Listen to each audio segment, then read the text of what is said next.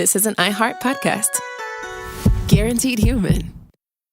Hey everyone, it's Emily Simpson and Shane Simpson from the Legally Brunette podcast. Each week, we're bringing you true crime through a legal lens. Whether you want all the facts on the disappearance of Nancy Guthrie, or you still need to wrap your head around the Diddy verdict, we're breaking it all down step by step. And we're not just lawyers, we're also husband and wife. It makes for some pretty entertaining episodes. Listen to Legally Brunette on the iHeartRadio app, Apple Podcasts, or wherever you get your podcasts. You know Roald Dahl. He thought up Willy Wonka and the BFG. But did you know he was a spy? In the new podcast, The Secret World of Roald Dahl, I'll tell you that story and much, much more. What? You probably won't believe it either. Was this before he wrote his stories? It must have been. Okay, I don't think that's true. I'm telling you, the guy was a spy. Listen to The Secret World of Roald Dahl on the iHeartRadio app, Apple Podcasts, or wherever you get your podcasts. Everyone needs to take care of their mental health, even running back Bijan Robinson. When I'm on the field and feeling the pressure, I usually just take a deep breath. When I'm just breathing and seeing what's in front of me, everything just slows down. It just makes me feel great before I run the play. Just like Bijan, we all need a strong mental game on and off the field.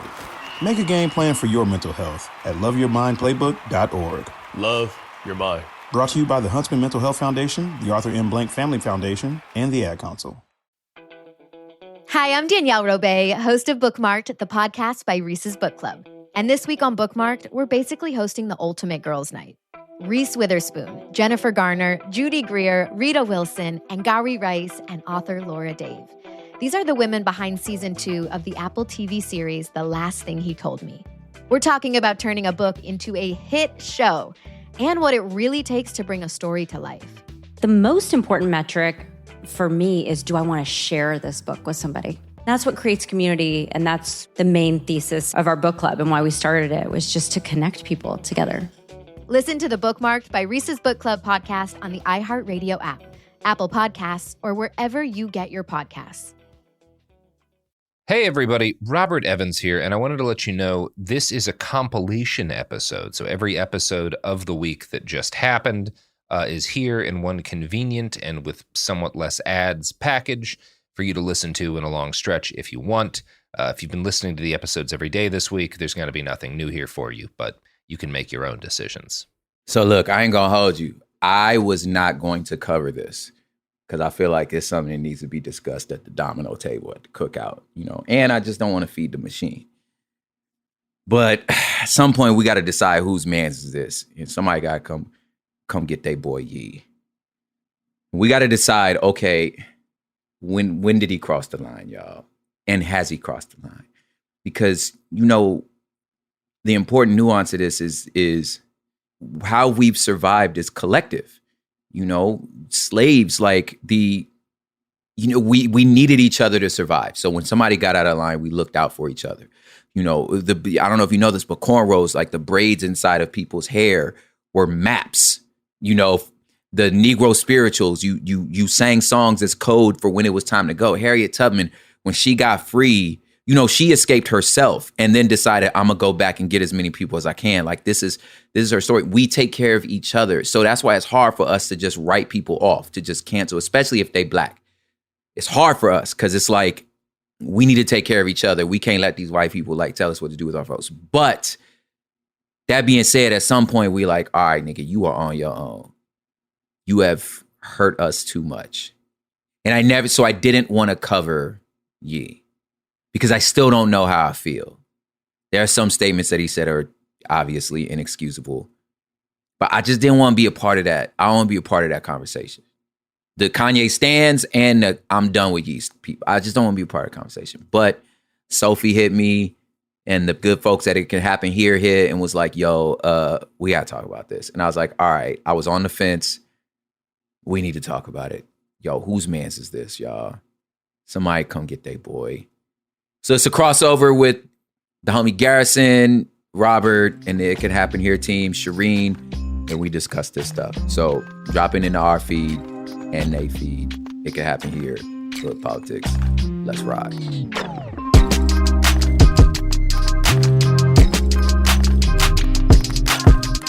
I'm just waiting for Kanye's Gnostic phase. That'll probably be a good develop.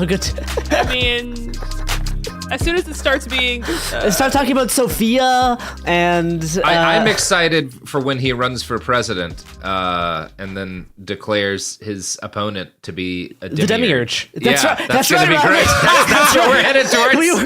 We were on the same track there. We know what's coming. We know. That's gonna be a good day. Welcome to It Can Happen Here, the podcast where we talk about Kanye West's inevitable war against the demiurge. Oh my gosh. Joined again by Shireen and Prop. So we just talked about kind of Kanye West's history up towards his most recent White Lives Matter t-shirt stunt and his anti-Semitic posts on Instagram and Twitter.com. And my main interest in the aftermath of these statements is kind of mostly how right-wing media reacted to what was going on and to one of their darlings kind of saying some questionable things, and what that might tell us about how they'll handle overt anti-Semitism and fascistic kind of consumerism in the future. I'm going to do a quote from New Republic again about what happened in the direct aftermath of Kanye West's posts. Quote, Fox News, meanwhile, posted an article that West merely had been locked out of his account due to an unspecific violation of the company's policies. After spending such a fulsome number of hours providing him with a platform for his White Lives Matter stunt, the network eschewed coverage of his anti-Semitism other than to point to it as the product of mental illness. The effort to sweep the second round of nasty bigotry under the rug after celebrating the initial outpouring is breathtakingly cynical, but not particularly surprising. The fact that West was, at least for now, deplatformed from social media accounts that he was using to traffic hate speech is in itself catnip for far-right figures. And unquote. So many a far-right grifter has tried to turn this into a free speech issue. However, Kanye associate and Fashion Week White Lives Matter buddy Candace Owens tried to deny the anti-Semitism altogether. Within days of his Twitter rant, Candace Owens on her Daily Wire podcast was defending Kanye, saying, quote, DEFCON 3 should be interpreted as a move to protect the Jewish people. After all, because DEFCON is a defensive military category, not an offensive military category. See, these are the words of a deeply unserious person. Albeit a very dangerous one, but deeply unserious. It's those things. Okay, be conservative. Think however you want. But it's that stuff that is so infuriating to me, where I'm like, you do not sit across the table from me. She knows. You know, and it's like, I just like break character once. Just like, no, there's no way I can't take you. There's no way you believe that. No, there's no way. Candace Owens has been playing the long game for a while, and that kind of reaches a culmination towards the end of this episode, which we'll talk about. Okay. But let's play the clip there, because she also does some pretty gross anti-Semitic kind of defensive stuff as well, talking about how you can't say the word Jewish without people getting upset. If you are an honest person, you did not think this tweet was anti-Semitic. You did not think that he wrote this tweet because he hates or wants to genocide Jewish people. This does not represent the beginning of the Holocaust. That's if you're an honest person, you'll admit that. You will admit that, right? If you're an honest person, when you read this tweet, you had no idea what the hell he was talking about. I had no idea when I read this tweet what the hell he was talking about. This tweet inspired questions, not answers. First and foremost, what is DEFCON 3? Did he mean DEFCON 3, which would be a military defense position, not an offense for those of you that are offended, a military defense position?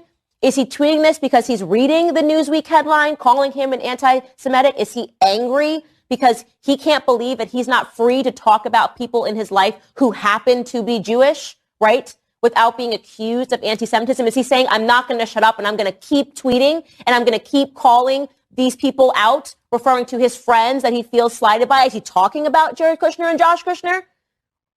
If you're a liar, you'll say, I was scared, Candace. I actually thought that Kanye West was going to launch a military strike in Israel. Because that's the reaction. Like when I woke up and I looked at the headlines, the reaction was like Kanye West had gotten together a military strike and it was going to go forward in the morning time in Israel. That was the reaction that was met with this tweet. Now, once again, I want to make this very clear. This is not a defense of his tweet. This is an open question, which never seems to happen anymore. It's like you cannot even say the word Jewish without people getting upset, in the same way that you're not allowed to say black anymore. So there is definitely a lot in that clip. I guess first off, we can talk about the tweet as simply asking questions about Jewish people. It's like you're just like directly doing the Jewish question. Like what? That's the thing. You can't frame this over just ask like you're just asking questions about Jewish people, really?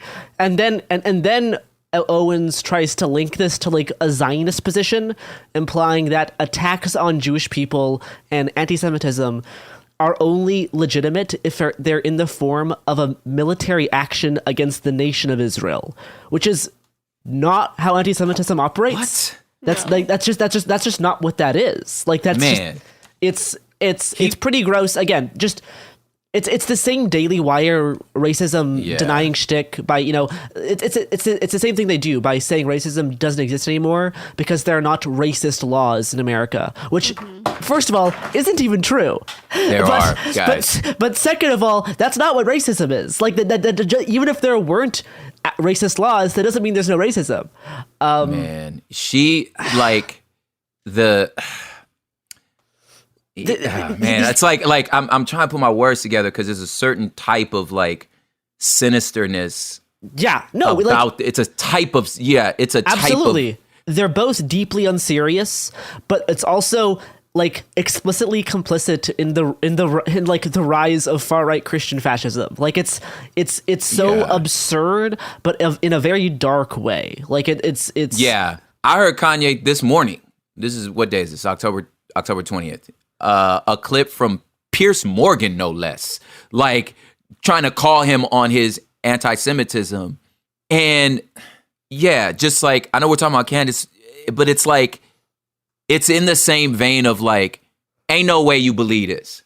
Is in that he was like, listen, I apologize. I was talking about my experience in the music industry, which is a verifiable fact ran by Jews. And I was like, bruh, you ain't no way. And just break character. Like Alex Jones broke character before. Like what's Tucker Carlson broke character. Tucker Carlson in court was like, this is entertainment.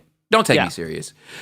Just like let me have that moment where I'm like, okay, at least be honest with what I'm dealing with here. Just break character like this, just give me that. At least I know what I'm dealing with. No, yeah, like saying this is an open question. You cannot say the word Jewish without people getting upset. Like you know what you're doing. You know exactly what you're doing. And with the after the like DEFCON 3 tweet, his follow up implying that Jewish people invented cancel culture, like Robert said, directly reference that is just directly ripped from like Nazi theory. Like it's so blatant. Like even Candace Owens' boss, Ben Shapiro, had to acknowledge that Kanye's tweets were anti-Semitic. He made a tweet saying, "Back from the Jewish holiday now," which Ben Shapiro, I know what you're doing. I know what you're calling it the Jewish holiday. Fuck you. Yeah. Back from the Jewish holiday now. As usual, two things can be true at once. Kanye's moves towards pro-life, faith, and family conservatism are encouraging. His DEFCON 3 posts and Black Hebrew Israelite language are clearly anti-Semitic and disturbing. It's like Ben Shapiro, like the more this is basically Ben Shapiro saying the more he agrees with me, the more he becomes a Nazi. But I'm sure this is just a coincidence. which I did steal from. I did steal that from someone on Twitter. So both things can be true. Anyway, that's my Ben Shapiro impression. Listen, both things can be true. Look. Both things can be. Let's say that you. All right. I'm gonna do a brief tangent on this guy named Jason Whitlock.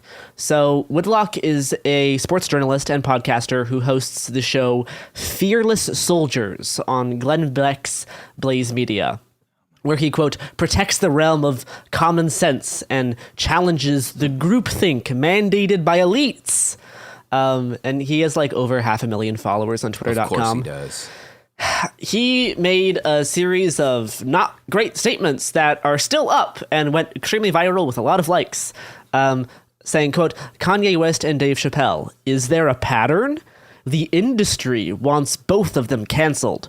Black rappers and comedians are free to denigrate black people and white men a million different ways, but there's a line they better not cross, and everyone knows it.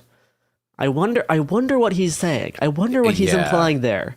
The conflation of this is actually also, as a member of the black community, card carrying, that is frustrating. We do need to talk about, among ourselves, like what is acceptable in terms of how we speak about our own women, how we speak about, our fellow brothers and sisters in the world. That is something that needs to be discussed, but you don't get to call that. Jason is black, but he similarly works for a far right media Here's company. The thing. I'm gonna give you a phrase, and you could use this later. Okay, I'm pretty sure Shireen knows it too. It's all skin folk ain't kin folk. So just go ahead, continue on. And what he's talking about here, saying that you're free to talk about bad things that black people and white people have done. The line that you better not cross, he's obviously talking about Jewish people. Someone asked him, hey, what is this line? And then Jason posted, you can't question black entertainers' unhealthy relationship with non-religious Jewish power brokers in Hollywood. Yeah. Okay. Yeah. This was obviously called out as being extremely anti-Semitic, which then he replied, you think I have a problem with people who speak a Semitic language? Not true. I have a problem with the secular culture, particularly Hollywood's promotion of it and black celebrities' embrace of it. I believe those celebs have an unhealthy partnership with non-religious Jewish people. Oh, he chose them words. That was a dance. Again, this is just exact. You're just doing anti-Semitism. Like you can't like it's not about speaking a Semitic language, and you know that. Like you know this. Like, you're just doing a bit.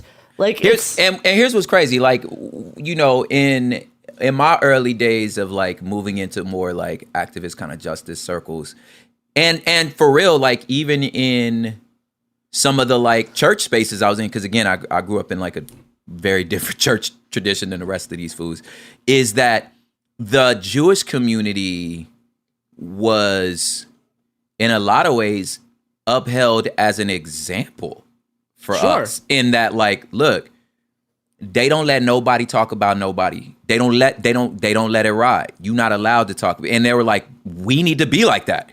They were like the way that like, look, they come in, they set up their community. They keep their money within their community, like their dollars circulate around that. And when you look at like statistics, they were saying among the black community, it's like a dollar only circulates once through our community. You know what I'm saying? And like, I don't have the numbers right, but they were saying like within the Jewish community, that dollar goes around like 50, 60, 70, 80 times because they support each other. And they were like, that's something that as black people, we need to start learning how to do. Like, yo, stop being crabs in the bucket, like support each other.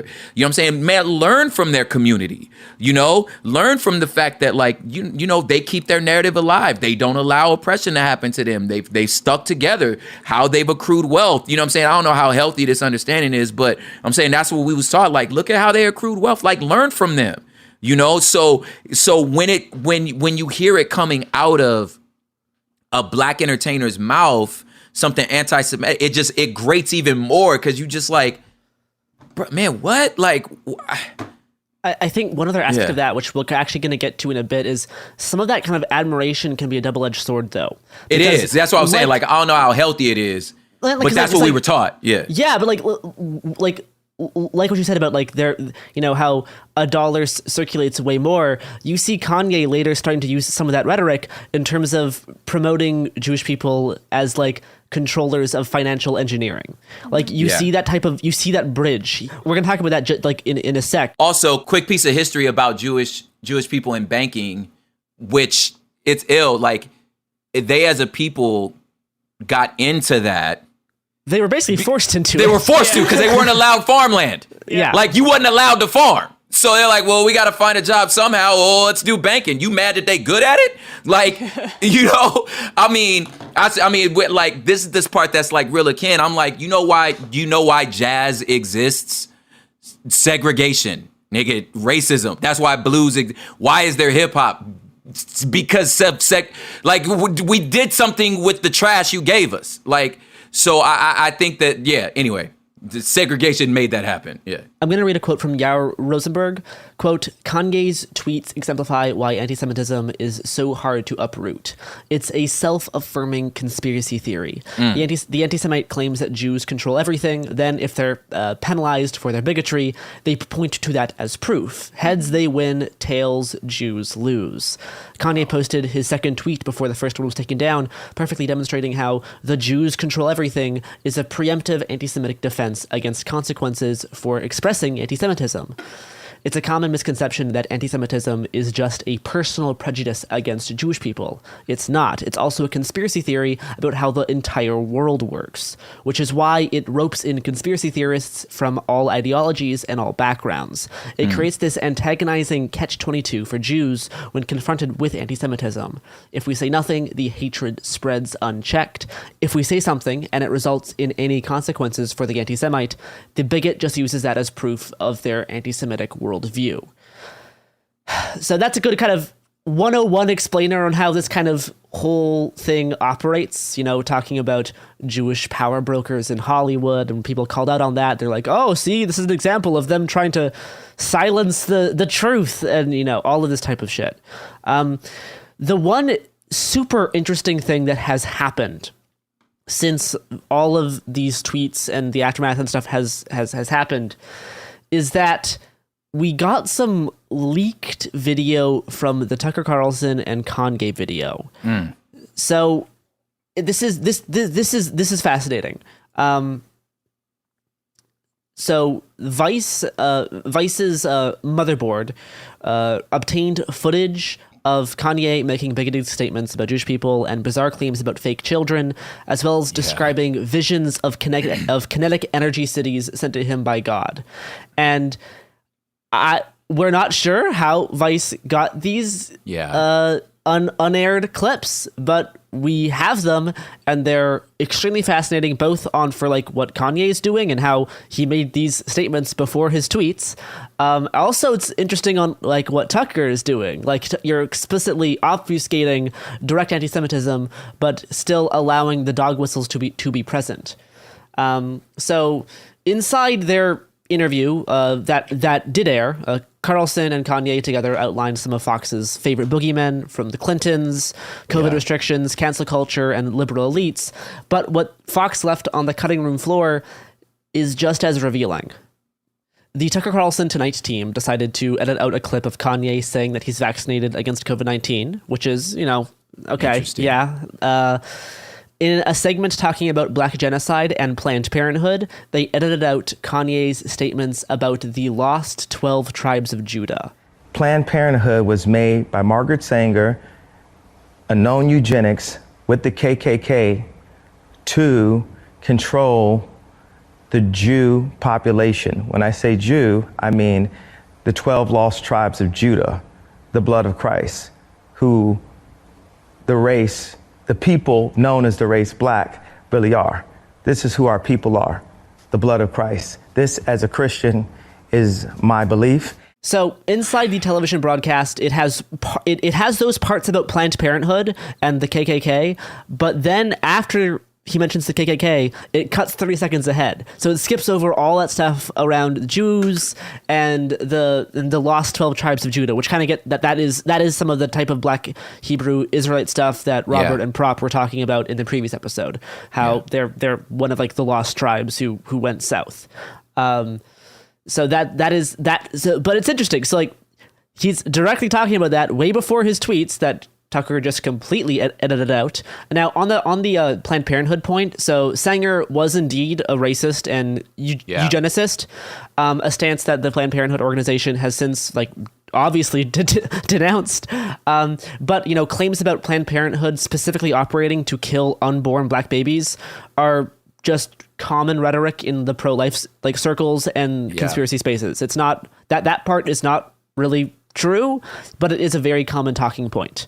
Yeah, that Margaret Sanger point is something that like, yeah, you know, even I like in my sort of, you know, evolution of the way I think and feel and believe, you know, I'm the child of a Black Panther, you know what I'm saying? So like when you hear things about eugenics and Margaret Sanger and her connection to Planned Parenthood and you like, oh, well, yeah, nah, that stuff's evil, you know what I mean?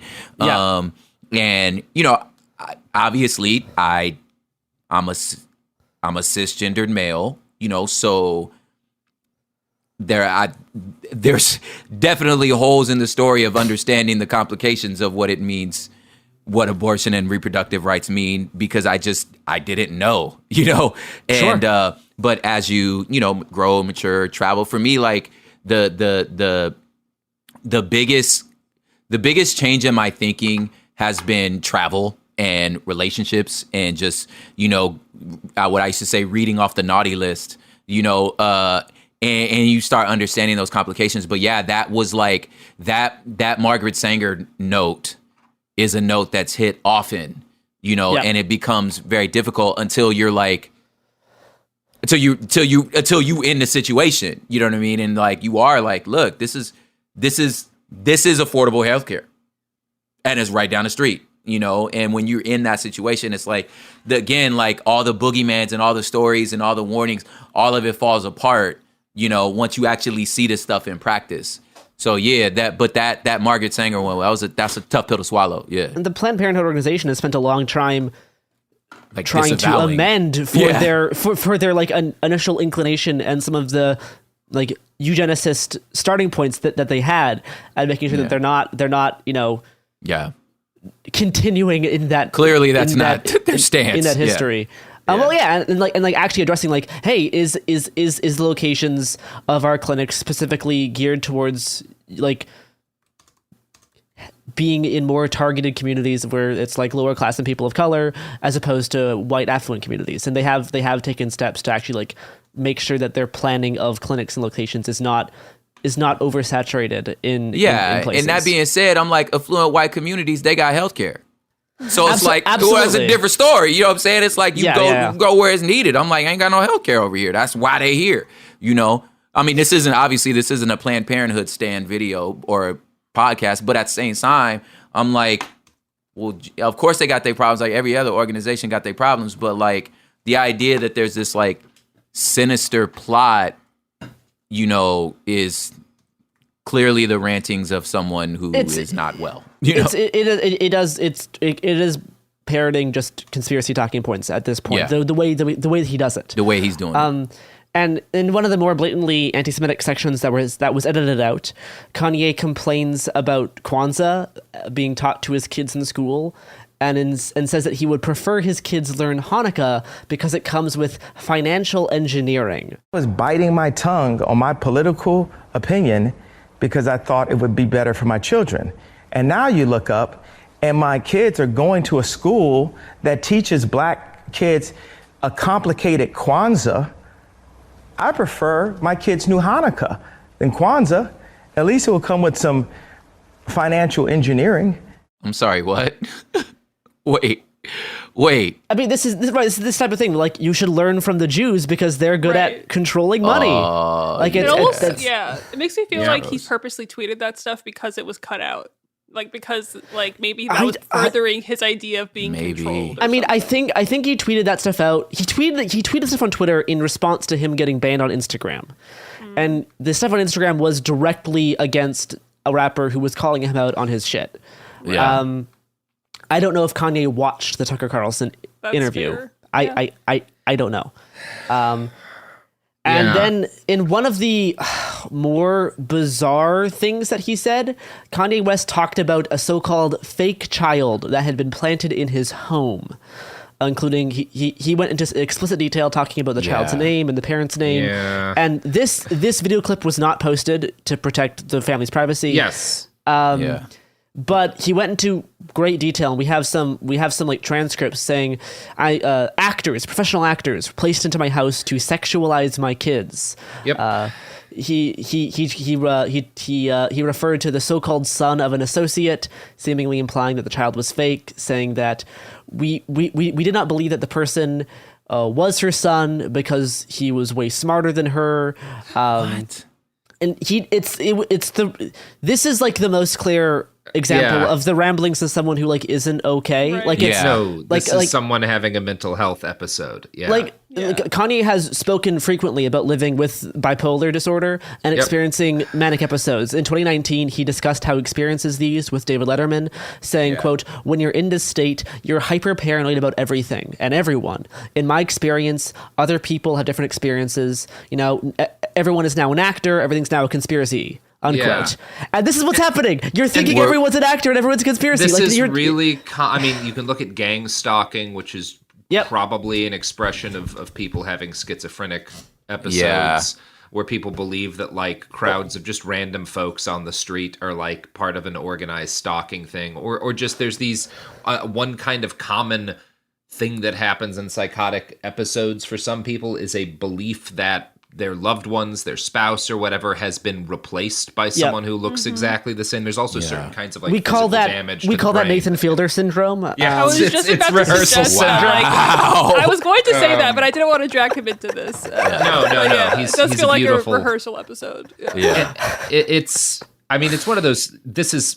I don't know how you actually would ever study this, but I think one of the major problems our civilization has that might actually end us is the fact that every mental illness on the planet is vastly exacerbated by the person having a lot of money, which also happens to make it virtually impossible to treat because no one around you will admit that anything's wrong. Yeah. And this, again, might someday combined with the fact that we have an addiction on this planet to handing a single individual the keys to a nuclear stockpile, this might all end in really badly for everybody one day. Yeah. And when you're one of the most famous people in the world, you constantly feel like you're being gang stalked because you are. Yes. Like that's the point I was going to always make. Watching you. Like it's not. Humans weren't designed to reach that level of fame. That's not something that we like developed. Like that should not be possible. Our brains are not equipped for it.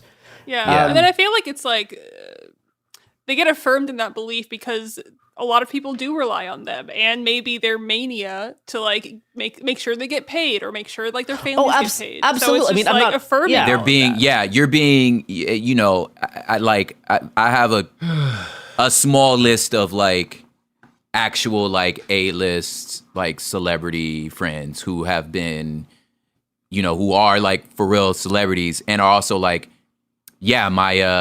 my last accountant stole $200,000 from me, like, and I didn't even know, you know, this person, you know, I had this person on tour with me and, you know, this guy robbed the opener, like just all these like stories to where you're like, well, the people you do have around you. So even if you didn't have mental health issues, you would get paranoid. You would still get paranoid. Yeah, it's reasonable to get paranoid. Yeah. I mean,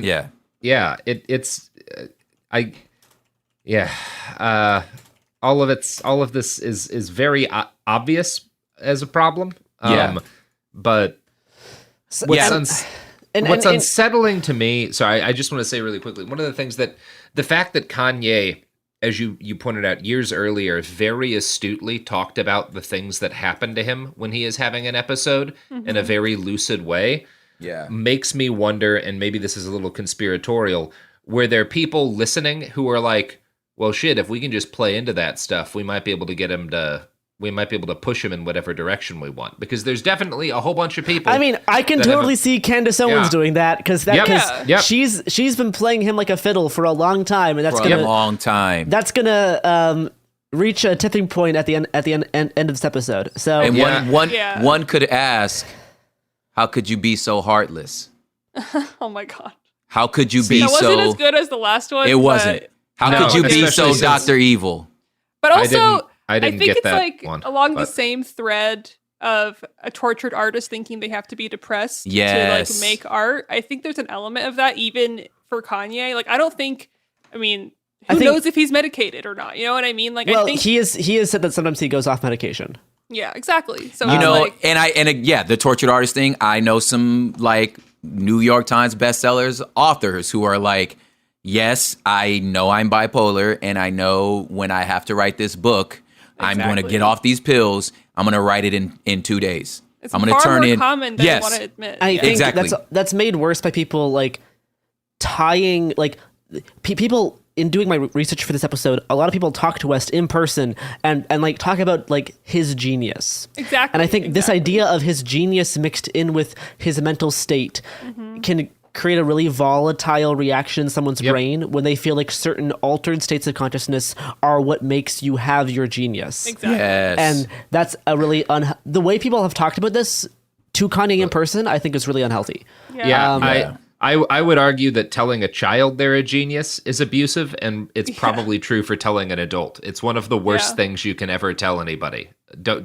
No one's a genius. Stop using that word. Yeah. It's poison. You think your illness is your genius in a way. Yeah. Going back to this, like to these leaked, unused Tucker Carlson videos, something like this in a better world would like completely tank Tucker forever. Like it should, but none of that matters. Yeah, because in any other universe, at that point you should be like, yo, we gotta stop the cameras, man. No, like you this, know, yeah. This leak reveals unequivocally how Carlson uses his platform to sanitize anti-Semitism and other conspiracy theories for a general audience. Carlson cuts out just enough to claim plausible deniability. This will not impact him professionally at all. He makes a living manipulating people on Fox News. This should tank him. It won't, but it does reveal how he works with extreme clarity, having these behind-the-scenes glimpses. And then also having the added context of these cut segments also shines a light on some of the more dog whistly aspects that did make it into the aired interview, like this bit that started with that started with Kanye talking about his grievances with Jared Kushner. You know where he made these peace treaties? Where was that? Do you know the facts on this right here? So I'm like... I think that was between Israel and some of the Arab nations. I just think it was to make money. I don't know. Is that too heavy-handed to put on this platform? No, that's your opinion. We're not in the censorship business. Okay, thank you. And I just think that that's what they're about, is making money. I don't think that they have the ability to make anything on their own. I think they were born into money. So when Kanye said, I don't think they have the ability to make anything on their own, and talking about, peace treaties with the intent to make money, Carlson knew that Kanye was just talking about like the Jews. Like that's like he knew that's what was going on and decided to keep those dog whistly aspects. It's I'm gonna quote from Elad Neorai. This provides uncontrovertible proof that Carlson knew Kanye was being anti-Semitic during the interview. In other words, Tucker Carlson and his team purposely edited their footage to make Kanye's comments into a dog whistle instead of a foghorn. He purposely coded Kanye's anti-Semitism. Carlson knows how to spread anti-Semitism while avoid getting called out. He did it here. This itself should be a far bigger scandal than anything Kanye has said. Carlson knowingly spreaded this code of anti-Semitism and knowingly kept the anti-Semitism that he knew he wouldn't get called out on and knowingly cut the part that he knew would get him in trouble. Carlson has spent years spreading anti-Semitic conspiracy theories, from a full documentary about George Soros destroying Western civilization to multiple uses of the Great Replacement conspiracy theory to anti-Semitic guests talking about globalist elites ruling in D.C. This is who Tucker Carlson is, America's leading purveyor of mainstream anti-Semitism. He also showed everybody the ultra light beam to the genitals. He sure did. He did one good thing. One of his more based moments. That was pretty. That was a thing. I was like, all right, man. Okay, your genital tanning, got it. But yeah, that's his particular like mutant power, is saying something without saying something, and all of us know what you saying, but you ain't say it. So when I go, what the fuck did you just say? you could say, what are you talking about? Nothing. He's got. I mean, he's the Picasso of that. Like, just, and it's so infuriating. And speaking of kind of dog whistles and stuff, similar to Kanye's bit about the Jews creating cancel culture, by doing the whole "I don't think they have the ability to make anything on their own" statement, Kanye is implying another kind of classic anti-Semitic trope that originates with Nazi propaganda. That Jews are incapable of physical labor or making things. This comes up a lot in the 1940 Nazi propaganda film The Eternal Jew, one of the most vile films ever made. A quote from Mike Rothschild. So, and now I don't think Kanye has not seen The Eternal Jew. Obviously, no, the only most weird Nazi nerds who reference The Eternal Jew haven't seen The Eternal Jew. But the point is that you don't need to see it. These stereotypes are so ingrained to how many people see Jewish people that they're just things that you can believe without the slightest consideration or like deep thought. Well, and they were, the Eternal Jew was influential in anti-Semitic propaganda, but a lot of what it was doing was kind of codifying, almost, if you will, the most popular stereotypes and racialist attacks of the day. Like it didn't invent stuff so much as it was like, all right, we're going to boil it all down in kind of the most iconic form. Yeah, I was today years old. I had no idea what you were talking about. But I can see how that concept has such source material, because as somebody who, I've just anti-Semitism has never been on the menu for me. Some of the tropes that come with that, in my mind, seem so bizarre. I'm like, what are you talking? Sure. Where did that come from? What did you talk about? They did what now? So like so to know that, like, well, there is source material. There's stuff that comes from this time. It was because of this. It was because of one. This was like an intentional thing that people have been pushing towards for hundreds of years. Like this didn't just happen. This is like people are trying to make this a reality. Like it has been a propaganda project and a hate campaign that's been genocidal for hundreds of years. Yeah. Because I'm like, okay, at sometimes. Okay, I'm trying to say let me try to figure out what I'm trying to say. Sometimes you can track, like the protocols. I was like, until you understand those protocols, like some of the anti-Semitic thought and rhetoric is like, man, what the fuck are you talking about? Like, what? Texts like that don't just like pop into existence. Someone wrote that with a specific intent. With an intent for something. But the point I'm trying to get at is like, there are some racist sentiments and tropes that I'm following your logic as to why you're saying that about them. Like, clearly it's a racist trope, but black men are violent. And I'm like, well, okay. I mean, if all you know of us is gang violence, if that's all you've seen, I'm following your logic. You just never been exposed to any other stuff. Now, once you get exposed to any other stuff, you still feel like that. It's like, all right, you just trash. You just trash. But I'm like, I'm following you. You know what I mean? You only know rap music. Okay, that's all you know of us? Okay, then you think that this is what we are. Fucking racist, because clearly most people are everybody's more than the one thing you're trying to put them in, but I'm following that. It's just, for me, again, like I said, since anti-Semitism was never on the menu, like it just wasn't a part of my world. When you hear things like the Protocols of Zion and some of the stuff, even learning about the Holocaust, like if you a black person, you like, what's your deal? Like, what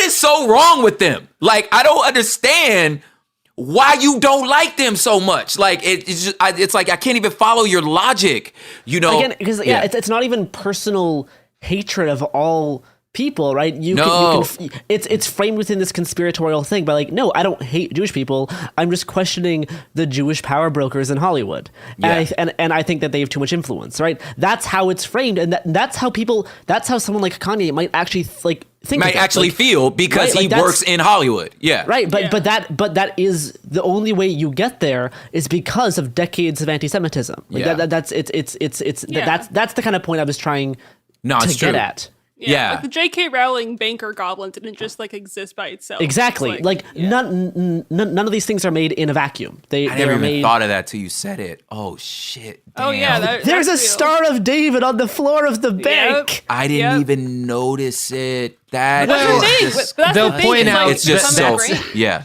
One of the things people will point out that is true is that that was not a set. They were filming in an actual building, And they chose to have that there. And the building had a Star of David in the floor of it. And they chose to film there. Yes, it seems like that would have been something people might have noticed. Yeah, at least Put a somebody who had rug- just put not a even rug over it. Not even just throw a rug like yo, maybe listen, maybe we don't mean anything by it, but it could be seen as And just like none of these things are in a vacuum, and Kanye's own statements are not in a vacuum. After Kanye made these tweets, 4chan was quick to was quick to eat up the Kanye pill. Kanye threads took up most of Pole's posts for days. There's screenshots of Pole, just Kanye post after Kanye post. All of the trending ones are all about Kanye. Nick Fuentes and his Groyper followers were celebrating the tweets, and they see this as an opportunity to kind of mainstream, their brand of horrible anti-Semitic fascism. And I hope people are prepared to take on, fake Kanye stan accounts that are going to pop up everywhere to defending his anti-Semitism, and defending and talking about anti-Semitism from the point of quote unquote being a Kanye fan. There's a lot of a lot of fascist trolling is gonna come in the mask of Kanye West now, and that's the way this works. Yeah, we've been enduring among Black Twitter. We have been enduring Kanye stans for a while. You know what I'm saying? That are just like, no, he's just a genius. Y'all don't understand. He playing 3D. We've been enduring this for a while. It's actually been very interesting in the sphere of the internet I exist in, of seeing people being like, yeah, nah, I got nothing. So people tap out. Yeah, there has been a good amount of people that have finally tapped out. Yeah, and I think that type of vacuum opens up space for bad actors to use the mask of Kanye to then just promote fascism under this mask now. It's like what they did with Trump and his the MAGA hat and everything. Sure, I mean, and I think this creates a more specific type of dog whistle. I think because MAGA was obviously way more broad. I meant Kanye's use of the Trump Sure. hat. Oh yes, absolutely. Yeah. I mean, we have Nick Fuentes posted the tweets in his telegram saying, "No way, we are so back. Do you trust the plan?" Baked Alaska. Do you trust the plan? Baked Alaska posted in his telegram, "This is real, vindicated." And one of my least favorite telegram channels, Zoomerwaffen, which God damn it! I know. God, it's called what now? Tell me that again. Zoomer. Every time I talk about Zoomerwaffen, I lose 5 years of life. So people, again, because folks who are not terminally online are like, what are you guys talking about? Waffen means weapon in German. The reason that it is a thing the Nazis talk about is that the SS had a bunch of different things the SS did, but one of the things they had was a unit that existed within kind of the traditional hierarchy called the Waffen SS, which means the weapons SS. They committed a shitload of war crimes. Yes. Ever since, Waffen has been a thing that you can kind of stick to the end of the name of a group, and you're signifying that you think the SS was based. Atomwaffen is kind of the most prominent terrorist group in the United States and other countries. That's been a big thing, and it not you get what they're saying when they call themselves Zoomerwaffen, right? It's a thing. Anyway, that's what you need to know. I get so pissed because I'm like, these fucking nerds. And I know. So that's dangerous. You fucking nerds. It sucks. Yeah, I hate you. Yes. I'm just like you. God, if you weren't so dangerously violent, just that's fucking nerds. Yeah, yes. That is the recurring statement on this show. Yes, is that if they weren't dangerous, they would be much more funny. Yes. The Zoomerwaffens posted the tweet, and not all heroes wear capes. Some wear Yeezy Gap merch. And with it's anyway. So just 2 days after the anti-Semitic posts on his social media accounts, which got him banned, Kanye then attended the Nashville premiere of Candace Owens' Daily Wire documentary project, The Greatest Lie Ever Sold: George Floyd and the Rise of BLM.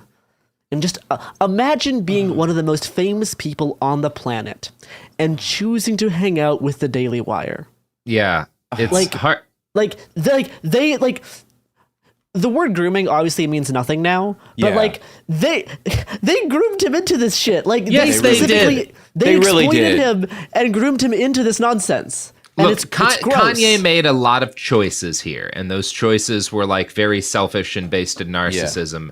And while he is sick, he's not a victim fundamentally, but he also is being taken advantage of, right? That's fair to say. That doesn't exculpate him from his guilt in this, but We're he's gonna being talk more taken about that. advantage Wake up, Mr. West. Another Kanye reference. Wake up, Mr. West.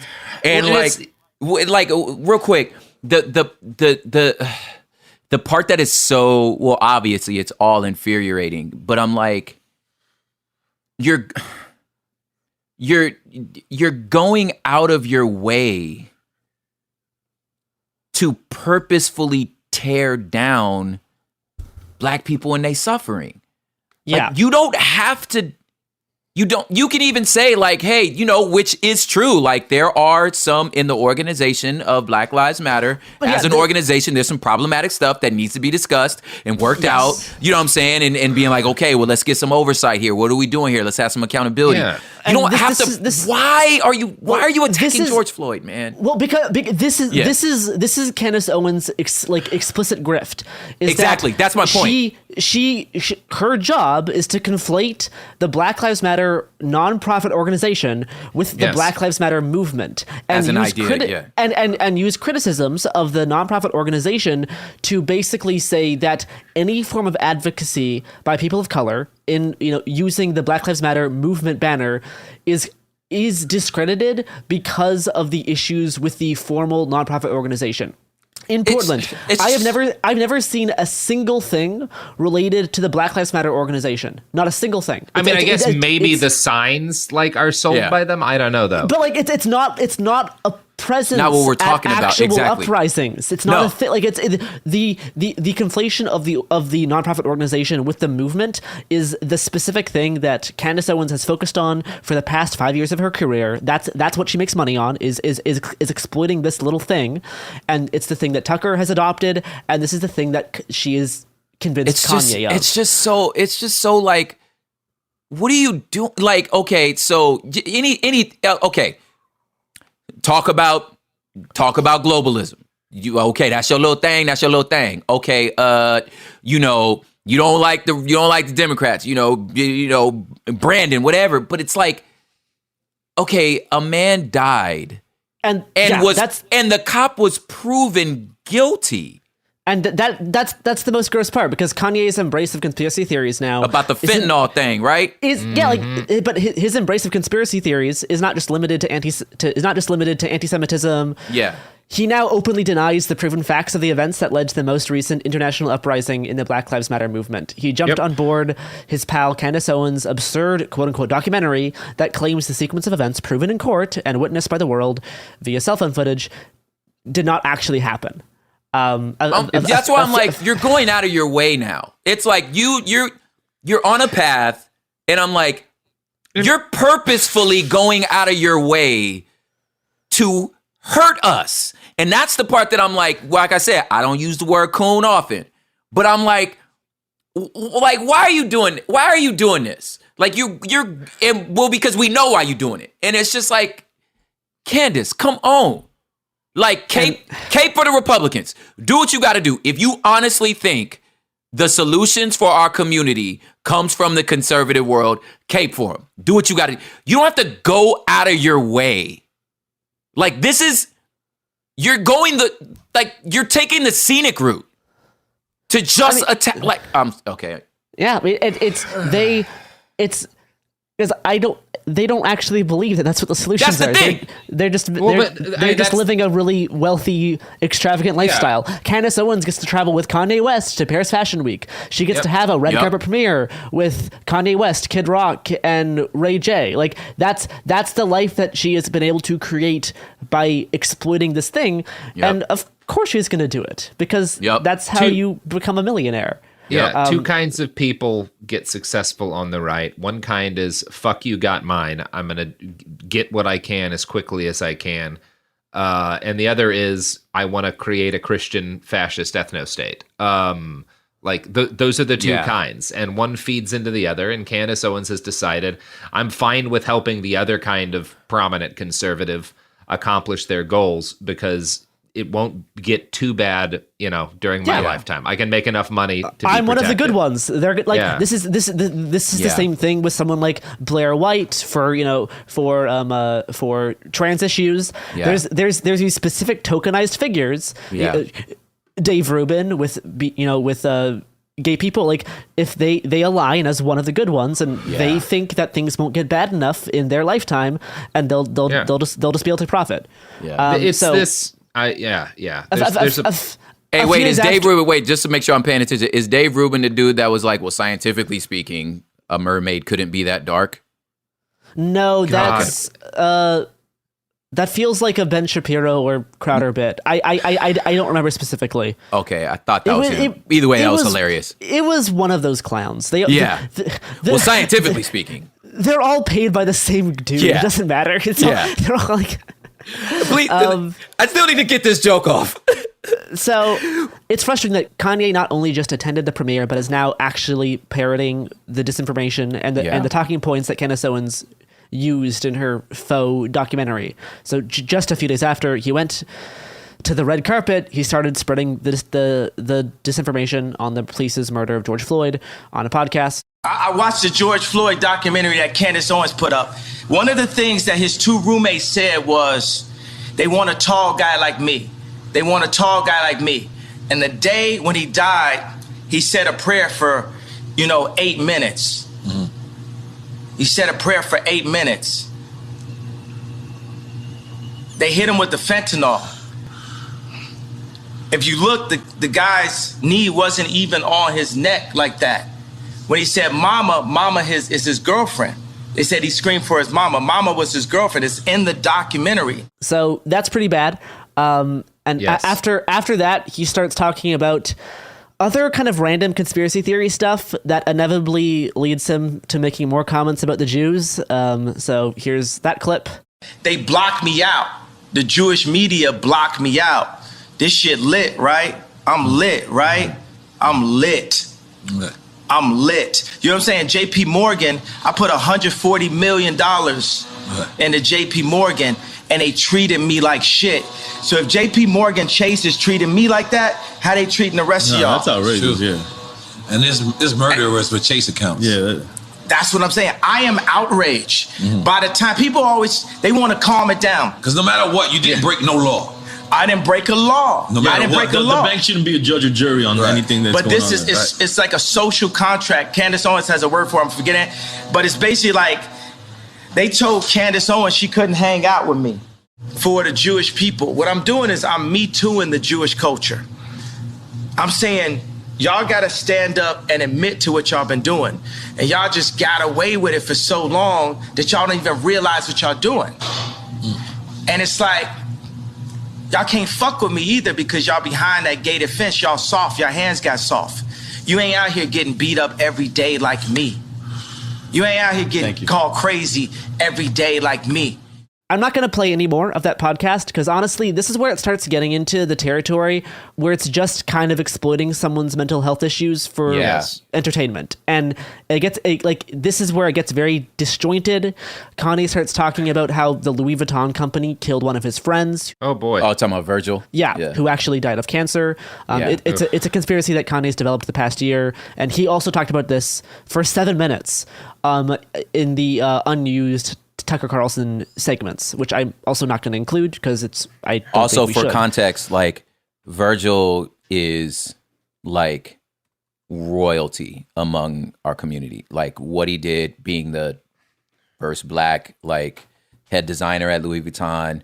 And I think a lot of us think, I sound like Trump. A lot of people are saying no, but there is an understanding that, in a lot of ways, Kanye was jealous of him, in the way that he was able to succeed in Louis Vuitton, and then now that he's gone, and clearly Kanye doesn't grieve well, as we know. Yeah, and that would be fair. Yeah. Another segment of the Tucker leak includes a clip where Kanye is discussing visions from God on how to build free energy and fully kinetic energy communities and kinetic energy cities. So this this is where I'm not going to actually include any more clips of Kanye, because it's just the laughing at the person who's not doing okay bit, and that's not cool. Now, obviously, like, mental illness cannot be used as an excuse for bigotry or anti-Semitism. No. But exploiting someone's suffering through like a manic episode to score political points is also like immoral. And we're seeing a lot of like false choices being presented towards mental illness and anti-Semitism, and the answer can actually be both. Those struggling with mental illness they don't originate these types of bigotry, right? But when you're manic, you can latch on to things and reflect them. And that's not saying it's okay, but that also we should not deny that, like, I have seen a lot of people saying like mentally ill people don't say racist things, which are like, that's not true. Like if you've been around a lot of mentally ill people, they can act. They can. It's the same thing with people when people's brains are deteriorating on dementia. One of the last things they can say are curse words. Yeah, it's one of those weird like vector points inside our brain. So yeah, you actually can be racist when you're not usually racist if you're experiencing a severe mental health episode, and that's not excusing you for your behavior. But also, we shouldn't create this false division, and we shouldn't, like, in some ways, it's like you're like gatekeeping mental illness by saying no real mentally ill person could say these bad things, which then you're not actually in support of people experiencing mental distress. Yeah, it's on that same lane as like the mass shooters and stuff like that. Like if you're just gonna call it mental illness, then like you can obfuscate any responsibility. But also refusing to acknowledge that mental health can play a factor inside some mass shootings also misses the point. Exactly. Because it can play a very large factor, especially in the wave of like schizo wave inspired shootings. Exactly. That's what I was gonna say. That conflation of something that really is real and really is important. You see that. I see that with like I've known people who've worked in like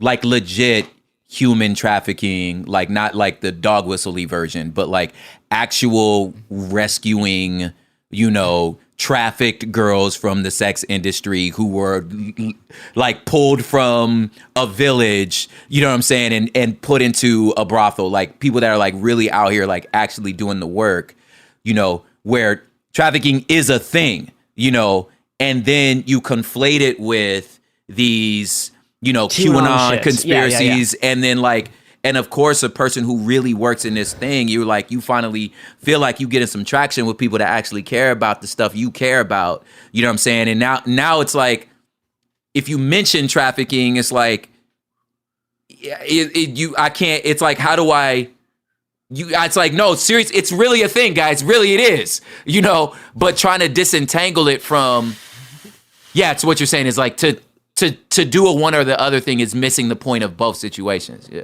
Yeah. Cause obviously like Kanye isn't someone who's dealing with like a temporary mental health episode where he's yelling slurs on the side of a sidewalk.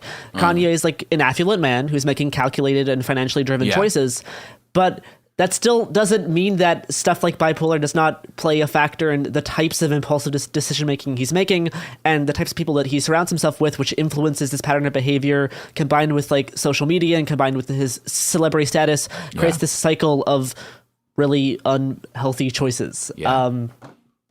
Like when you're talking about like fake children being planted in your home, red flag, guys. Like, that's not like that's not dismissing that as being no way related to mental illness, I think, is kind of a misstep.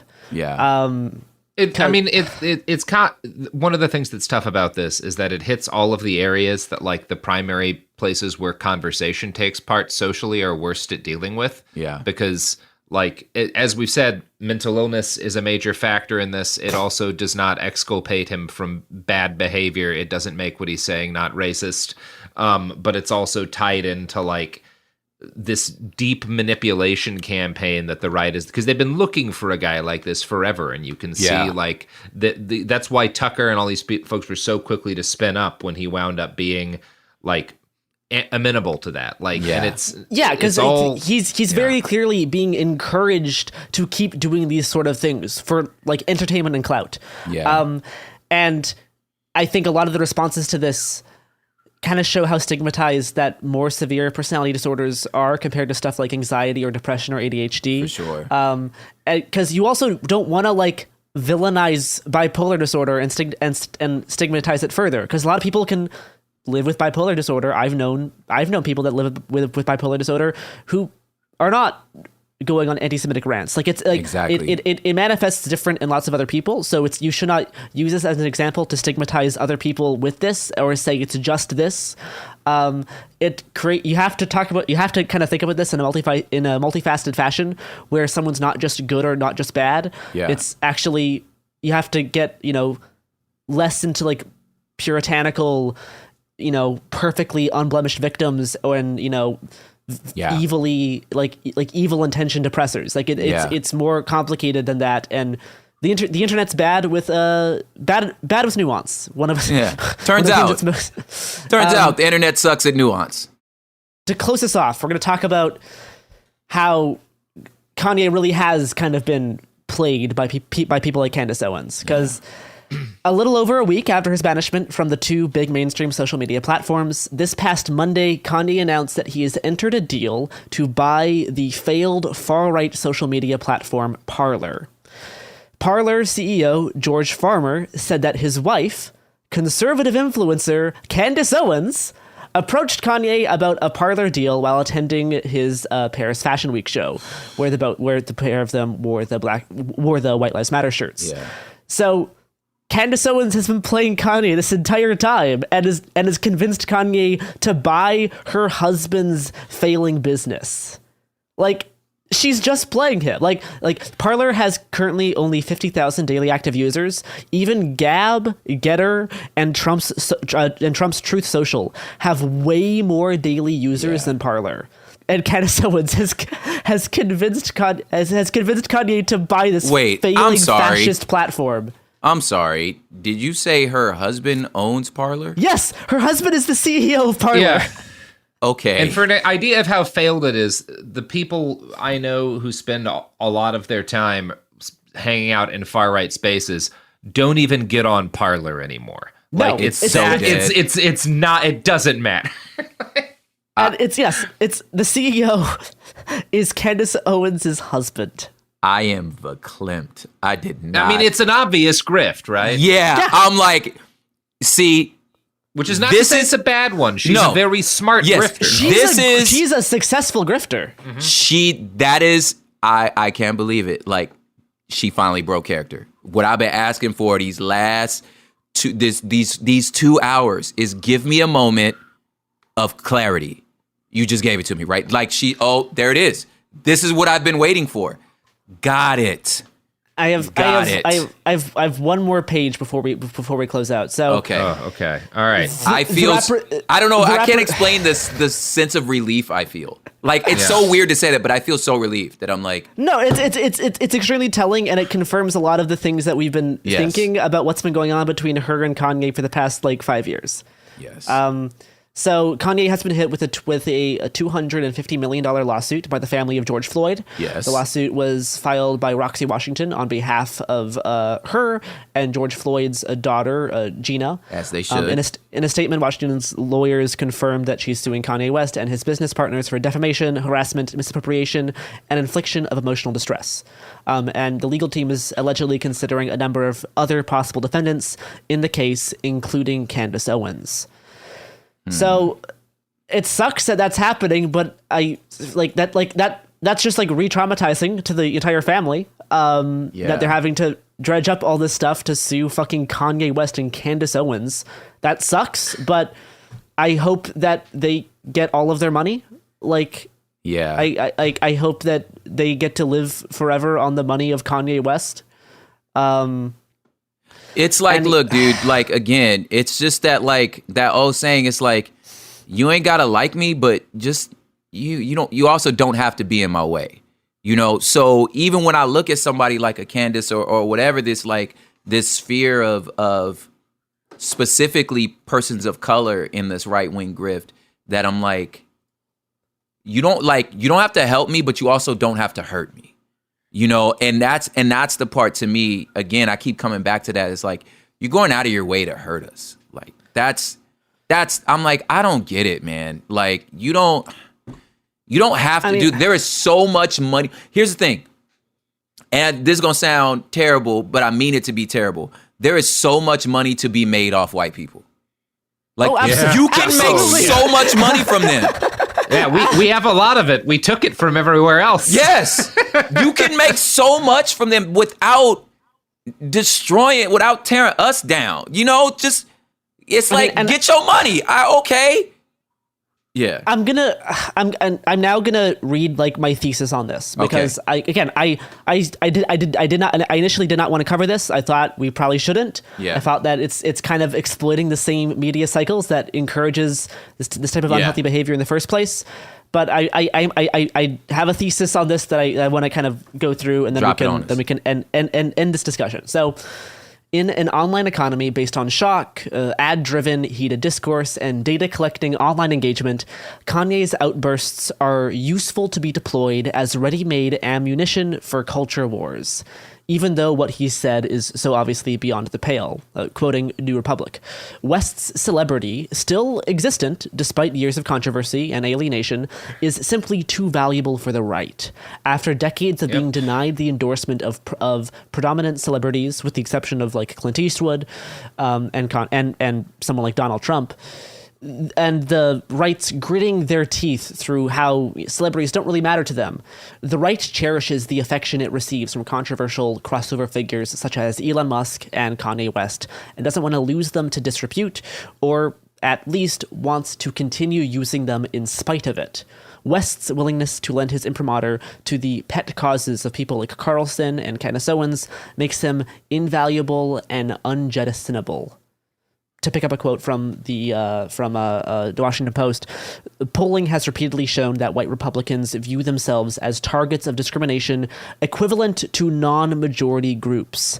Carlson and Trump, sharing in that sense, highlight anecdotes that reinforce that sense and push back against the group that's most forcefully calling for the playing field to be leveled. The left, the new elite. So Carlson sees Kanye wearing a shirt that explicitly casts whites as victims and understands the opportunity. Here's a member of the inner circle of the elite, a black man who's willing to elevate the idea that white lives are disadvantaged in an equivalent way to black lives, to validate the victimization and discomfort. Let's set up an interview, unquote.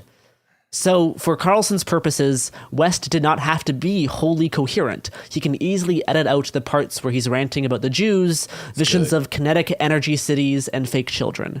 Carlson was able to present to his viewers a famous black man who is being punished for holding views abhorred by the gatekeeping cultural elites.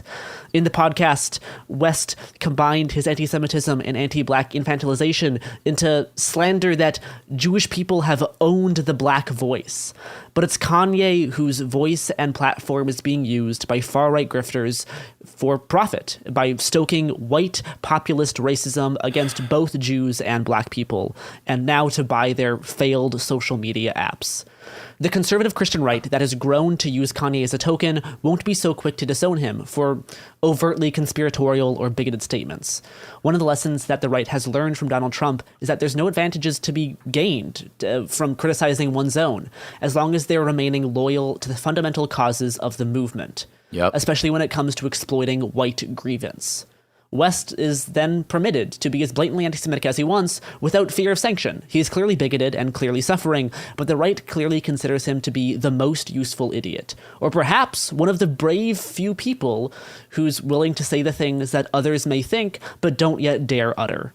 Some have argued that there's no point in searching for meaning in Kanye's almost decades-long dissent, that there's no deeper insight here, just the truth that anti-Semitism is noxious and we're a tragically long way from defeating it.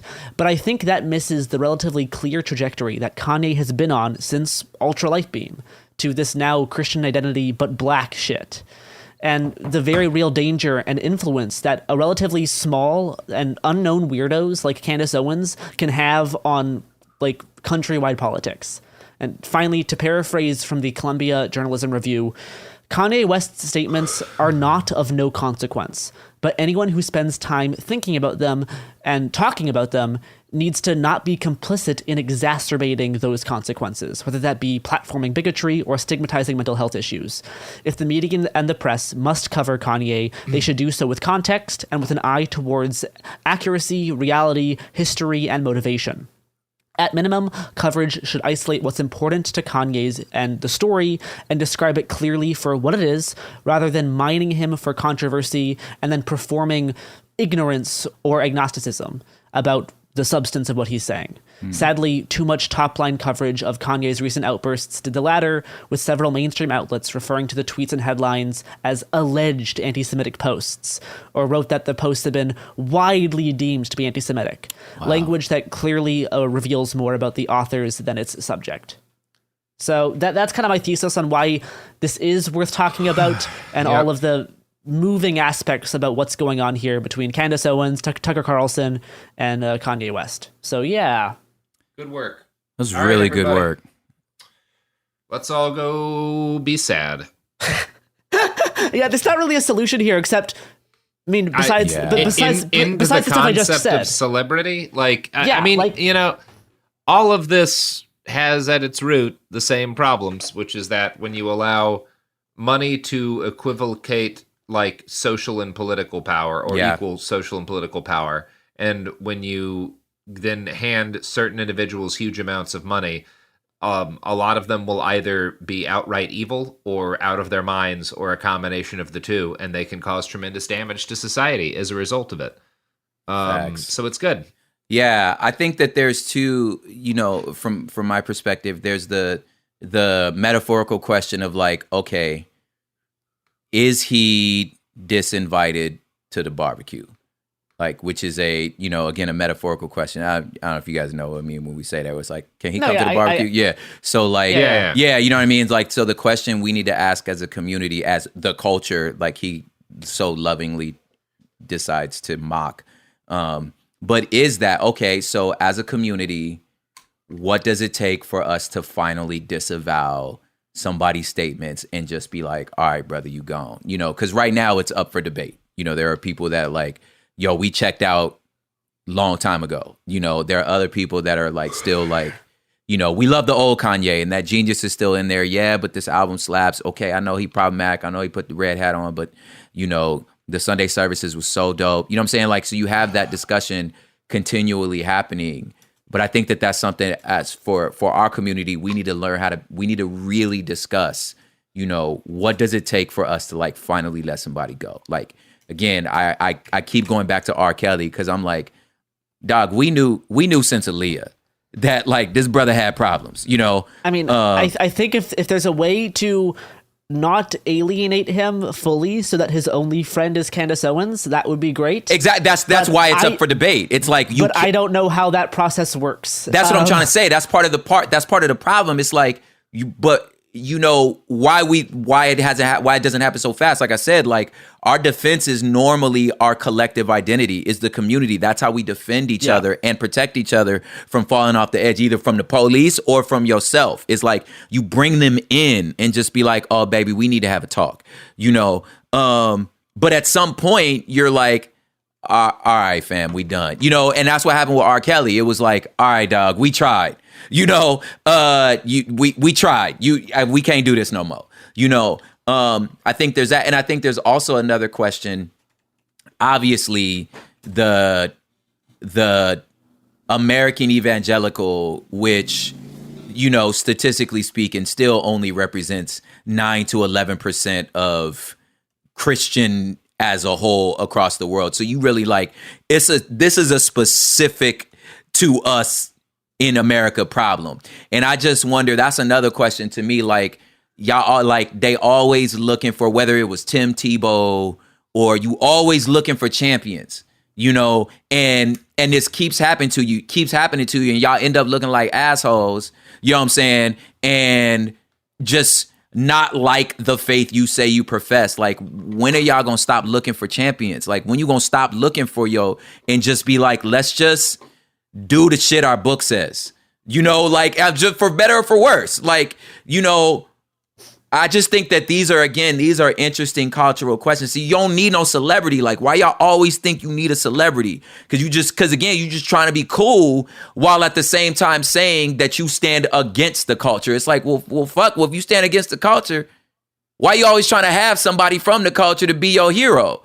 Well, shit. I don't know. I'm just saying, I do think that, I don't have no answers either, but I think that these are questions that everybody that this fool affected, y'all really need to ask yourself. You need to ask yourself, like you said, the mental health stuff, the problem of celebrity, which is a bigger problem. But to me, these are, he's making us inadvertently ask ourselves these big systemic questions that we still are afraid to reckon with. I feel like.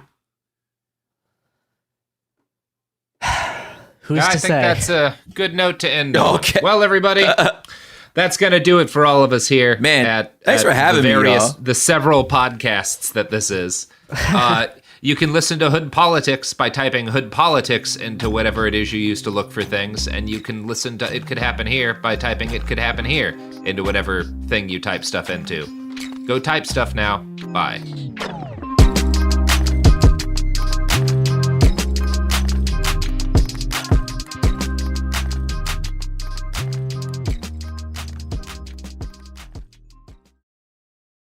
Hey everyone, it's Emily Simpson and Shane Simpson from the Legally Brunette podcast. Each week, we're bringing you true crime through a legal lens. Whether you want all the facts on the disappearance of Nancy Guthrie or you still need to wrap your head around the Diddy verdict, we're breaking it all down step by step. And we're not just lawyers, we're also husband and wife. It makes for some pretty entertaining episodes. Listen to Legally Brunette on the iHeartRadio app, Apple Podcasts, or wherever you get your podcasts. This is Ryder Strong with a podcast called The Red Weather. In 1995, my neighbor, Anna Trainer, disappeared from a commune. It was nature and trees and praying and drugs. So no, I am not your guru. And back then, I lied to everybody. They have had this case for 30 years. I'm going back to my hometown to uncover the truth. You can now binge all episodes of The Red Weather on the iHeartRadio app, Apple Podcasts, or wherever you get your podcasts. Ever feel like you're being chased by the marriage police? Welcome to Boys and Girls, the podcast where dating isn't dating. Arranged marriage is basically a reality show, except the contestants are strangers and your entire family is judging. You're sipping coffee with one maybe, grabbing dinner with another, and praying your karmic Ken or Barbie appears before your shelf life runs out. Trust me, I've been through this ancient and unshakable tradition. I jumped in hoping to find love the right way, and instead I found chaos, cringe, and comedy. And now I'm looking for healing. Boys and Girls dives into every twist and turn of the arranged marriage carousel. The meet awkward, the near misses, the heartbreak, and let's not forget all the jokes. Listen to Boys and Girls on the iHeartRadio app, Apple Podcasts, or wherever you get your podcasts. You know Roald Dahl, the writer who thought up Willy Wonka, Matilda, and the BFG. But did you know he was also a spy? Was this before he wrote his stories? It must have been. Our new podcast series, The Secret World of Roald Dahl, is a wild journey through the hidden chapters of his extraordinary, controversial life. His job was literally to seduce the wives of powerful Americans. What? And he was really good at it. You probably won't believe it either. Okay, I don't think that's true. I'm telling you, the guy was a spy. Did you know Dahl got cozy with the Roosevelts, played poker with Harry Truman, and had a long affair with a congresswoman? And then he took his talents to Hollywood, where he worked alongside Walt Disney and Alfred Hitchcock before writing a hit James Bond film. How did this secret agent wind up as the most successful children's author ever? And what darkness from his covert past seeped into the stories we read as kids? The true story is stranger than anything he ever wrote. Listen to The Secret World of Roald Dahl on the iHeartRadio app, Apple Podcasts, or wherever you get your podcasts.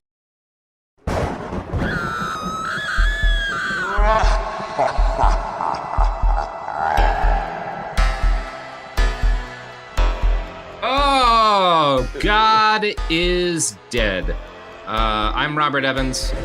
Welcome to the podcast where... The first episode of Spooky Week podcast. We try to figure out who murdered God and come to the conclusion that it was almost certainly Will Wheaton. I'm pointing my finger at someone else, actually, Robert. I'm fingering Bigfoot. Wow. Okay, now, Daniel, I'm going to need you to just cut that audio line out of the episode so that everyone on the team can play it as a drop whenever we need to. James admitting to fingering Bigfoot. All right, that's going to be an episode. Everybody have a good week. God bless you. This is It Could Happen here. This is Spooky Week, right? We're recording our first Spooky Week episode. This is the first Spooky Week episode. Yes. Praise be to God. All right. What do we have for the ladies and not the gentlemen? This one's just for the ladies. I'm going to say that right now. The sirs, hers, and slurs. That's Jesus. It's it is. What we got today, Robert Garrison, is some stories about cryptids. So I want to start in the autumn of 1993. Garrison was not alive, and Robert and I were much younger. And I want to start in Northern California, where one night 3 men set out to execute a pretty routine weed trade. Right? They're going to drop some cannabis off, get some money, come home. And it's not exactly a secret that at that time and in that place, there was a lot of illegal grow operations. And it's not exactly a secret. Yeah, Wild. Robert, have you heard about this? I don't know. Yeah. I mean, like, it's number one, once you hit about anywhere in like the coastal Northern California from like Santa Cruz on up, Bigfoot is like a topic, not even really of discussion, but there's just Bigfoot shit all over the goddamn place. From Arcata to like Grants Pass is probably the biggest density of Bigfoot shit, but it's all throughout Oregon, all throughout Washington. You get a decent amount in Idaho, I think, too. But yeah. People make a lot of money off Bigfoot. There's even a Bigfoot highway up there. But I was listening to a dog shit podcast recently. It's not very good. It's called Wild Thing, and it's by some former NPR reporter. I've heard it's the Squatches podcast, right? Yeah, she's doing like a Bigfoot thing. It's just not very good. Like, there's bits in there where she'll like quote one guy who's like, there's so much evidence for Bigfoot. If you type Bigfoot into Google, there's like 11 million results. So true. And then an actual scientist will be like, there's no evidence for Bigfoot. And she just is like, what are we to think? What can we conclude? Both sides, yeah. I did not find it very edifying. I was listening to it while I was alone on the mountain this weekend. There are 2 sides to the Bigfoot story, Robert. It doesn't matter if one of them is wrong. No. It's very fun. But yeah, because I also, the parts of the West Coast that are Bigfoot country are also the parts of the West Coast that grow like more pot than anywhere else on planet Earth. And yeah. Which is interesting, isn't it? Because these 2 things may or may not overlap. I think they do. Yeah. But please continue. Yes. So Hulu made I will loosely use the word documentary here. Yeah, loose is good for this. Mm-hmm. So I'm going to use a few words loosely here. So according to David Holthouse, journalist, which is again a word I'm using maybe loosely, but he does a pretty good job in what I've seen. He's fine. Holthouse. Yeah. So the interesting thing about him, and what I do kind of like about him, is he's like he worked as a trimmer. So the pot industry, there's the people who move the marijuana around the country, including smuggle it into places where it's still fully illegal. There's the people who sell it either illegally or at dispensaries. There's the people who grow it And then the largest by number chunk of the weed trade are the trimmers. And those are the people every season, usually in the fall, come down for 3 or 4 months, Northern California, Southern Oregon mostly. And they take raw marijuana that's been like bucked and cut off of the plant, and they trim it into the kind of buds that you buy. And this guy was doing that back in the 90s, and he ran into these stories about a Bigfoot murdering 2 or 3 Mexican guys. Yeah, that's exactly it. Yeah, so I think he actually does a really good job in this documentary. Yeah, I actually didn't think it was bad. Yeah. No, I was ready for it to be bad, but Yeah. I was quite impressed with. So what happened is, like Robert says, that there are these probably migrant, probably undocumented workers, right, who come. Well, a lot of them, there's a good chunk of them, probably, I don't know, by my estimates, maybe 20 to 30% are like mostly white kids from various parts of the country. A lot of them are folks who are either kind of seasonally unhoused. Many of them like live and camp basically in places like Arcata a big chunk of the year, and then will live on farms while they trim. There are a decent chunk who are undocumented. A lot are Hmong. Like a lot of are like first, like particularly older Hmong people who like came here after Vietnam and started businesses, and then like their kids and grandkids got into the pot trade and were like, well, my grandma or my aunts retired and they living in the woods and are good at trimming. Like we can make a bunch of extra money this way. It's all sorts up there. Yeah, it's kind of fascinating. So these 3 guys set out to do this deal, right? That they're 3 of the people who fall into the undocumented labor category. And they never come back. And Holt House is sitting in one of these farmhouses or in a trailer or something when a couple of guys come in and say, hey, those dudes never came back. And they've been killed, right? They seem to have been sort of pretty brutally murdered. But the weed that they were carrying was still there. So it wasn't like somebody shook them down and stole the weed, right? And by the way, if it was a weed industry thing, you probably wouldn't, because everyone's got a lot of fucking weed. I mean, people do steal weed, but if you're out there doing a murder, it's probably because somebody's fucking with your business in a bigger way than whatever they happen to have on the fucking farm. Like, I wouldn't be surprised if a pot murder would not result in whatever shit they had in their trailer actually getting jacked. Okay, rather than, because the weed's a thing that everyone has. So at the time, their deaths are largely, if not entirely factually, attributed to Bigfoot, right? It's put out there that these people were murdered by Bigfoot. Now, they are not the only people whose deaths have been blamed on Bigfoot. Earlier this year, July 10th, 2022, the Seminole County Sheriff's Office reported the murder of Mr. Jimmy Knighton. In a press release, they said, Larry Sanders has reported killing Mr. Jimmy Knighton by the South Canadian River. Sanders and Knighton had been noodling in the river on July 9th. Okay. Now, so give it to me, Robert. You're from this part of the world. Is this when you stroke a catfish? You don't stroke. Well, yes, basically. It's when you use kind of your fingers as bait and you catch a catfish by the mouth. Right. Great. Yes, we call it noodling. What a country. Yes. I mean, James. See, Robert, to the kids these days, catch a catfish by the mouth means something very different. Yeah, and so does noodling. Yeah. Or as the Mormons call it, soaking. Sure. Oh, God. There's a great story. This is off topic, but there was just an outbreak in Salt Lake City of armpit crabs, because so many Mormon kids are having armpit sex and not using protection. Oh, dear. It's awesome. It's so funny. Really? No, it's not. That's just, wow. Really? Yeah, kids. We're still doing this? We're still doing this, Gare. We're going to be doing this the rest of your natural life.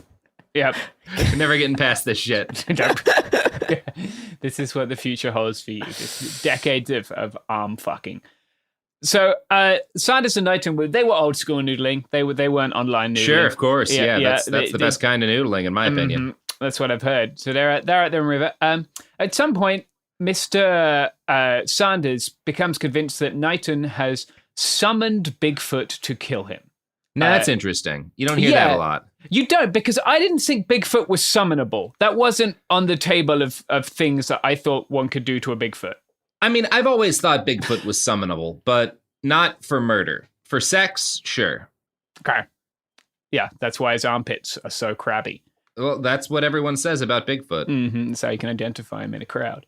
So at some point, Sanders becomes convinced that Bigfoot is on his way and is going to kill him. And so he unfortunately strangles his noodling partner to death. Well, that's tragic. Mm-hmm. And then noodling part. Well, I don't know. Is it really tragic? We're just going to leave it. We're just going to leave it. We're just going to move straight on. Yeah. So yeah, it does sound rather tragic. It does sound rather sad, but he seems to have reported pretty openly that he believed that Bigfoot was on its way, and if he didn't stop this ritual, that Bigfoot will kill him. And a lot of, as it turns out, things that people can't really explain. Often the times when people are inhuman to other humans tend to be explained as the actions of monsters, right? And I want to quote from the documentarian, the director, Joshua Rofe, who made that film. He says, "The thing that people should be afraid of is not the boogeyman in the woods. It's our next door neighbors who will usually commit acts of violence that will then terrify, everybody on the block or in the neighborhood." Rofe said that working in Northern California was very scary. We did enter a sort of underworld, for lack of a better term. And, we were really mindful to try and not overstay our welcome there. So I want to get into cryptids a little bit. And I want to get into some of the more famous ones, as well as a curse. I've got a curse here. Oh, good. Yeah. The curse is great because it's invented by the California Park Service. But I want to explain kind of the social functions that they sometimes serve, as well as just having some fun talking about cryptids. So the one that I thought might serve a social function, and probably the most famous cryptid aside from Bigfoot, is our friend the Chupacabra, right? Yeah. In English, that translates to goat sucker, which is okay. Yeah. Yeah. We're staying on this bit. I see. Yeah. We're on theme. It's not a bit, Garrison. It's culture. Yeah. Chupacabra is not a costume. I'll say this: I'm reading a great book right now about the Habsburg. Called Goat Sucker. No, it's called The Last Emperor of Mexico, and it's about that Habsburg who tried to become the emperor of Mexico. Yeah. And they hung his ass in like 3 weeks. Yeah. It's very funny. Love to see it. But yeah, good stuff. Huge respect to the people of Mexico. So actually the Chupacabra doesn't come from Mexico. It comes from Puerto Rico. But I didn't know that actually. Yeah, so we'll get a little bit about the Chupacabra. Perhaps the best source for this, as far as I can find, is this guy Benjamin Redford, who has written a book about the Chupacabra. And he shows that nearly all of the eyewitness accounts can be traced back to this one, the first account, which was this woman called Madeline Tolentino in the 1990s, in 1995 in Puerto Rico, right? So it's also much more recent than I thought. Like, the Chupacabra is 27 years old. It's younger than me, which is quite remarkable given how much cultural impact it's had. Yeah, I thought it was much older. Yeah, me too. I thought it was this and like an old-timey border legend. And you're what, 49, James? That's correct. Yeah. Yeah. Mm-hmm. Okay. Just making sure.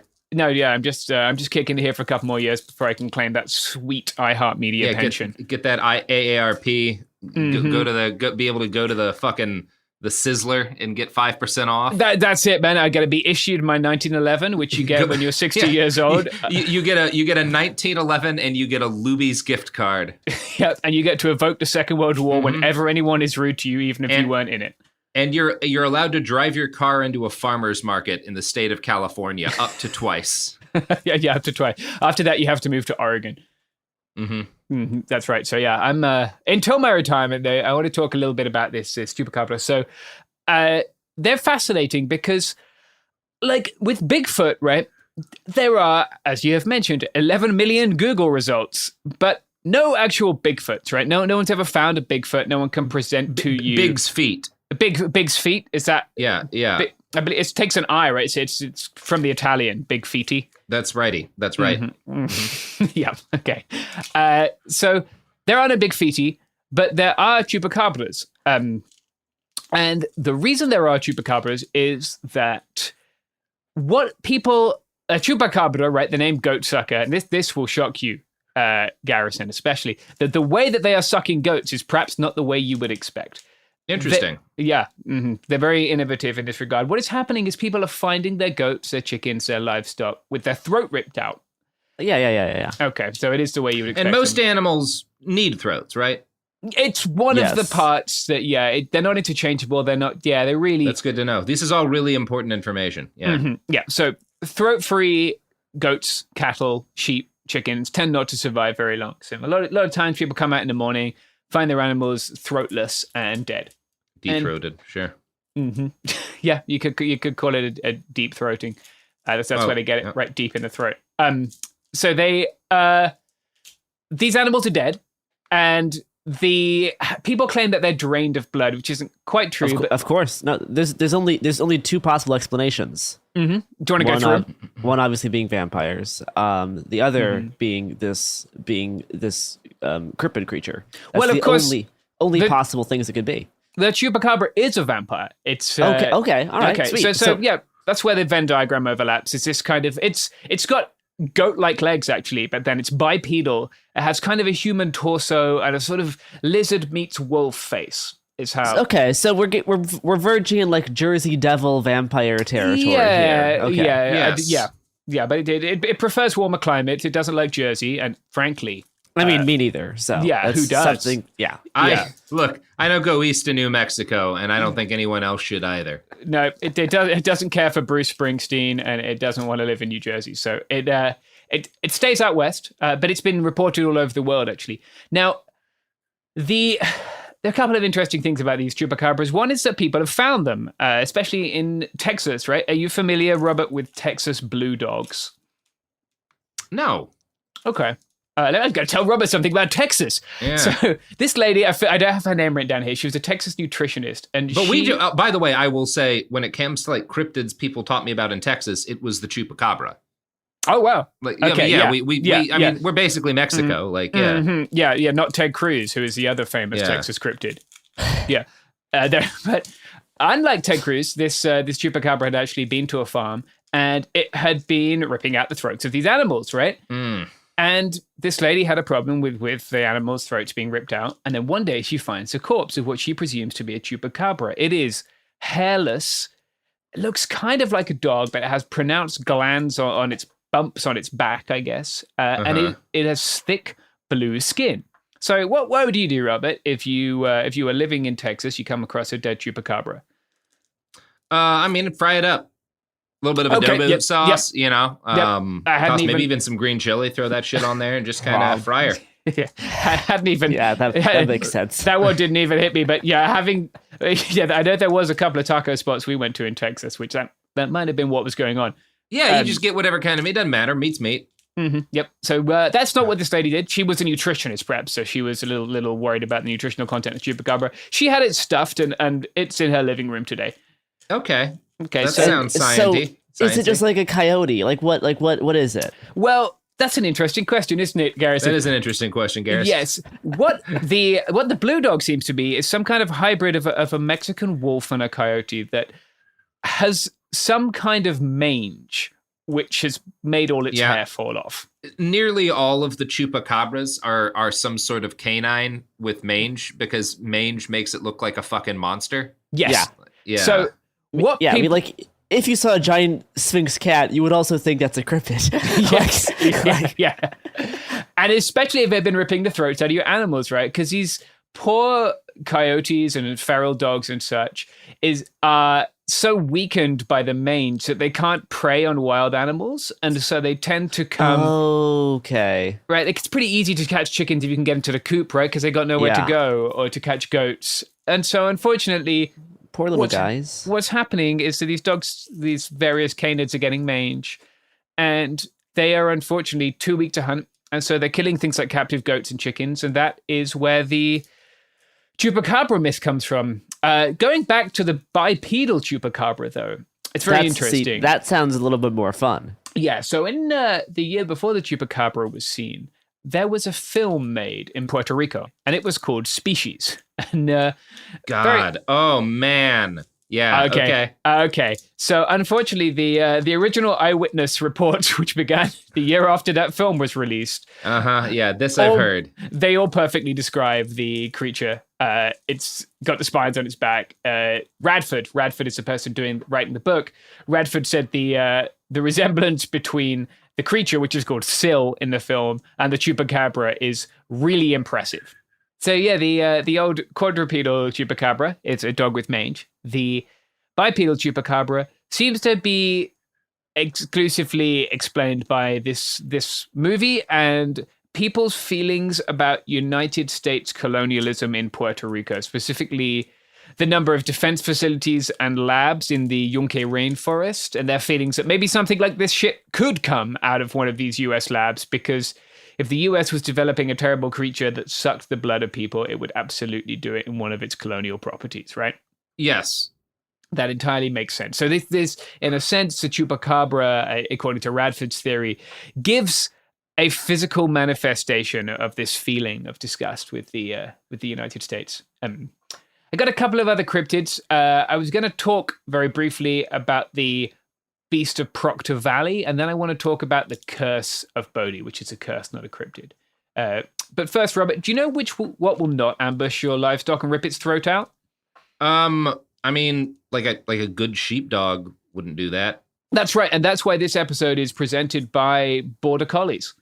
Wow. Let's hear from we some Border Collies. We finally got the big deal with the Border Collie industrial complex. That's good. Yep, just use promo code Robert Evans when you're buying your Border Collie for 10% off.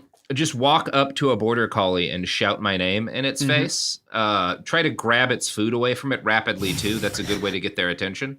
And see what happens. Yep. Refuse to be herded. Yeah. See if it likes that. All right, we're back. I hope you have all got your Border Collies, because this next cryptid it's a little local one. Okay, so there are cryptids a bit like the chupacabra all across the country, but the one that we have closest to San Diego is called the Proctor Valley Beast. Now, to understand the Proctor Valley Beast, I think you got to understand Proctor Valley. Proctor Valley is exactly the sort of dirt road that you go down when you're 16 years old, when you want to go somewhere with your date, pound a few beers, and get away from your parents, right? These kind of exist all over the country, all over the world, probably. And they're a little closer. They're close enough to know about, but far enough away to seem weird and distant, right?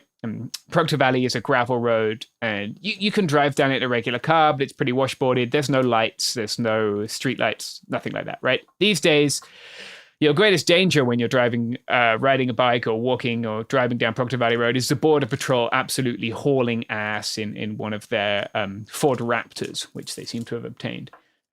I will never understand their love for the Ford Raptor. Yeah, it is. I don't know how much those cost, but it is an obscene amount of money to spend on a pickup truck. Well, it's also like, look, if I'm going to be out in the middle of nowhere and trusting an off-roading vehicle, my first pick is not going to be the Ford goddamn Raptor. Well, you got to buy American, Robert. Yeah, but they're Border Patrol. Of course they're driving Fords. Unbelievable. Yeah. Well, they always have a Predator drone hanging out. It can come rescue them. Yeah. Yeah. The Border Patrol and steroid abusers in my old neighborhood in West LA shaking hands over the Ford Raptor. Ford Raptors with illegal tints. Yeah, Ford Raptors, the car you can only drive if you have adult onset acne caused as a result of injecting hormones into your fucking thigh every night. Yeah, they sell a lot of them in LA, coincidentally. Yeah. Well, you really need one for, getting down Beverly Hills Boulevard. Not the good hormones, like the ones you steal from a horse's blood. Yeah, the hormones you take when you're wanting to be more macho, but maybe not quite achieving your gender insecurities. Okay, so legend has it that a young couple headed off down Proctor Valley Road one night, and their car broke down. So the young man gets out. This is a male-female couple, and he's going to fix the car, right? And he says to the lady in a very chivalrous way that she should lock the door so she's safe, right? And that's the last she hears of him. So she assumes he's gone off to get some help, and she nods off, right? She's got the doors locked, she's very safe, she nods off, and she's awoken by a kind of scratching sound, and the wind's howling. Every time the wind blows, there's a little scratch on the roof. Scratch, scratch, scratch, scratch, scratch, scratch, right? And then wind noise. I'm not going to do the wind noise. And she starts shitting herself, right? She's very scared now. Scratch, scratch, scratch, wind, wind, wind, scratch, scratch, scratch. And she stays there till sunshine when she's when she's woken up by the good people of the San Diego Sheriff's Department. San Diego Sheriff's Department are shouting, they're pointing guns, they're doing their thing. Why are they doing that? Because her boyfriend is hanging upside down, dismembered from the tree above her, and his nails are catching the top of the car every time the wind blows him, right? He's been killed by the Proctor Valley Beast. Now, the Proctor Valley Beast is an animal of kind of nondescript shape and size. In the 1970s, the local radio DJ organized a search for the Proctor Valley Beast, right? People went out at night. Previously, the Proctor Valley Beast, most of the stories, it kind of looked like a kind of winged, bipedal, half-human gobbling creature. It changed in form in the 1970s when people conducting, like it's just kind of a teen radio thing in the 1970s, right? People conducting this search reported finding a deranged cow. Okay. The cow was probably not deranged. The cow was just sleeping. Yeah, I've known more cows than most people. I grew up on a cow farm. I've seen them behave in a variety of ways. I've never seen one appear deranged. Yeah, sometimes they're moving very quickly. Sometimes they're scared. Sometimes they're sick. Deranged is an interesting, because cows don't really have enough going on up there to be deranged. That's because you didn't grow up in the United Kingdom in a certain period of time, Robert, when our cows became mad. Well, but that's still, I've seen cows that have mad cow disease, and they're ill, but I don't know. Yeah, they're not like woo. Like, yeah, that's a noise a they're crazy not like cow would make. forgetting the name of their eldest daughter as they lose their way home, going on violent rampages. They're not asking where their husband who died 23 years ago is when they wake up in the middle of the night. Yeah. Anyway, a senile cow. They have to go and live on. They go and live on a farm when they get old. The cows. That's why you haven't seen them, Robert. I sure do like that young Ronald Reagan. That's my cow voice. Yeah. They get old. They forget things. They vote for Donald Trump. They do a fascism. That's what happens to cows. It's the only ways cows can die. Otherwise, they live very happy and fulfilled lives in the countryside. So why do we have this Proctor Valley Beast, right? Why is there a mad cow that murdered a young man who was out late nights with a young woman? No one knows who this young man is, right? I did try my best to find reports of any murders in Proctor Valley. And of course, it won't surprise you to learn that we have, in fact, discovered dead bodies in Proctor Valley, because unfortunately, Proctor Valley is just a few miles from the border. Yes, well. And I've spent quite a lot of time out in that area. And unfortunately, the people that we are finding dead in Proctor Valley haven't been killed by a deranged cow or a bipedal beast, but in fact, by the elements, right? It's people trying to cross the border and find a better life for themselves and not making it as far as the dirt road, which leads to a small town, which leads to a big road, which leads to a big town that is close to there. And so the Proctor Valley Beast is a myth that serves to tell kids to not drive down dirt roads late at night on their own, right? Kids. Fuck your parents. Yeah, absolutely. Fucking send it. Your Miata can handle it. Get off road. Yeah, do some drifting. What's the worst that could happen? Maybe if you're out there, take a gallon of water. And maybe I'm not going to say that because that might be a crime. Yeah, we can cut that. But I was going to say a handgun with a single bullet in case you get stuck off road. A silver bullet and and a nail to hit it with. So the last curse I want to get to is the curse of Bodie State Historic Park. Do you know where that is, Robert? No, when you said Bodie, I thought immediately about the movie Point Break.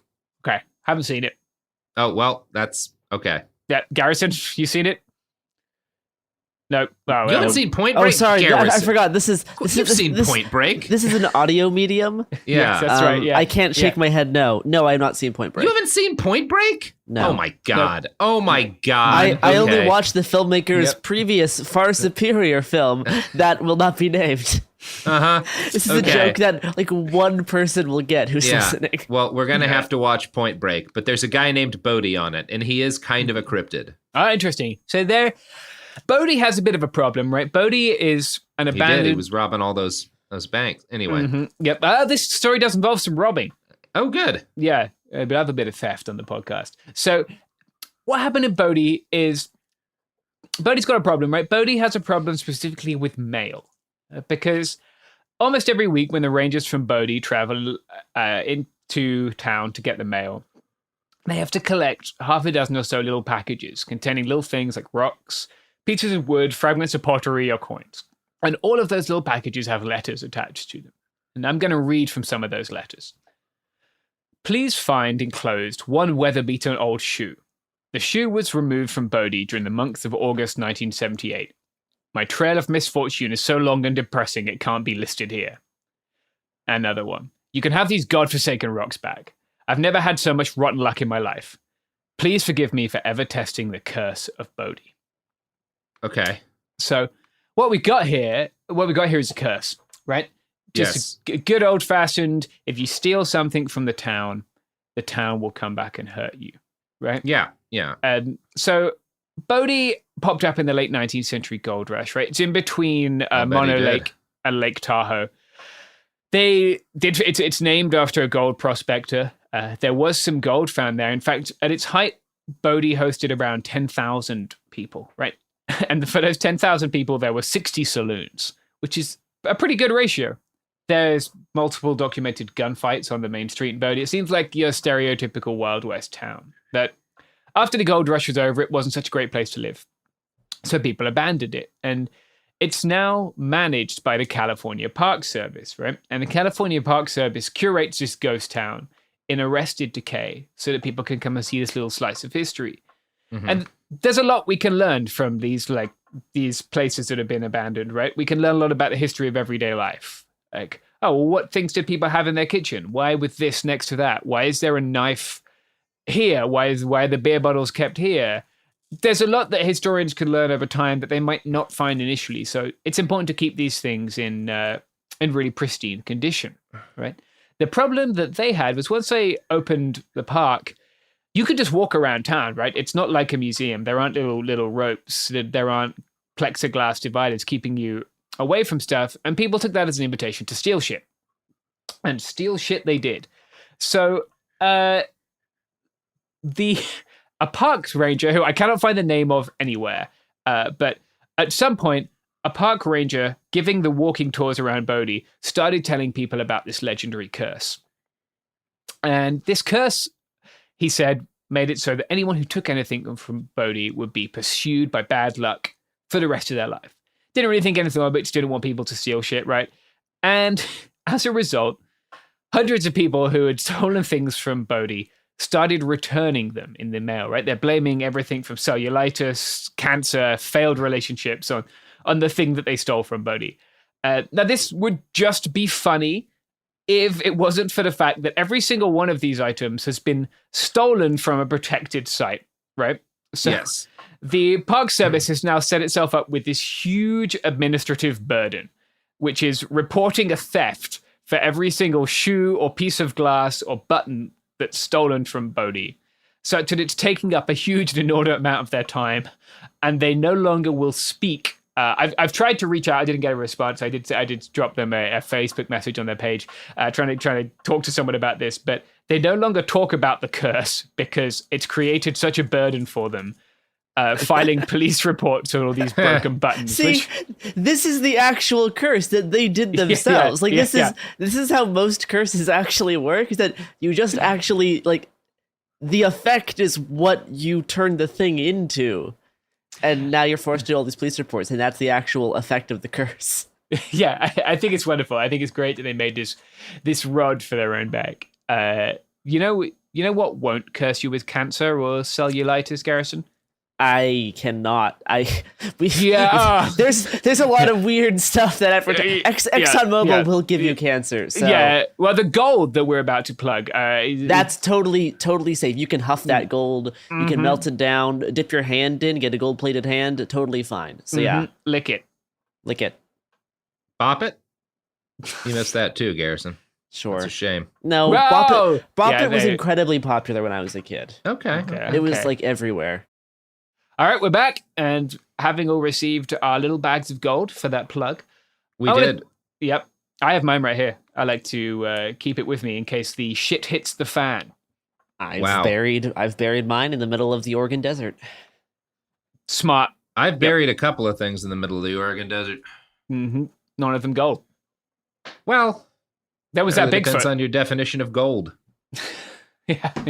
Bigfoot's armpit is what you buried out there. Your definition of that guy, I started a barbershop. Anyway, whatever. Continue. Yep. Okay, yeah. We don't need to talk about that on the podcast. Thanks for editing that out, Daniel. We don't want any more Robert's felonies on on Maine.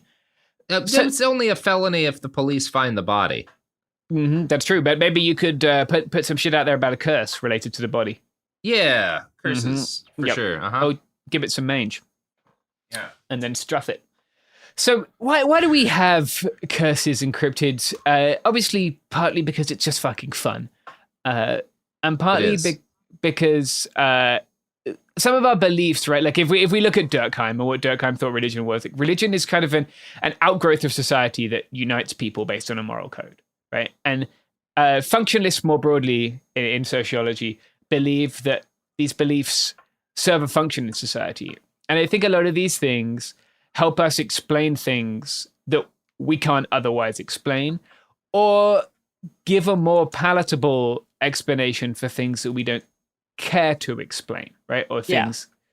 And like in nearly all of these cases, there are things that rip children away from their mothers, right? There's another Mexican like shape-shifting witch that rips children away from their mothers, right? Unfortunately, there are things that rip children away from their mothers, and your taxpayer dollars pay for them, right? But it works a little better to explain things that don't fit with our other systems of belief through, like if we fundamentally believe, right, that I know that the world is good and capitalism is wonderful, and that gradually things will trickle down so that everyone gets richer if the rich get richer first. It can become very hard to explain the state of the world unless you are a member of the Conservative and Unionist Party of Great Britain and Northern Ireland, of course. And so instead we create these external things, right? These things that go bump in the night. So sometimes they can be a proxy for external forces, right? The chupacabra, in a way, kind of explains as we get closer to nature and nature pushes back on us a little bit, that why that happens, right? Rather than just saying, oh, fuck, we've given all these coyotes mange. How on earth are we in a state where there's a blue dog walking around? The chupacabra also serves as a way to kind of personify for people in Puerto Rico, either consciously or unconsciously, the terrible impact of United States colonialism there, right? Which it's not very hard to see. Even the Proctor Valley Beast, right? That says, stay away from this dark road near the border late at night. There are reasons to stay away from there, but unfortunately there are also reasons to go there and try and help people who are genuinely suffering, and lots of people I know go and leave water out there. So these curses, they're kind of like credit scores, right? They're not real, but they can sometimes ruin your life.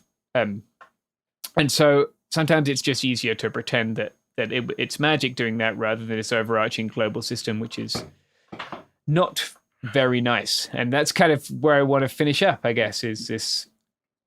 These are ways to explain things that we can't always explain, and that's sometimes okay, because sometimes it can be hard to confront these things. You got anything else you want to say about cryptids, Robert? I don't know. I think if you're in an industry that's adjacent to illegal drugs and you murder someone in the woods, it's probably a good idea to blame it on Bigfoot. So that would be my advice for our listeners, is to blame your crimes on Bigfoot. Mm-hmm. I don't know. Do you guys believe in Bigfoot? Let's end by talking about that. Actually believe Bigfoot? In a physical ape-like thing that's been thusly undiscovered that roams in some forests. People say ape-like, Garrison.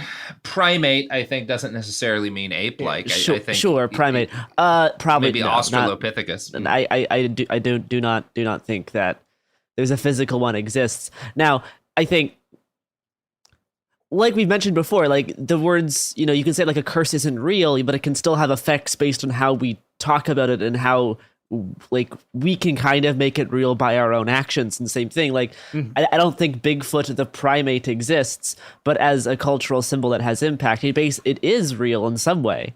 But it's not like a physically I would agree manifesting. with you, except for I would say it is real in a physical way. Have you seen a Bigfoot, Robert? Are you gonna? Is this where you drop in your Bigfoot? Yeah, sighting? I actually have. Okay. I've seen a couple of large animals out in the woods. I've seen weird stuff in the woods. Mm-hmm. I don't think I'm not comfortable calling it Bigfoot, but I am. Weird things in the woods, certainly. Yeah, I've seen a lot of weird things in the woods, and all of them were Bigfoot, as far as anyone has ever taught. As anyone has ever been able to convince me. And when you get right down to it, isn't that what Christmas is all about? Yes, happy Halloween and Merry Happy Christmas. Halloween, everybody. Yeah.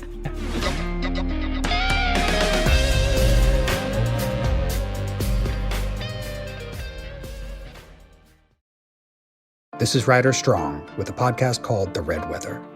In 1995, my neighbor, Anna Trainer, disappeared from a commune. It was nature and trees and praying and drugs.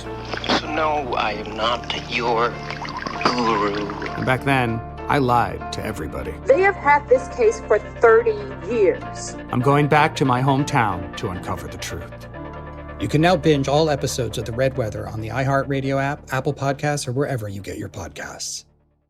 Hey everyone, it's Emily Simpson and Shane Simpson from the Legally Brunette podcast. Each week, we're bringing you true crime through a legal lens. Whether you want all the facts on the disappearance of Nancy Guthrie or you still need to wrap your head around the Diddy verdict, we're breaking it all down step by step. And we're not just lawyers, we're also husband and wife. It makes for some pretty entertaining episodes. Listen to Legally Brunette on the iHeartRadio app, Apple Podcasts, or wherever you get your podcasts. Ever feel like you're being chased by the marriage police? Welcome to Boys and Girls, the podcast where dating isn't dating.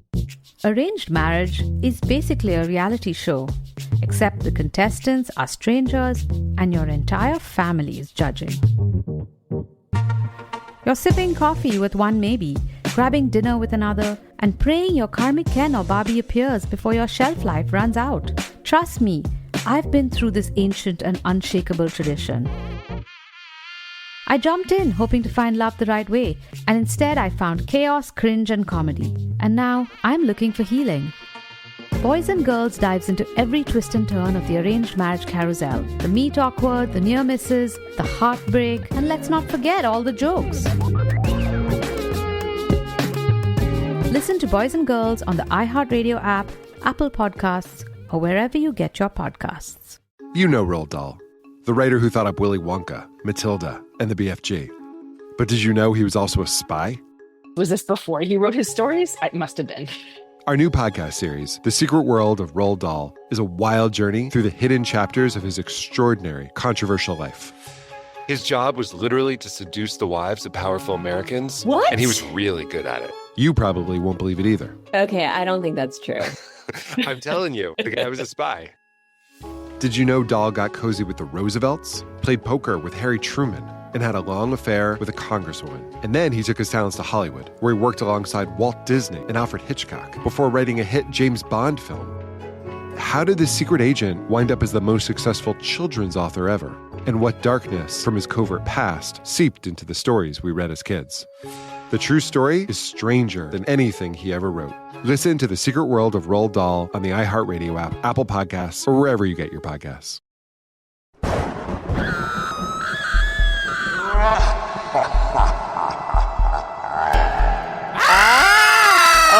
Oh no, there's that monster coming to kill me with his fentanyl knife. It got me. What a bummer. Welcome to Spooky Week, where we talk about all of the scariest things. A podcast with foreshadowing. That is foreshadowing, that's right.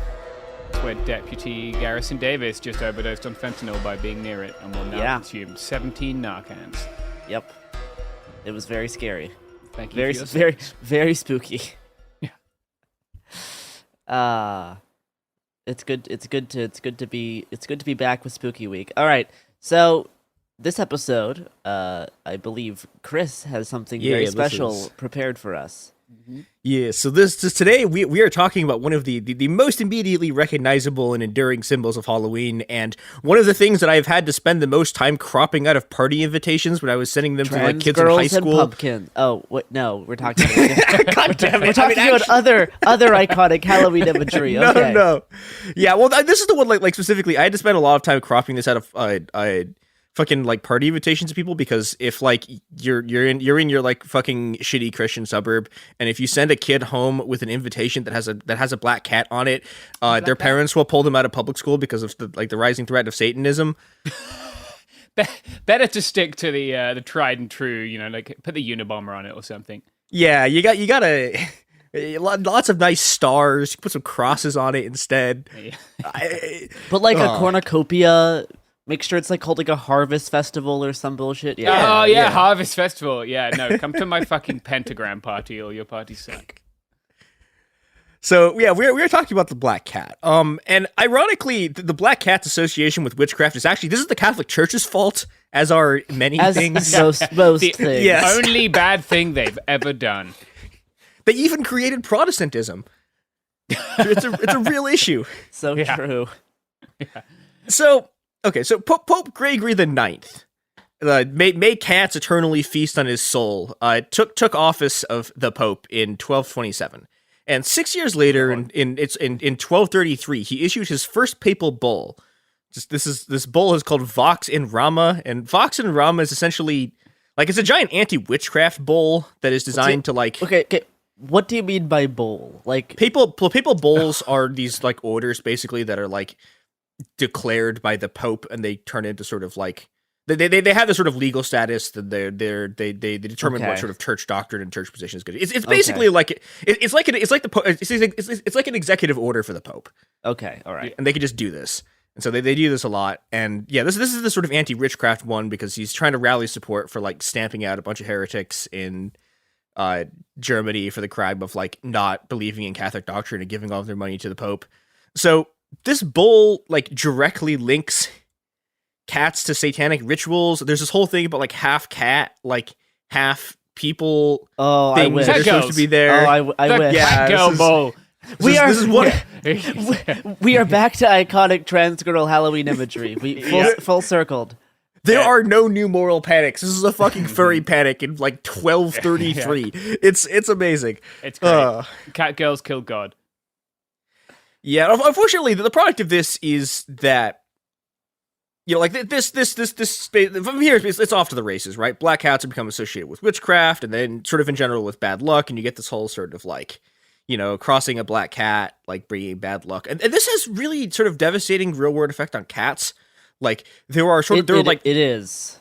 Mm-hmm. Yeah, throughout Europe, like from this point on, like periodically there were just mass killings of cats in Europe. Yep. Because like these people are fucking barbarians and savages who like should never have been allowed to like leave their stone huts. When I was getting a while ago, when I was getting some childhood cats, we were talking to the cat agency, and we learned that they don't allow people to adopt black cats during October because people either buy them as props and then like get rid of them or just like abuse them. It sucks. It's like an actual problem. Yeah, absolute filth. Are we going to get to the Great Cat Massacre? No. What is the Great Cat Massacre?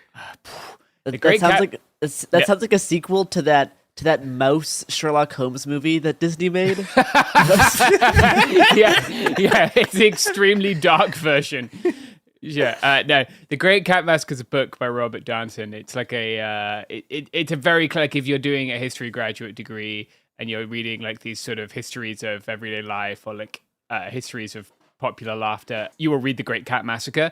And he details how, like, basically in France, I can't remember when, but these printers' apprentices were, like, the apprentices lived with the printer, right? And the printer's wife also had a bunch of cats, which she cared for much better than the apprentices. So they got mad and started doing cat murders. Oh, no! They put the cats on trial and convicted them of witchcraft. Wait! So this was like judicial murder. Yes. Yeah, they sentenced the cats to death by... I think they hung them or something. Oh my god! Did the cats have like a defense attorney? Like, what is? Well, it's a witchcraft. Well, no, you're supposed to have an advocate at a witchcraft trial. So one would hope, but unfortunately, my guess though is that if you're probably going to get another cat, which is like not a great defense attorney. No, they don't give a single fuck. Oh, I don't know. They could really fuck up your face or something if they just went claws out. I don't know if the cats had a defense attorney. That's an excellent question. If someone's read it more recently than me. This is reminding me of that great poster someone took from a vet's office that was like fighting cats. It's like, don't fight fair, use drugs. Great one. Yeah. Yes, but you know, okay. My piece of advice to you is don't fight fair. Yeah, use drugs. Yeah, it's great. It's good. It's good general advice. Mm-hmm. And put them in your Halloween sweets. Yeah. Mm-hmm. Yeah, foreshadowing. Yep. TM. So, according to a study from the journal Animals, black cats have the highest rate of euthanasia in shelters and have lower rates of adoption, like have the lowest rate of adoption among all fur colors, which is like extremely fucked up. And it's also like the number of cats that we euthanize every year is just so bleak. It's very sad. Yeah, so fuck the Catholic Church. This is their fault somehow. However, for millions of people across space and time, the black cat has meant something else entirely. This black cat, with its fur raised and back arched, is the bringer of the class war and the herald of the new world, and its name is Sabotage. And okay, so it's a Beastie Boys song about it. Yeah, and before we get into how the Sabo-Tabby or the Sabo-Kitty became associated with Sabotage, we have to talk about what Sabotage actually is. And the reason we have to do this is because Sabotage, like, does not mean the same thing now as it did when the term was coined. So if you look at sort of the modern definition of sabotage, it's almost entirely focused around sort of the physical destruction of property. Like here's Merriam-Webster's definition, for example. Destruction of employer's property, such as tools or materials, or the hindering of manufacturing by discontented workers. 2. Destruction or obstructive action carried on by a civilian or enemy agent to hinder a nation's war efforts. And, okay, so part of the reason why everyone thinks about sabotage as sort of like a physical act of destruction has to do with this sort of folk etymology of, you know, where the word sabotage came from, which is supposedly dates back to these like early 1800 French workers throwing these wooden shoes called sabots into like machines to break them. And the problem is that this sort of just isn't true. Like there's no direct evidence that anyone sabotaged machines by throwing your shoes into them, which seems like a kind of inefficient way. Just grab a stick, right? Like you need your shoes to walk on. Yeah. And the other thing is that sabotage. These are the people who put cats on trial. They weren't always thinking in straight lines. That's true. Well, this is the 1800s, so hopefully we're slightly past the cat trials. But what's interesting about this is the other thing about this. Okay, like sabotage, like it's a French word, right? The French the word for the shoe is sabot. Like it doesn't start up until like the late 1800s. It literally just means someone who like it means to make a wooden shoe. Okay. But it turns out its actual origin is more interesting than this. The term sabotage as, you know, like the sort of like worker action was invented by the French anarchist Émile Piguet. It's P-O-U-G-E-T. I don't know how to pronounce that. It does not matter. No one cares. Pouchet. I don't know. He's French. Okay. Yeah. I feel slightly. Language. It's fine. I feel slightly bad because he's one of the few good Frenchmen. Controversial statement. Him and Foucault, the only flawless Frenchman. Yeah. So Émile Piguet is like he's a. Okay, I've just looked this guy's face up. This guy's extremely French. Yeah, really? But he's also he is in the period of French cool, which is to say he is he is an anarchist, he is a syndicalist, he is doing all of the shit. And he invents the term sabotage as part of this report to the CGT's 1879 conference in some city whose name I can't remember. So the CGT is a really weird union. It means CGT means like the General Confederation of Labor of Workers, basically. Actually, it's really funny because of how similar like French, Spanish, and Portuguese are. There were like 16,000 unions across like 12 countries that are named the CGT. They're all either the CGT or the UGC because they're all just like Confederación General Trabajadores or something. Yeah. So the French CGT is like a very, very weird union. They're the only union I've ever seen that has at various points been an anarchist union, a communist union, a liberal union, and a social democratic union. And it also like the thing they're famous for sort of now is the fact that they sat out like every revolution that's ever happened in France. Like they're probably most famous for like telling people to like basically signing a pact with the government and trying to get people like to go back to work when May 68 was happening.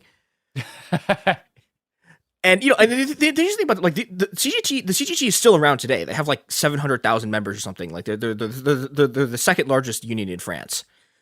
And I don't know. It's interesting. So they'll go on strike for like pension stuff, but they won't go on strike to like abolish the class system. Is sort of how I put it. But in the late 1800s and early 1900s, they are a very, very radical syndicalist union. And Emile Pigot, who again, like anarchist par excellence, is like their vice secretary. So Pigot like invents the word sabotage as a way of translating basically the Scottish term that I apologize for my Scottish pronunciation. I genuinely don't really have many problems with Scottish people. I think the term is go canny, basically, which means go slow. Here's Pigot from his pamphlet Sabotage. That's like his explanation of like what's going on here. The first part of it's him quoting a British pamphlet. That's about what go canny is. If you want to buy a hat worth $2, you must pay $2. If you want to spend only $1.50, you must be satisfied with an inferior quality. A hat is a commodity. If you want to buy a dozen of... why is it a dozen of shirts? Okay, I don't know. People wrote weird in the early 1900s. If you want to buy half a dozen shirts at 50 cents each, you must pay $3. If you only spend $2.50, you can only have 5 shirts. Now, the boss declares that labor and skill are nothing but commodities, like hats and shirts. Very well, we answer, we'll take you at your word. If labor and skill are commodities, their owners have the right to sell them like the hat seller sells hats and the haberdasher sells shirts. These merchants must give a certain value in exchange for an equivalent value. For a lower price, you will have an article of either lower quality or smaller quantity. Give the worker a fair wage, and he will furnish you with his best labor at its highest skill. On the other hand, give the worker an insufficient wage, and you forfeit the right to demand the best and most of his labor, any more than you can demand a $2 hat for $1. The go canny consists then in systematically applying the formula bad wages, bad labor.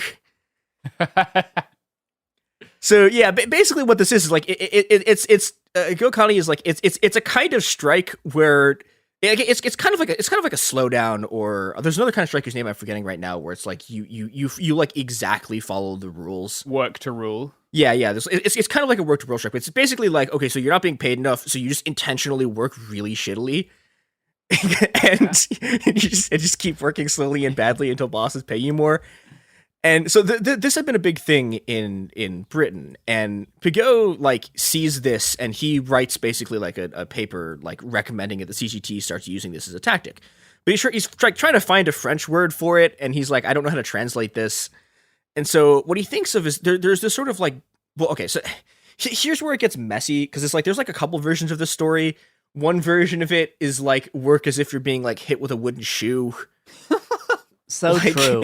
I wake up every morning and turn on my podcasting mic, and a clog just flies in through my window and smacks me in the face. That's why Sophie. Had to move. Yeah, to get in with the shoe.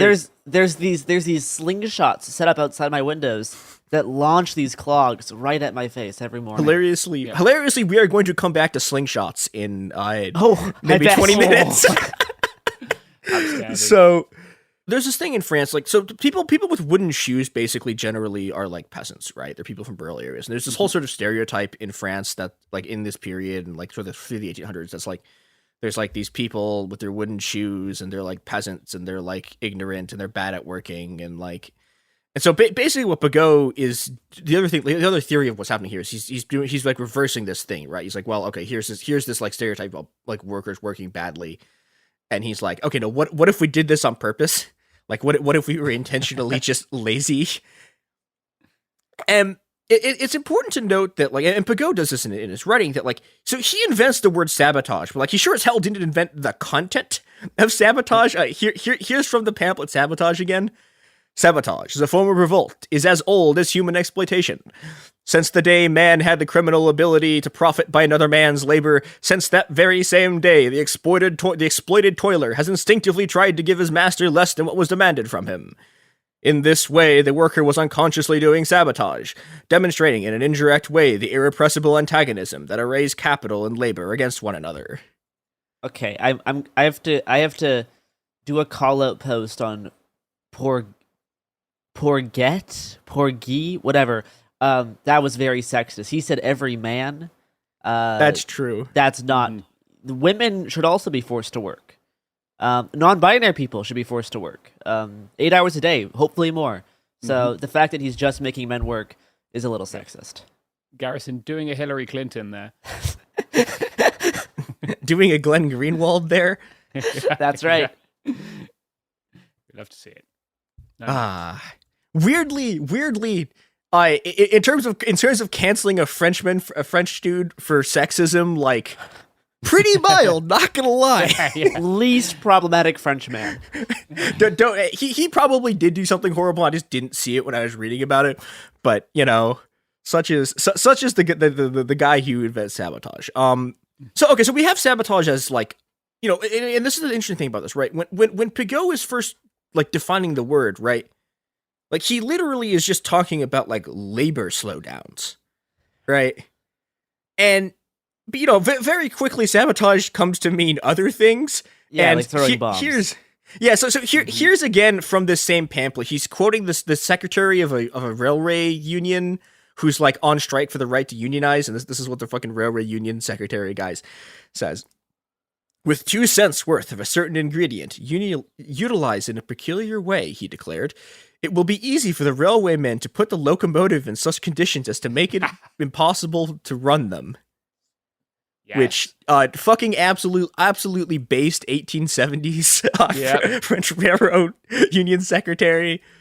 It's great stuff. It's actually funny because like, so she's just like out there just like saying this, and like every modern union has like a giant disclaimer in their thing saying like we do not endorse the destruction of machines. Like we do not do crimes. We are not criming. The fucking based French guys like no. Like we are actively threatening you to destroy like every locomotive in France if you do not let us form this union. This is why my organizing with the iHeart Union is solely based on us planning future terrorist attacks. Yeah. If we don't get our way, the Hollywood sign will never be the same again. Oh God! I've already poured sugar into the gas tank of my podcast recorder. Great, that's gonna work out perfect. Unfortunately, the gas tank of the podcast is like my stomach, so we're kind of. It's just as effective as actually pouring sugar into things. Yeah, that's right. That's why I'm hiding under your bed with a funnel right now. Some sugar. On the other hand, Garrison, do you know what else will put locomotives in such a condition that will make it impossible for them to run? Is this an ad break? Is this? Yes, this is an ad break. The dynamite. The products and services that support this podcast. The rail companies are making the trains not be able to work. The trains are too long. They are too long. Okay. Dynamite. The answer is dynamite. And we're back. Okay, so and from here, the definition of sabotage starts to sort of expand very rapidly. Here's from the IWW in 1913 about what sabotage is. Oh God! Oh boy! I'm so curious. Sabotage is a destruction of profits to gain a definite revolutionary economic end. It has many forms. It may mean damaging the raw materials destined for a scab factory or shop. It may mean the spoiling of a finished product. It may mean the displacement of parts of machinery or the disarrangement of a whole machine, where that machine is the one upon which other machines are dependent for material. It may mean working slow. It may mean poor work. It may mean missending packages, giving overweight to consumers, pointing out defects in goods, using the best material where the employer desires adulteration, and also the telling of trade secrets. In fact, it has as many variations as there are lines of work. This is so fascinating because sabotage definitely now is way more associated with like Earth First, like ELF tactics.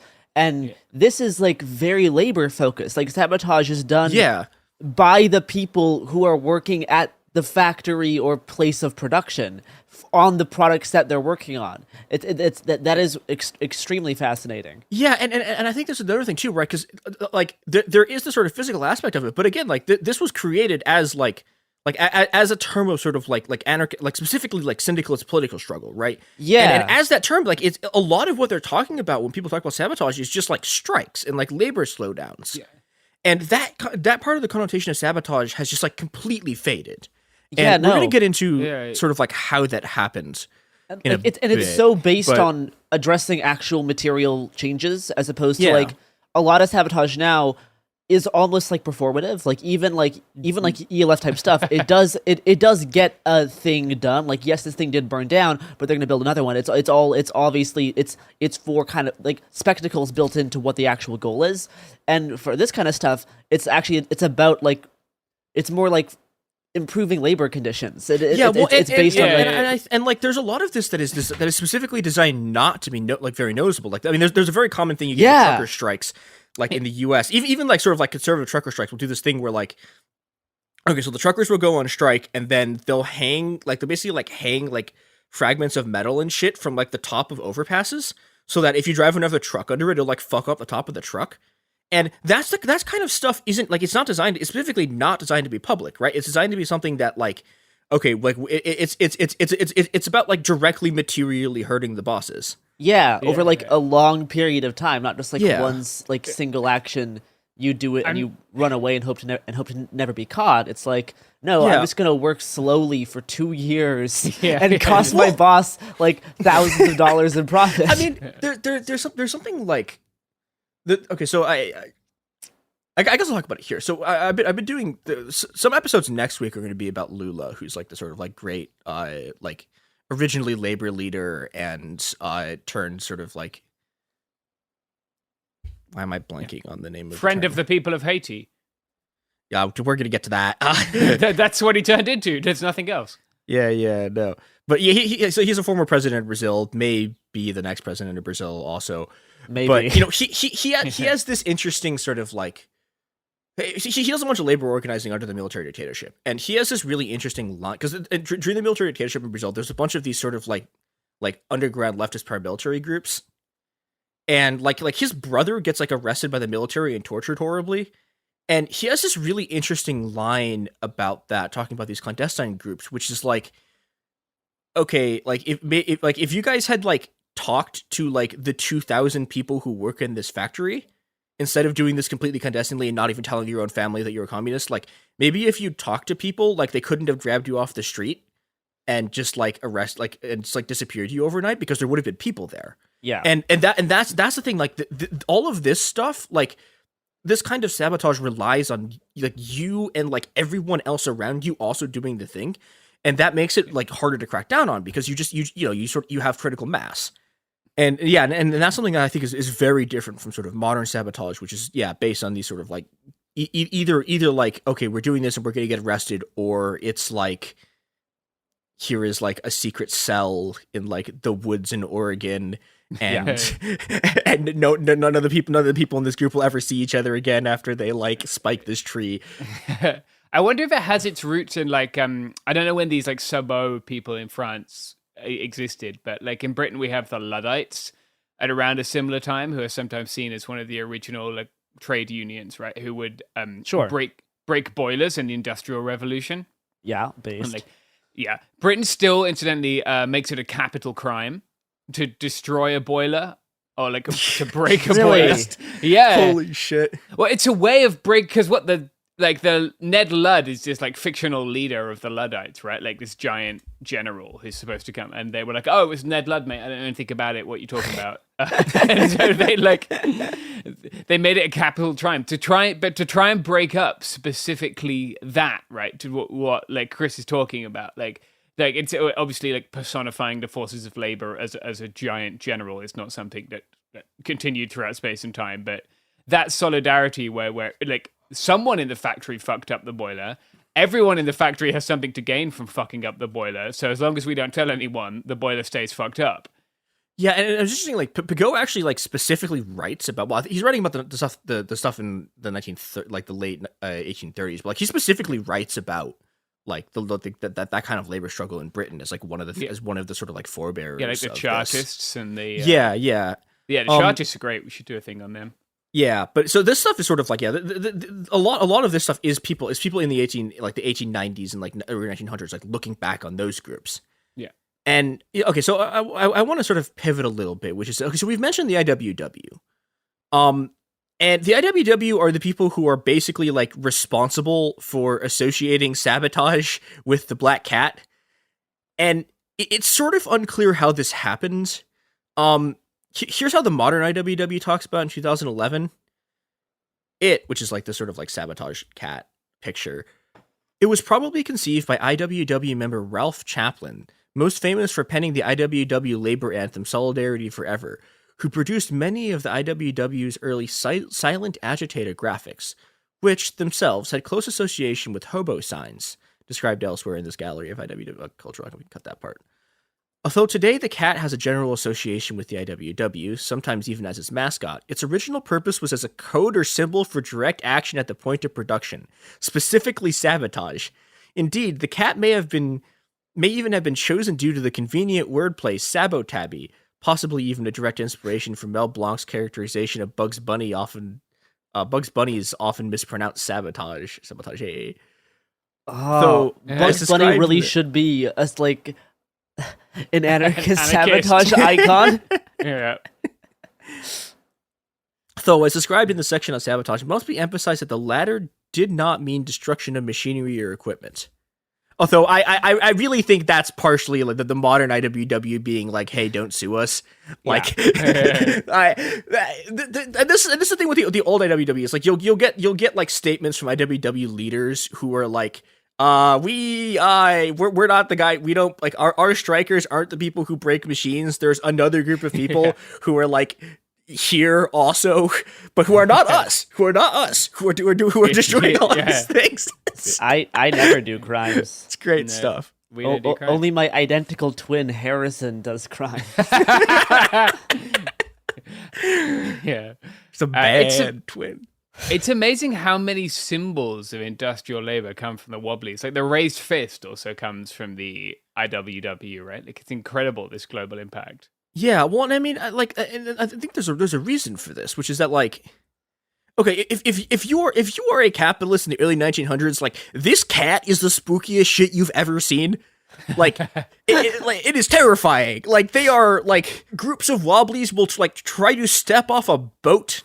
And people will, and like the sheriffs will just immediately start shooting them. Oh, yeah. Like it is to this day. I think the IWW is the only leftist group in the history of the U.S. outside of Puerto Rico that has ever taken an American city, which they did in the it was a very small town on the border, but they actually successfully took American cities like during the Mexican Revolution. And Blair Mountain, maybe the United Mine. Well, they didn't actually like. That's the thing though. They didn't actually like fully like drive out like.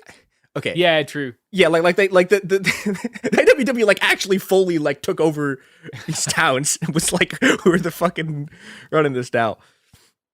But this thing that starts happening here is you get like people are really desperate. Like there's a bunch of houses, like there's a bunch of like old mansions from this period, like late 1800s, early 1900s, like in Chicago. That are all built in a line in one street, and the reason they were all built that way was because they wanted to be on the road to the fucking nearest military base, so that when the revolution they could run and hide. Like this is how scared these people are, and like bosses start offering workers things as a compromise that like most people today like think are socialism. Like they have like you start getting companies that have like that have their own workers councils in them. Like here is the workers' council. We'll give the workers' council a bunch of control over how the shop floor works. Like, please don't overthrow us. Like, Rockefeller like develops the idea of putting workers on corporate boards, like specifically as a way of trying to buy off workers and stopping them from like sabotaging their way to a revolution and just like stealing all of Rockefeller's property for the working class.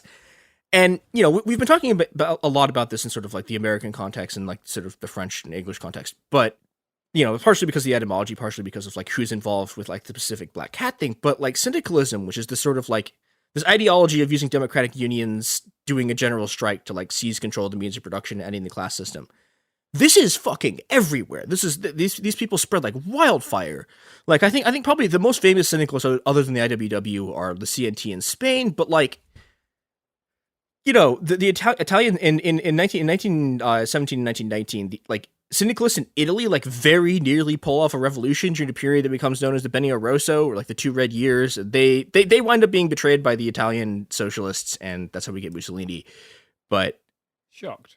Yeah, who could have guessed? But there are enormous syndicalist unions like everywhere. There's these huge syndicalist unions in both Brazil and Argentina, and sort of bizarrely, both Brazil and Argentina both have these sort of like general strike anarchist revolutions in both 1917 and 1919.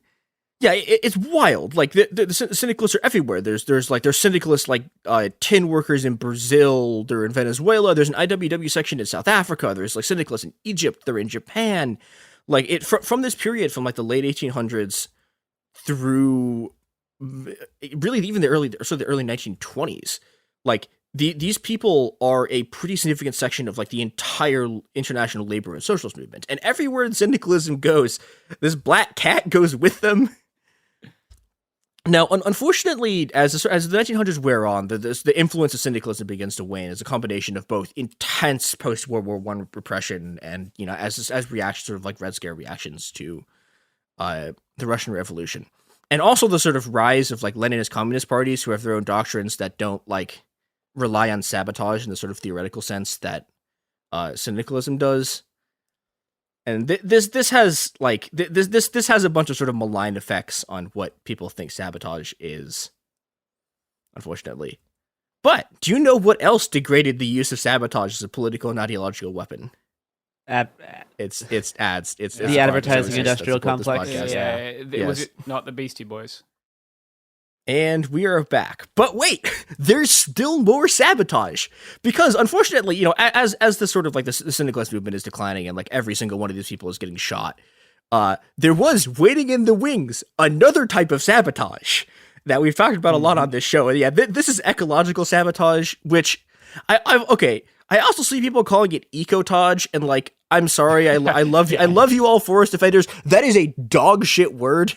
Yeah. Like, not a word. Ecotage, like, hey, come on, like, hey, this is not actually a good word. We could do better. It's also called monkey wrenching after the work of ecological activist and inveterate racist Edward Abbey. That's right, and sexist. Don't let him off the hook. Oh yeah. Old And- white dude Edward Abbey. Yeah, he's a very like this is a very like Pacific Northwest kind of guy who's like and a really Southwest into, kind of guy. That's true. Yeah, Southwest, like he's yeah. It's like Like, guy his shit- who's white, really likes forests, does not like brown people. He loves the fucking desert. Like the desert boomers love some Edward Abbey. They pay a. I was in Moab recently, and like the amount of people selling like first editions of Edward Abbey books. Oh my god!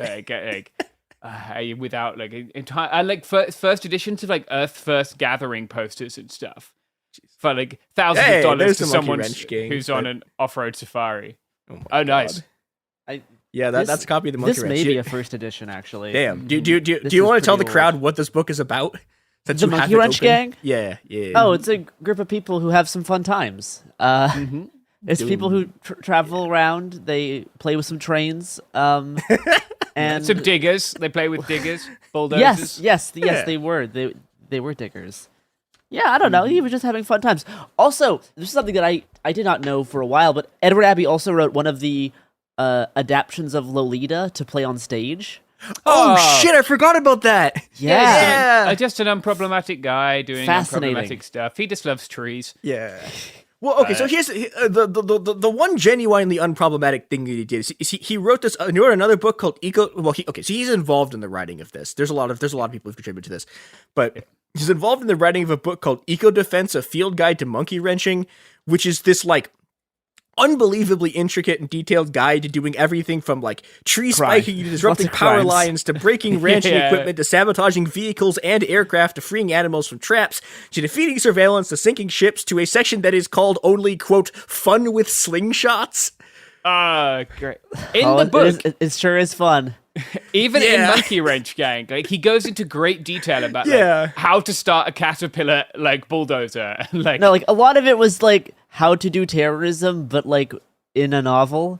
I do like it's fantastic. Yeah. Well, it's like there's a whole genre of post World War II French films that are this with prison breaks, where it's like it's a bunch of people who'd like been in concentration camps and like had broken out of them and are making these movies that are like just really intricate. Okay, this is how you make a lock pick. Like this is how you figure out guards like shift changes. Like this is how you like take out these boards. It's great stuff. It's one of the better kinds of things. And Eco Defense, like it's not the most banned book I've ever seen. An award that goes to it's not okay. So on the one hand, like the FBI is in a weird position because they can't like technically ban it because the U.S. has this thing called the First Amendment that like you can sometimes win in court. Does it really? Here's the thing. The Eco Defense Handbook was not written by Edward Abbey. It was written by David Foreman. Okay. There was a foreword in the book written by Edward Abbey. Okay, that's the part that's written by. He was I think he was involved with the publication with it, like somewhat. David Foreman and Edward Abbey were friends. They were they were buddies. They were doing Abbey is less involved with this insofar as Foreman, like the FBI tries to like entrap him for writing this book. Most of the people who like actually wrote sections to this, I wonder why. All these people the FBI tries to arrest him on other stuff because unfortunately this book doesn't violate traffic law, so they can't arrest you for it. And you can still buy it on Amazon. Which is really it's still there. funny. Yeah, it's on the Anarchist Library for free. Yeah, you don't buy it. Don't give Jeffrey Bezos your money. Yeah, turn on a VPN, use Tor, and go to the Anarchist Library. I know it's in this category of books that are like okay, when you have your normal banned books list, they don't include. There's two kinds of books they don't include. One is they don't include books where it's like, well, they didn't technically ban the book, but they tried to arrest everyone who wrote it. And then two, they don't include Alfredo Bonanno's Armed Joy, a book for which he was arrested, thrown in prison, and kept there while the Italian government, on orders from the Supreme Court, like took every copy they could find and lit it on fire in giant bonfires. The other thing with the Eco Defense Handbook, even if they did not arrest the owners, I've talked with a lot of green anarchists who were active during the Green Scare, and they definitely arrested people just for having the book. If you had it, that was evidence that you were a terrorist. It was something that like you don't talk about, you don't put your fingerprints on it, because having this book could get you in trouble. There's multiple ways to ban a book. One of them being if you have it, they're going to try to charge you with like terrorism enhancement stuff. They might also try to car bomb you. Pretext. So yeah, fun book. Yeah, and so and like I think calling it like I think with I think a lot of the stuff that people were doing that got called monkey wrenching or sort of like ecological sabotage just called eco-terrorism today. Because people have there's like a whole loop of this, right? Because there's the FBI to the Green Scare going like all of this is terrorism. We're going to use the fucking entire like giant like military apparatus we've built up to like go after a bunch of people setting free animals.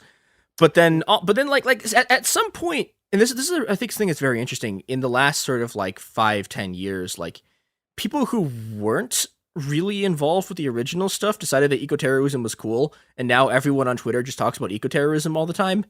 Which is like they talk about an interesting term. Well, they don't. And this is the thing; those people don't do it, and it's like, hey, come on, like. But on the other hand, there are a lot of people like. We should maybe caveat for our British listeners that you absolutely can be prosecuted for having that book, and multiple people have been prosecuted in the last 2 years for having the Anarchist Cookbook. I mean, you could still be. Oh yeah. It's like they can't ban you from selling it. Even if you're an American, you can still get they've still gotten people for having the book. Like that's the interesting thing about how the censorship works, right? Is it like you are allowed to be a capitalist and sell it, but you're not allowed to buy it because having it means you're a terrorist. Yep, wonderful stuff. Yeah, in Britain, you can't even things like the Anarchist Cookbook. Like people have been prosecuted for having that. People I think, and anyone should be prosecuted for the Anarchist Cookbook because it's dog shit. Anyone it's pretty bad. Yeah, I've always wanted to do like a deep dive into like the history of all the shit that's been blamed on that book, and all the people who've referenced. And it's funny too because it's not like the army literally doesn't publish fucking field manuals that you could just buy at a store that like has all the same shit. Like. Yeah. But, terrorism is when we do it and not when they do it. Yep. That's right. So I want to talk about, so like this whole thing is a product of like this, like, you know, this is what sabotage sort of turns into, right? And there's, you know, and so some of the stuff that like is being done here isn't really that destructive. Like a lot of people like, you know, like people like sitting in trees, right? There's a lot of stuff that's sort of like civil disobedience that is like, you know, included in this stuff. But then there's also like, but you know, but the like stuff like spiking trees is where I think you, and specifically like destroying construction equipment is where stuff you start to get the sort of like modern understanding of sabotage is like a thing that like an activist does to like a piece of machinery. But, you know, like there's a lot of things people do, like people sabotage like whaling ships. But then also, I want to sort of close the episode with this, is that like there's a lot of people in a lot of other places in the world who do a lot of stuff for ecological defense that doesn't get put under this framework. Where, for example, there are groups like the Niger Delta Avengers who are like, okay, fuck it. If the Nigerian government is just going to execute ecological activists, we're going to pick up guns, we're going to blow up pipelines, and we're going to start shooting. And, you know, there's ground in between, like, the sort of, like, we're going to do sabotage and we're going to, like, do armed struggle. Like, in Ecuador, for example, one of the responses you see to sort of, like, attacks on indigenous land by capitalist developers is indigenous groups being just like, fuck it, we're doing an uprising. And then tens of thousands of people, like, spend 3 weeks fighting cops in the street until they stop. And you also see stuff that's, like, it's kind of like, okay, so one of the other, specifically in France, they do this all the fucking time. Like, one of the older sort of, like, workers, like, sabotage tactics is just like you kidnap your manager. And like people do this like now in France. Like it's just like, okay, you're the manager, you can't leave until you agree to our demands. And like, but like when people will do this in ecological settings, well, like they'll send in a government minister to like negotiate something. There'll be like a mine manager around, and people will just be like, okay, like we're kidnapping you, like, and we'll let you go when you stop doing this. Oh no, it's good stuff. Yeah, and I think like and these tactics also sort of spread. Like, for example, in Chile, if you look at their sort of like militant ecological struggles, especially like indigenous Mapuche resistance, like that is a place that like more than anywhere else I've ever seen loves setting construction equipment on fire. Like they really like lighting backhoes on fire. It's good stuff. But having sort of said all of this, like the fact that sabotage is synonymous with sort of like property destruction is I genuinely think like a triumph of corporate propaganda, because the original meaning of it, right, the original politics behind it, which is this like very explicit class politics of like, fuck it, like if we are not going to get the actual like products of our own labor, we are either not going to work or we are going to take it from you, or we're going to make sure that you also don't get the products of our labor. Like that stuff's all just sort of gone. And that's very sad to me, because it's a good politics and we need more of it. And yeah, all of this sort of is to say that workers have no reason to fear the black cat, but bosses, owners, and capitalists live in fear. Your time will come. Happy Halloween. Okay. Happy Hallows Eve. Cut fences. Somehow I never mentioned bolt cutters in here, which is sort of wild. That's yeah. fine. That's Buy a fine. bolt cutter. Hopefully one of the ads will be for bolt cutters. So, something I learned on a job once is that like, okay, so razor wire is really scary stuff. Mm-hmm. Like it has anti-clotting agents in it that like I've on the wire. But I've gotten past a lot of razor wire. Yeah, well, but I mean the thing about this, right, is that like you can just cut, like it's actually really easy to just cut like the chains on the chain link. Many people I can do it. Like, I'm not very this. strong. And like you could just sort of do this, and like this is useful for a lot of things. Like for example, if you have to break down sections of fences and fences in your lawn, like yeah, you can do lots of fun things with bolt cutters. Keep the kids, or tin snips. Keep the kids off your lawn. Yeah.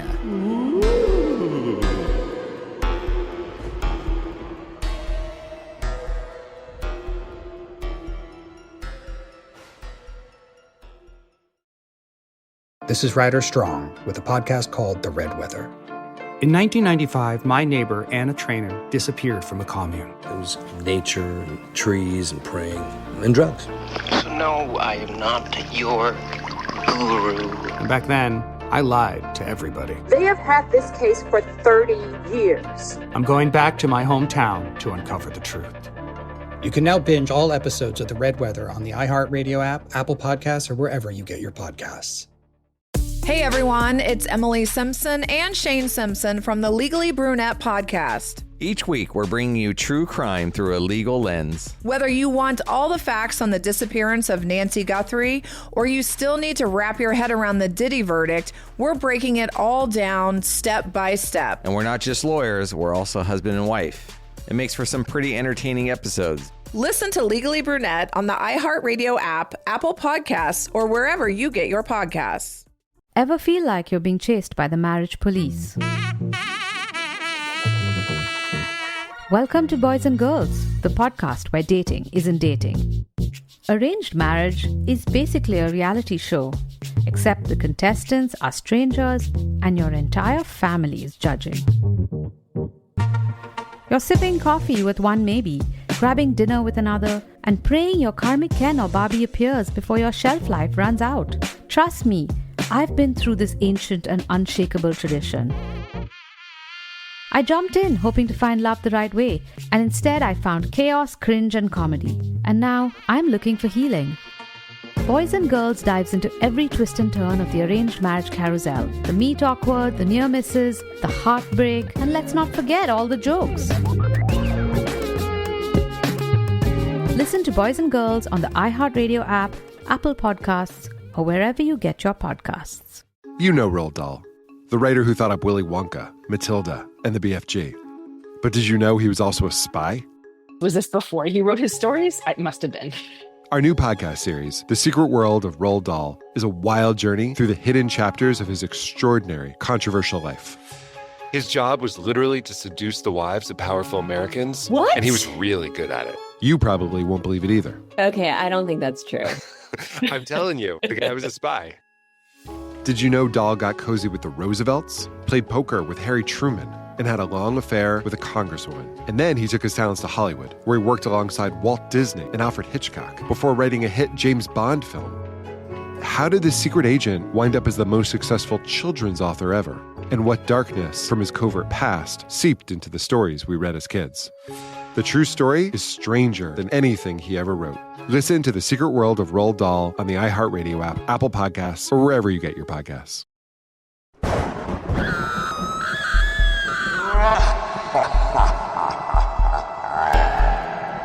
Woo!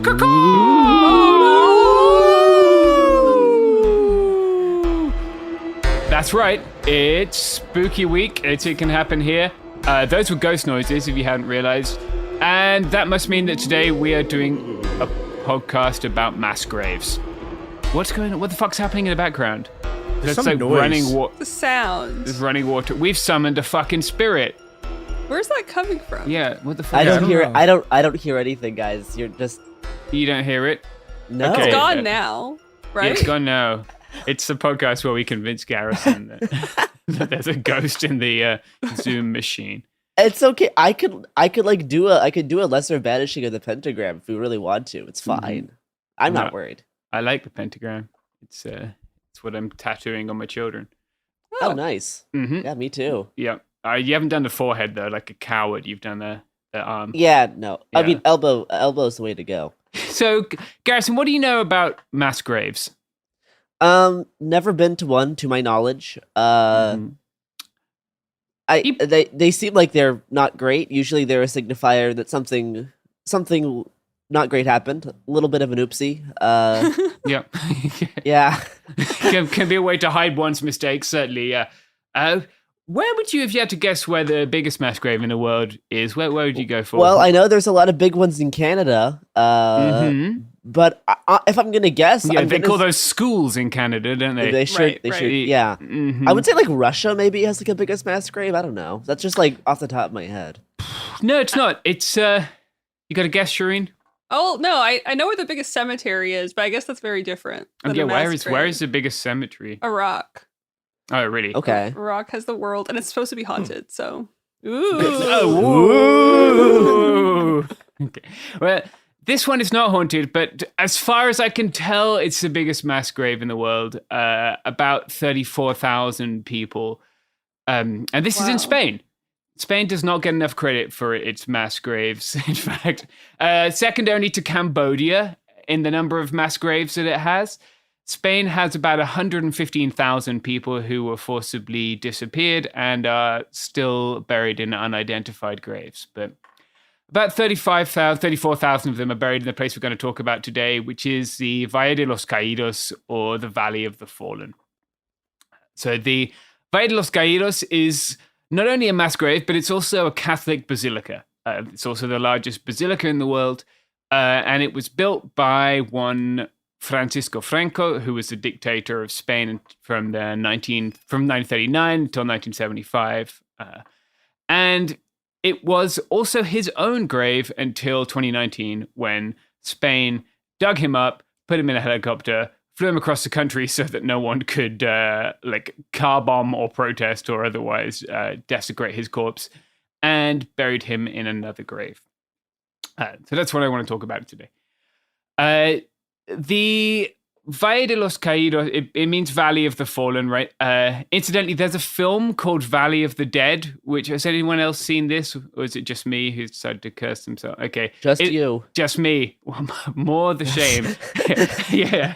Many more people should be enjoying Spanish Civil War zombie fiction movies, in which both sides come together to fight against the greater foe of the undead. Not actually a thing that happened. So it's the Valley of the Undead.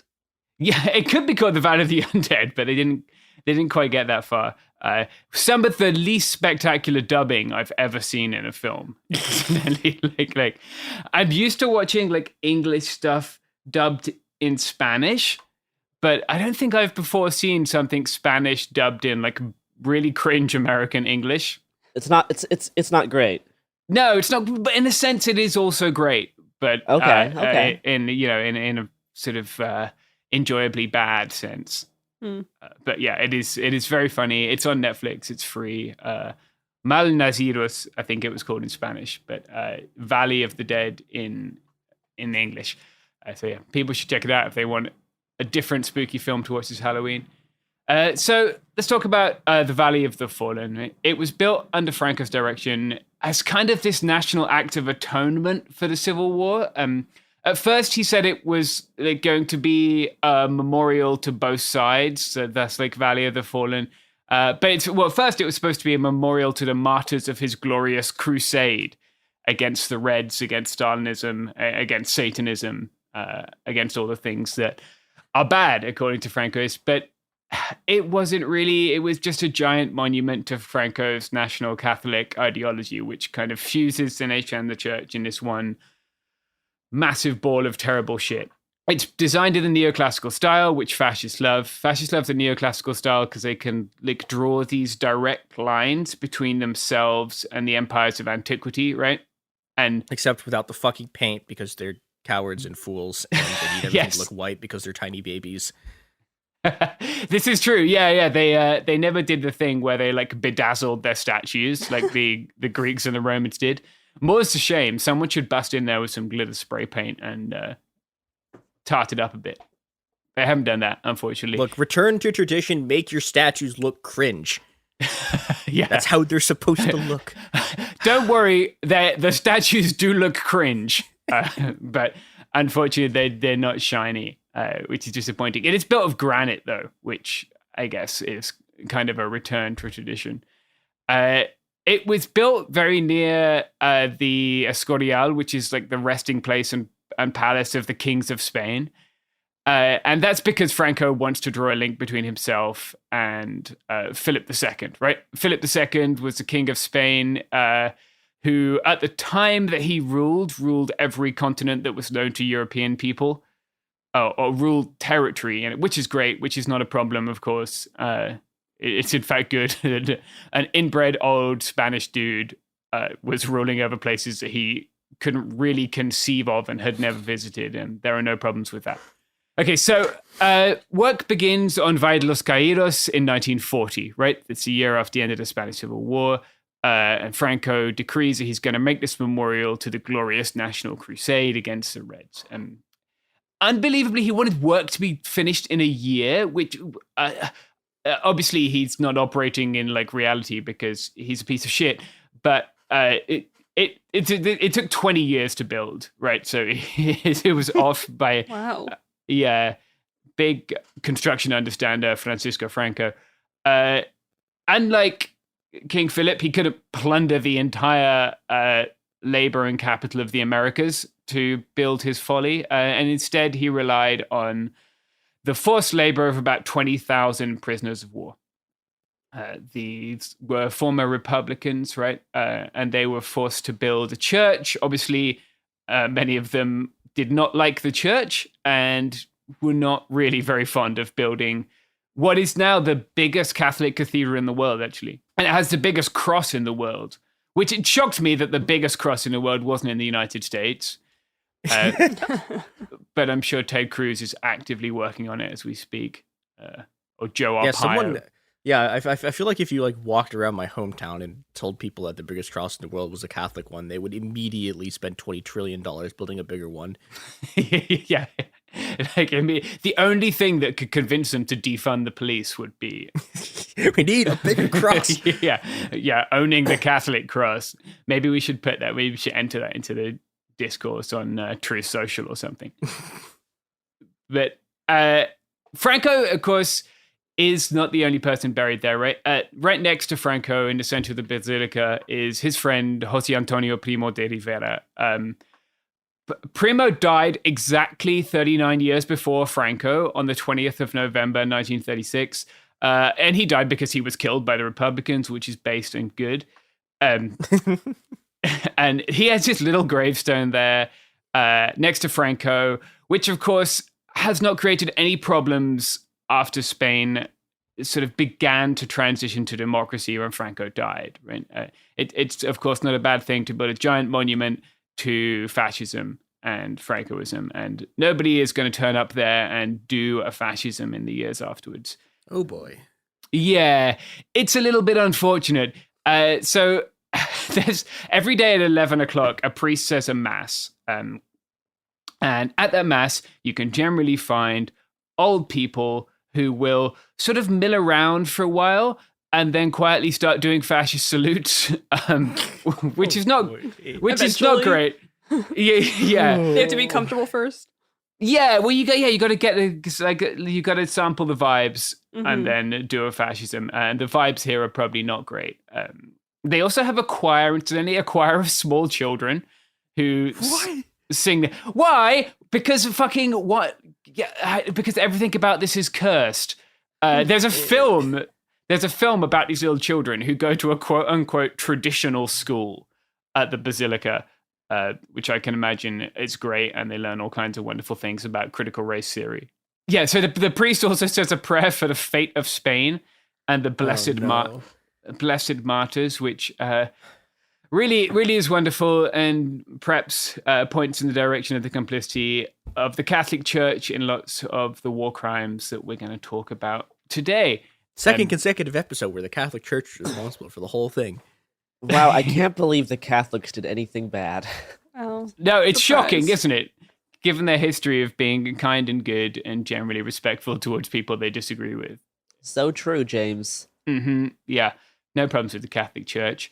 So this particular church is hewn, it's just a giant hole in a granite ridge, right? It's, again, a giant hole cut by the forced labor of prisoners of war. It's called the Valley of the Fallen because today it houses the remains of about 33,000 people. And this is what makes it the biggest mass grave in the world, right? The monument's register includes many of their names, and it has the motto, Caídos por Dios y España, so fallen for God and Spain, which conveniently overlooks the fact that most of the people there didn't like God very much and really didn't like the version of Spain that's being presented here either, right? Because the vast majority of them were Republicans, people who had fought against Franco's idea of Spain in the Civil War. And the bodies that came there really kind of came there in two distinct waves. So like I said, Spain has about 114,000 odd people who are buried in unidentified graves, right? The vast majority of these people are Republicans who were killed by Francoist forces, but some of them are not. Some of them are Francoists, Catholics, Carlists, other like right-wing fascist type people who were killed by the Republicans, right? Now, the bulk of those people were dug up and identified by the Francoist regime in the time that he was in power, and many of them were moved to the Valley of the Fallen, and they're identified there. But the majority of the people in the Valley of the Fallen were Republican people whose remains were taken without their consent from mass graves where they were victims of Franco's terror, right? And they were moved to the Valley of the Fallen to be some kind of like weird pyramid sacrifice ritual. I don't have a complete grasp of Catholicism, but I certainly don't understand this shit. To sort of, I don't know, make Franco's temple more like spectacular. And it's very strange. It's very cruel, right? I want to quote from the BBC article in 2011 that was written about one of these people, Jorge Valrico. So Jorge Valrico Canales was taken from his home in August 1936 in the middle of the night and shot by a fascist execution squad. His town had fallen to the uprising, and he had been singled out as a socialist. In 1959, his remains were dug from a well and moved to the Valley of the Fallen. More than 30,000 war dead from both sides were transferred there on Franco's orders. For me, it's excruciatingly painful that my father's remains are in a place built to the glory of the victors in a military coup, says Fausto Canales. It feels like a double crime. First, when he was executed, then when they moved his body without our permission to a place which is totally inappropriate. So that experience, sadly, is far from uncommon, right? Between 1959 and 1983, like I said, about 30,000 of these graves were dug up. Lots of these were like shallow roadside graves. They were wells. Some people were buried in graveyards, and they were transferred to the valley. Sometimes they weren't transferred in their entirety, incidentally. These mass graves are not well organized. So like to perhaps give some context here, like Spain began exhuming these mass graves in 2007, right? There was a historical memory law passed, and they're often just jumbles of corpses and bones, right? Some of these mass graves contain like 1,000 people. Right. Well, I don't imagine them being like, hey, we're going to do a mass grave now. You know what I mean? Like, they're just kind of digging a hole and putting bodies in it. Yeah. It's fair to say, no one made a good plan, which is unfortunate, isn't it? But they would get all the people who they identified as socialist or feminist or otherwise objectionable to their vision of Spanishness and then kill them all, and then put them in a hole because they considered them to be less than human. And they seemingly seem to have like dived into the hole and grabbed some bits and pieces and moved them to the Valley of the Fallen at some point. Wait, so like, how are what actually like how are like the bodies in the Valley of the Fallen like held? Like, what are they just like? Are they in like caskets? Did they just dump them in another hole? Like, no, there are various. It seems like there are various different. Like some of them are in these little stone. There are like these little stone tomb-looking things, but I don't think that those actually contain the remains. I think they're in these various pits. So it's another they moved him from one mass grave to another mass grave that they build a sacrifice temple over. Yeah, so they're now beginning to exhume the already exhumed bodies from. So they're now digging up the Valley of the Fallen, right? To identify these remains. Catalonia has a DNA registry, so if you believe that it would be like people of our generation's grandparents.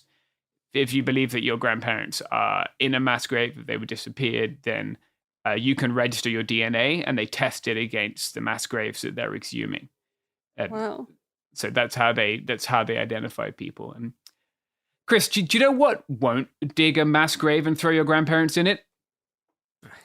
I cannot in good Exxon Mobil. Answer That's that right, everybody. Yeah. Black Rifle Coffee Company. Well, I was just going to go with Coca-Cola, but that works well, too. That's 3 options. 3 for 3. Here's the ads. And we're back. Hopefully there was no reference to mass graves in those adverts, but we can't promise you that, sadly. We also can't promise you that there's mass graves they didn't talk about.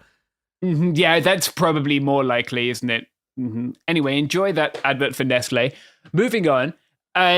Some of these mass graves have been identified by a Spanish nonprofit group called Innovation in Human Rights. And they actually have this incredible data set, specifically on the Valley of the Fallen, where you can look up the location of the corpses that are there, right? So like, of the remains that have been identified from where do they come? 3,902 corpses. That's about 70 busloads of dead people. If you want to imagine that. They came from this small town of Tarragona, which is where I used to live. That's not a big town. I was trying to think of like a California town to contextualize it by, but I think most people wouldn't have heard of towns that small. Despite being a pretty rural area, the Camp de Tarragona contributed about 20% of the corpses that remain in the valley. And that's probably because it's part of Catalonia, right? Catalonia Spain is a multinational state. So there are lots of nations within Spain, right? Catalonia and the Basque Country being the ones that people are most familiar with. Franco particularly hated Catalan separatists. And so as part of this ongoing punishment of Catalonia for like trying to leave Spain during the Civil War, the Francoists dug up the remains of the people they'd already murdered and moved them to a long way from Catalonia, right? The Valle de los Caídos is near Madrid. Conditions for people who built the valley were pretty appalling too. The workers and their families lived in these shacks, according to archaeologists who exhumed them last year. Families lived in 9-meter square shacks with no water or electricity. They made shoes out of old tires, and they had no windows or no heating. Their beds were made of stone, and they and their children suffered from malnutrition. It's not particularly rare for people to have suffered from malnutrition in Spain after the Civil War. This period was called the Years of Hunger. But even so, it seems like there was particular cruelty applied to these people, many of whom were serving sentences for things like forming unions or forming student political movements, right? Like they weren't like... They hadn't done anything wrong. Right. They were the victims of a totalitarian state. So one of those people is Nicolas Sanchez Albornoz. He was interviewed in a Catalan newspaper, El Nacional, and he talks a lot about his memories there. Incidentally, he escaped after a few months with the help of Norman Mailer's sister. Hell yeah, base Norman Mailer's sister. She's incredibly based, actually. She like helped him escape and then ferried him across the Pyrenees to France, where he escaped into exile in Argentina and lived for decades. The only good, well, okay. I was gonna make an only good Argentinian exile joke, but it probably is actually genuinely worth mentioning that a lot of people who were Jews fled to Argentina too, like right before World War II. Yeah, and that's a huge thing. And you get people like calling them Nazis because they're fucking dumb as shit. And it's like, guys, come fucking on! Like if you can't tell the difference between a Nazi and the people they were killing, like please stop. Okay, this has been my interlude about people doing this shit because oh my god. Yeah, maybe don't cast aspersions. Maybe do a little bit of reading first. So yeah, a lot of them end up in Argentine exile. Actually, ironically, Argentina also claims universal jurisdiction. So what we've seen in the last few years is like Spanish historical memory groups trying to get people who perpetrated crimes against humanity under Franco extradited to Argentina to be questioned, which is also very funny given that Argentina has its own legacy of crimes against humanity, right? And Spain does this shit too, actually. Spain claims universal jurisdiction and will try and like extradite people who have done crimes against humanity in formerly colonized countries without... Spain has not faced up to its own crimes against its own population. You know, I will say I am entirely down for like intentionally starting some sort of like Spain-Argentina like shit fest where both of them like get pissed off at each other and start trying each other's war criminals. That seems really funny. I would be even more impressed to see. Are you familiar with who Balthazar Garzón is? Is he that weird prosecutor guy? Yes. Yeah. who tried to try U.S. officials for crimes against humanity for the things they did at Guantanamo Bay. Yeah, it would be outstanding. I would love to see like Spain and the United States come to blows over like their respective crimes against humanity. It would be wonderful, sadly. And like in Iraq too, I think he like what was it called? Did they call it enhanced interrogation techniques that they were using when they were like electrocuting people and such? Yeah, so like he tried to prosecute people for that.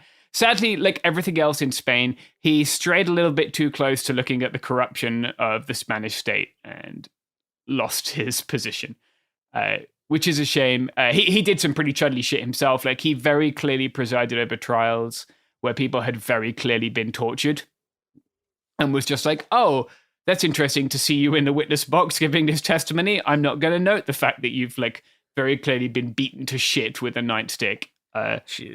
Yeah, Spain, a country with no problems, famously. So yeah, Albornoz escapes. Actually, there's a film called Los Años Bárbaros, the barbarous years, I guess, the barbarian years, which looks at his escape. And he was one of only 2 people to have escaped. But people died building the Valley of the Fallen, right? And then were buried there in this weird monument to Francoism. So like I said, Spain really hasn't dealt with its legacy of mass murder, right? And it never really had a Truth and Reconciliation Commission. It never really dealt with the amount of people murdered after the war. And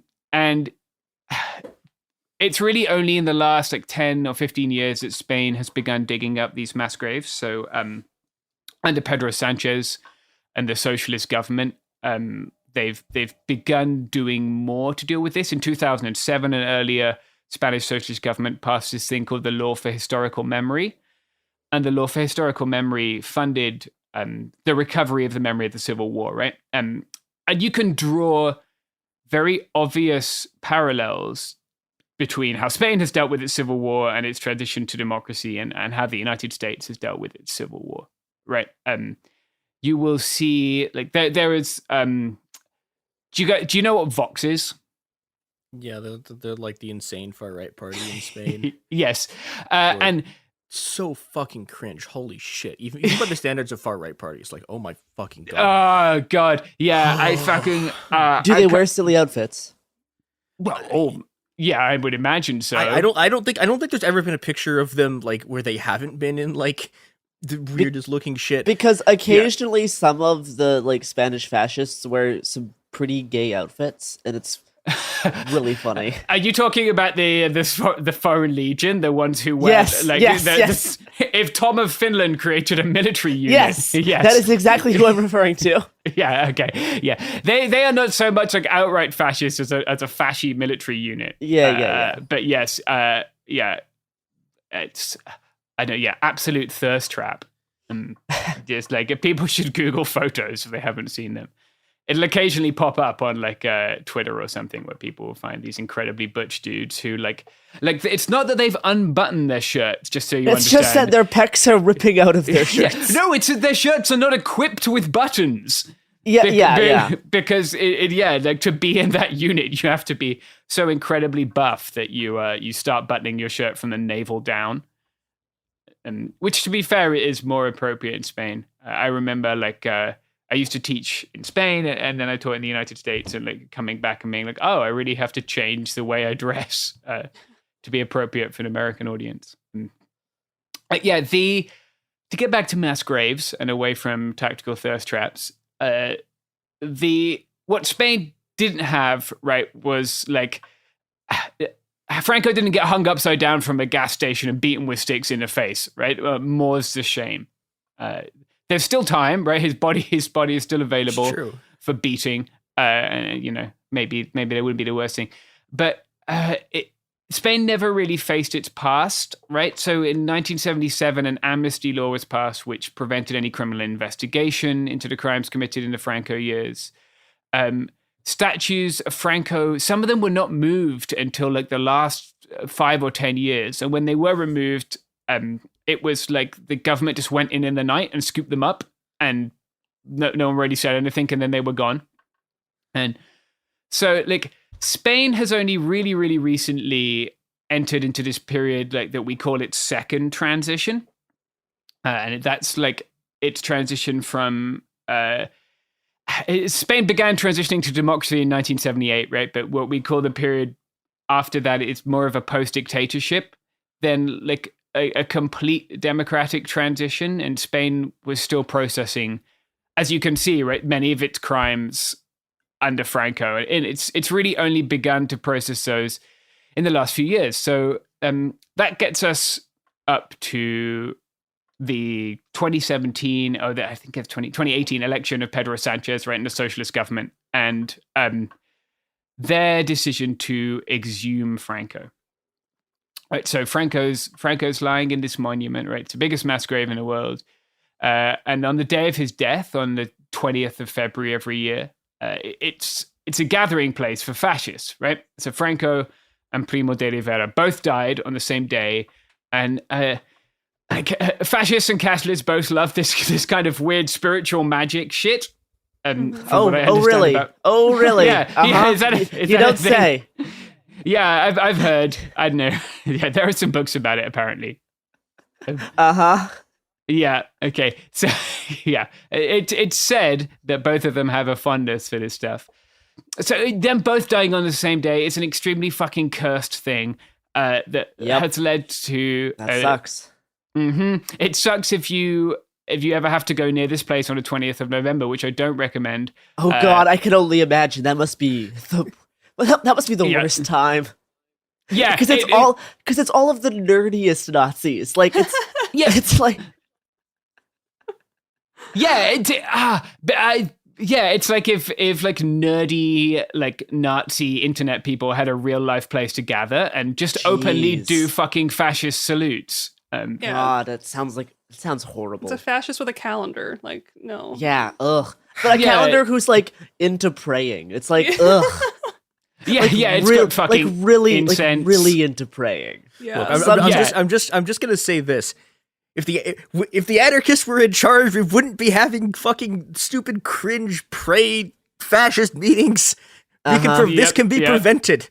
The CNT can rise a third time. Sure. But it is the nerdiest thing ever to think about a fascist like updating their Google Calendar, being like, for all their spiritual holidays where their leaders died. Why do they always celebrate the day that their leaders died? It's always the weirdest thing. That should be thing. a celebration for us. Well, right? fascism it's a death cult, right? Like their leader dying is this is the moment when they finally express the pure core of fascism. That's true. That's actually a really good observation. That actually is more on the point than what it should be. Right. Yeah. We're like immortalizing them on that day forever. Yeah. I mean, Viva la Muerte was the slogan of was it the African army? I think it was Spain's Foreign Legion, actually, like Long Live Death, and they called themselves like yes, that is their slogan. They called themselves the what's it called? The fiancés of death. Yeah, like they're all gay because they're all married to death. Sexy. Which is pretty metal. They're also kind of fashy, but yeah, that does really showcase the whole death cult aspect of fascism. Yeah, you know what isn't a gay necromancer? Again, we can't promise that now we think about it. I wish we could advertise some more gay necromancers. I would be in my element. Yeah, I've just done an ad read for a couple of them. Actually, I should have let you know. I am just so jealous. That's all. That's all I want out of life. Yeah, please enjoy these gay necromancy products and services. Okay, we're back. I hope you enjoyed that as much as we did.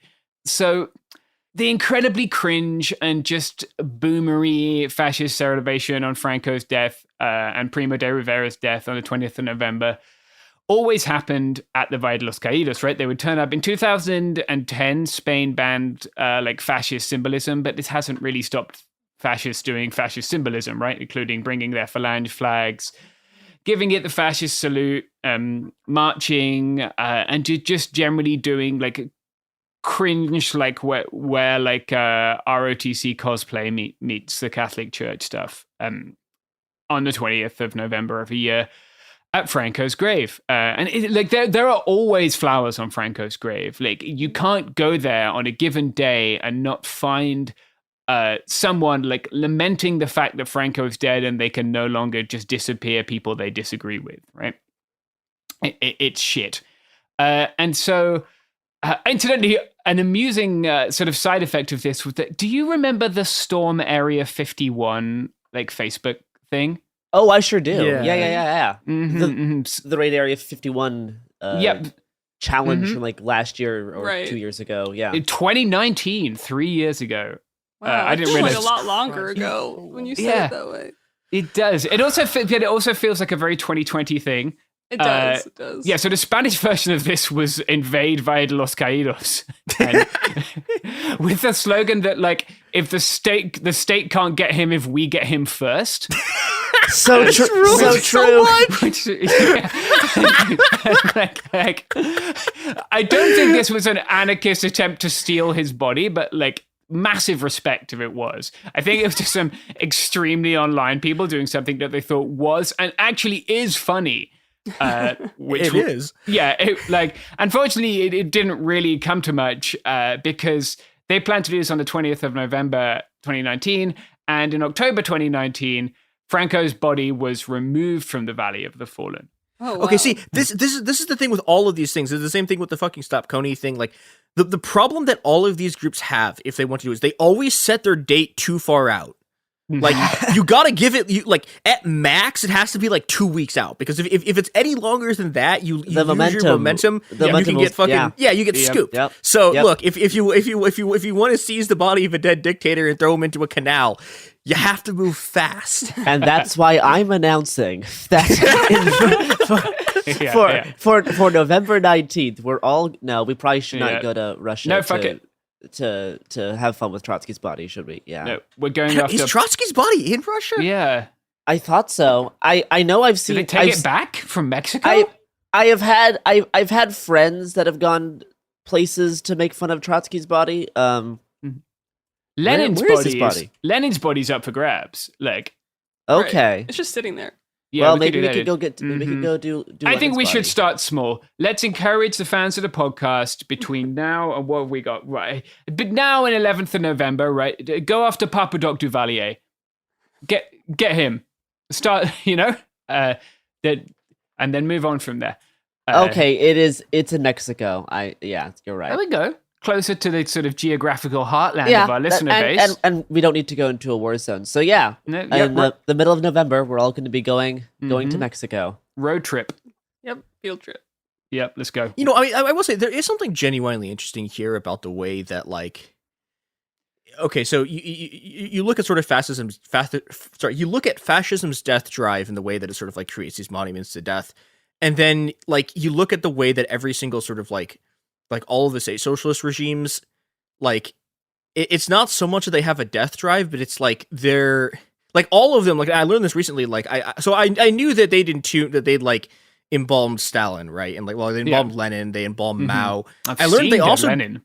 Yeah, but I also learned they did it to Ho Chi Minh too. No, yeah, it's like they did it to like all of these people, and it's like there's this sort of weird like almost inversion of it where it's like fascism is based sort of on like like on the sort of totalizing worship of death, whereas Stalinism is like it has this kind of inversion of it where it's like it's based on like a kind of like eternal life for their leaders in this also incredibly bizarre way.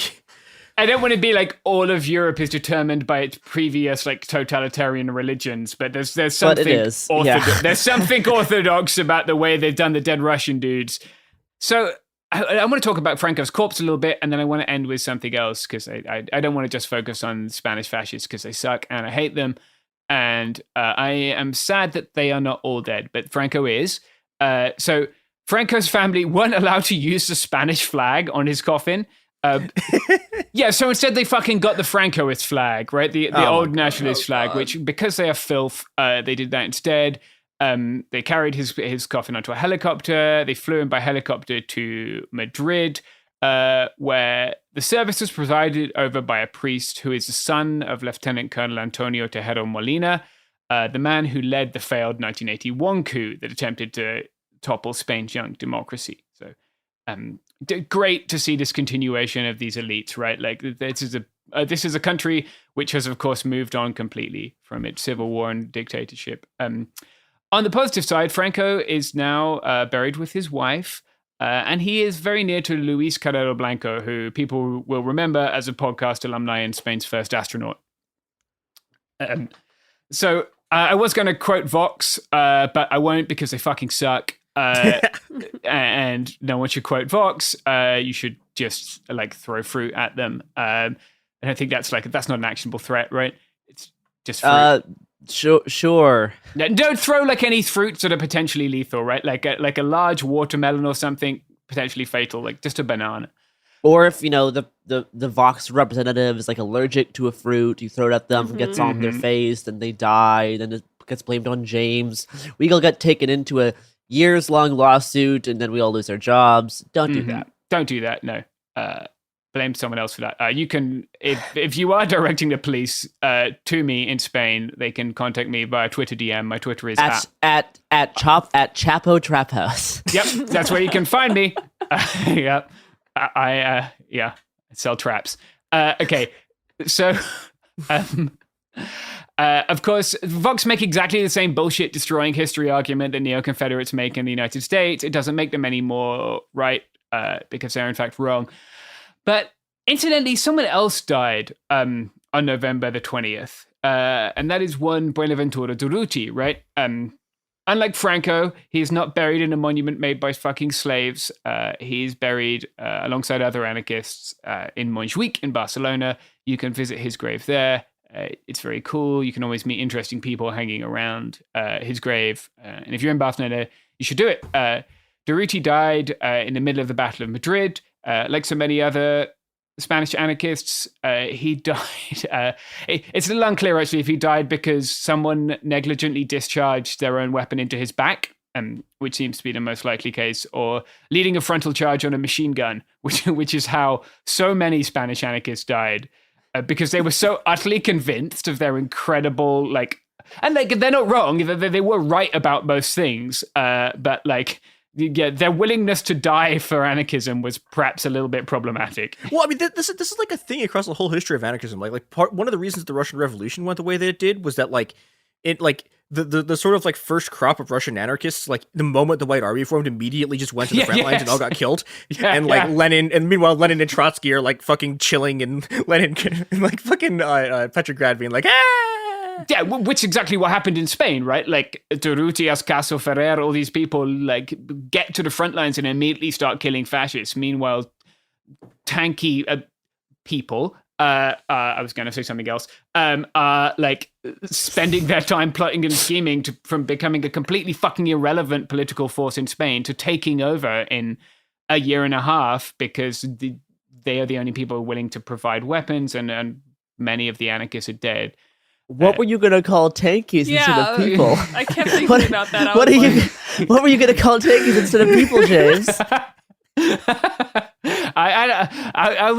It makes me angry, and I was just gonna that is an evasive answer. Yep. Stalinist dogs of the bourgeoisie, etc. Yeah, I was just gonna say scum or filth or a British swear word that I can't use on the podcast because it offends American people, which is fine. Bummer. Yeah, it's disappointing. I don't want to be cancelled by a woke mob. We're not gonna have you're not gonna have a heated Australian moment. Yeah, exactly. Yeah, I nearly went full Australian, which I've done it before on television, and it just doesn't end well. All right. In Spanish, not English. Which is also a Spanish word. 20th of November in Spain this year. It'll be 3 weeks when people are listening to this. Some fascist shithead, if you live in a town in Spain, will be walking around doing shitty fascist things. And people who live in Spain are, of course, very aware of this. But I wanted to finish instead with another thing that anti-fascists in Spain do in November. So on the 15th of November this year, anti-fascists all over Spain will be gathering to remember 15 years without Carlos Palomino. People might not know who Carlos Palomino is, but I want to very briefly recap his story to finish up. So on the 11th of November 2007, Carlos Palomino and about 100 other anti-fascists got on the subway in Madrid to counter-protest a right-wing rally in Usera, an immigrant neighborhood that's home to Madrid's Chinatown today. On the train on the way there, he ran into a 24-year-old Spanish soldier, Josue Estebanez. Estebanez was dressed in clothes. I don't want to talk about the brand, actually, because we shouldn't hype market Nazis, but the clothes showed that he was a far-right skinhead, right? Carlos Palomino notes this. Estebanez takes offense at Carlos Palomino noting his Nazi clothes and stabs him with a machete. Jesus. Yeah. He stabbed someone else as well, but unfortunately, Carlos dies pretty quickly. He was 16 years old at the time of his death. He was the only child of his mother, and he lived with his mum, who was separated from his dad and his grandmother. It affected his mother, as one can imagine, pretty terribly, right? The loss of her young son. And as a result, his mother has become a prominent anti-fascist activist in Spain. She founded the Association of the Victims of Fascist, Racist, and Homophobic Violence.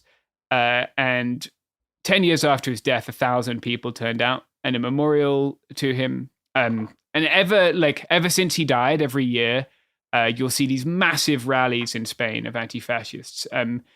If you've ever seen, do you remember like a year or so ago, there was this video going around Twitter and there was a group of people chanting like, "Aquí están los antifascistas," like, "Here are the anti-fascists."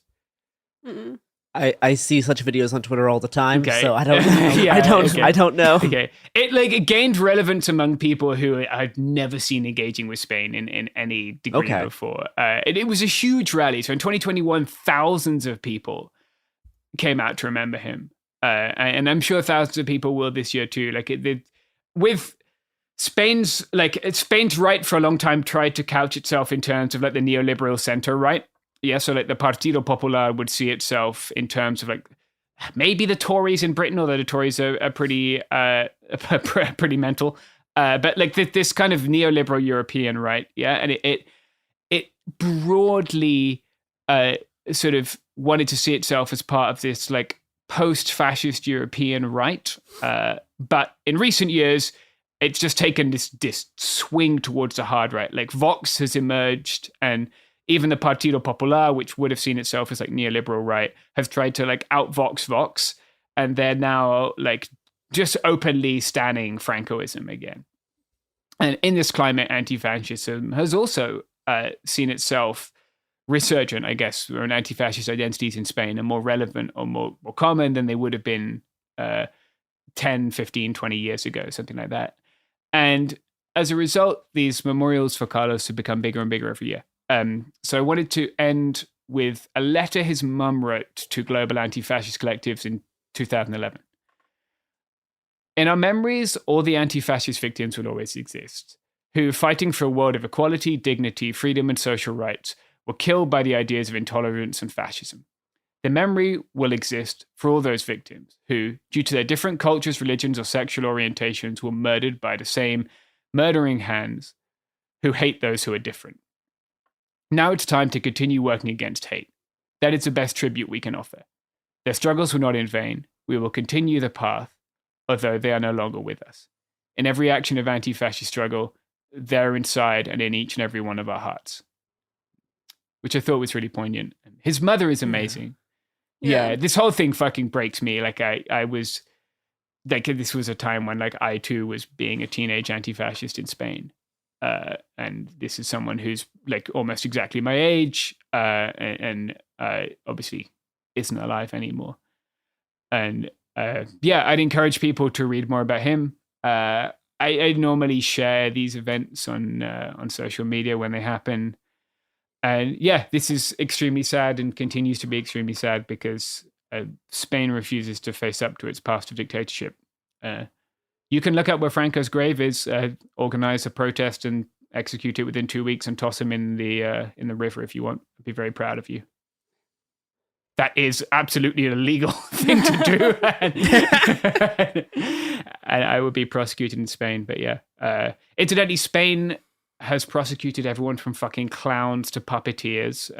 For Okay, now mocking the state. now it's serious. When you start coming after the clowns is when I start getting personally insulted. We need to do our episode on Clown Block soon, don't we? We do. I can put on. I have Clown Block right behind me. Okay, Ace, let's go. Yeah. Yeah. And then the British police will send someone undercover in your clown movement for 5 years. No! Who will marry one of you. And let me be a silly jester. Leave me alone. Nope, not in Britain. It's a crime. All right. Okay, that's been our podcast. Do crimes.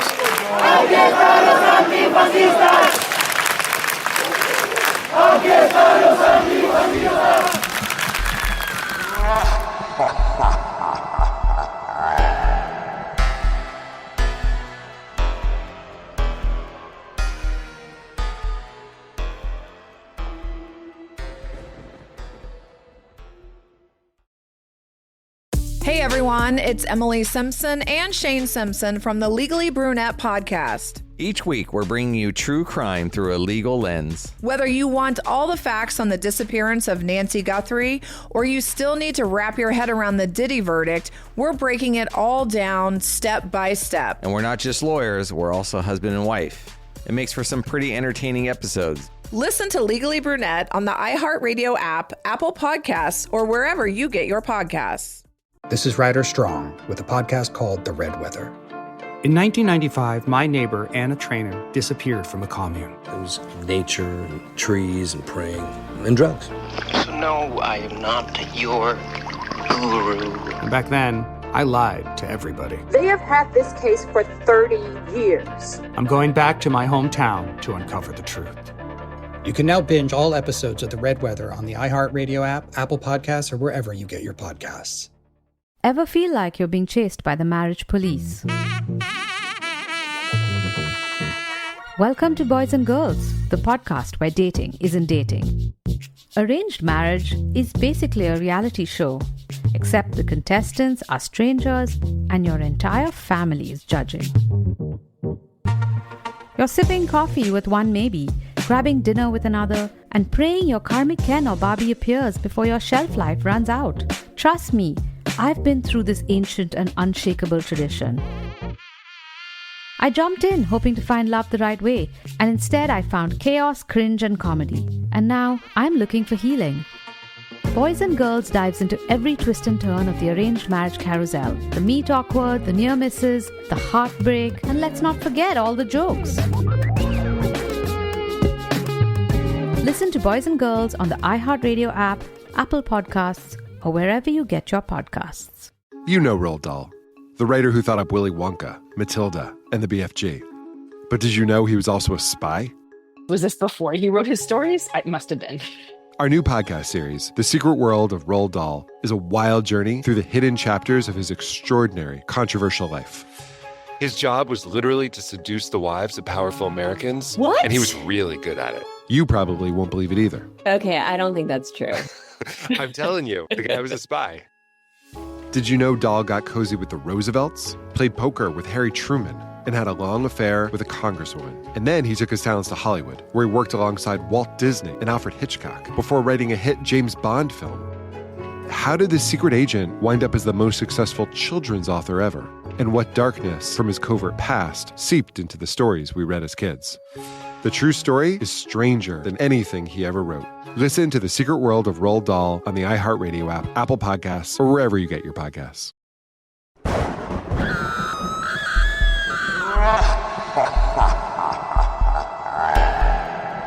Welcome to the final Spooky Week episode. Hi, well, this is It Could Happen Here. This is our last Spooky Week episode for this year.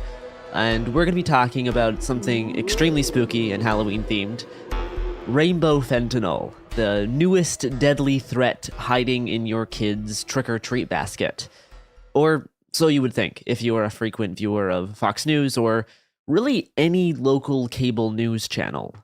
And that rainbow fentanyl in particular is troublesome because of its appearance. This is treacherous deception to market rainbow fentanyl like candy.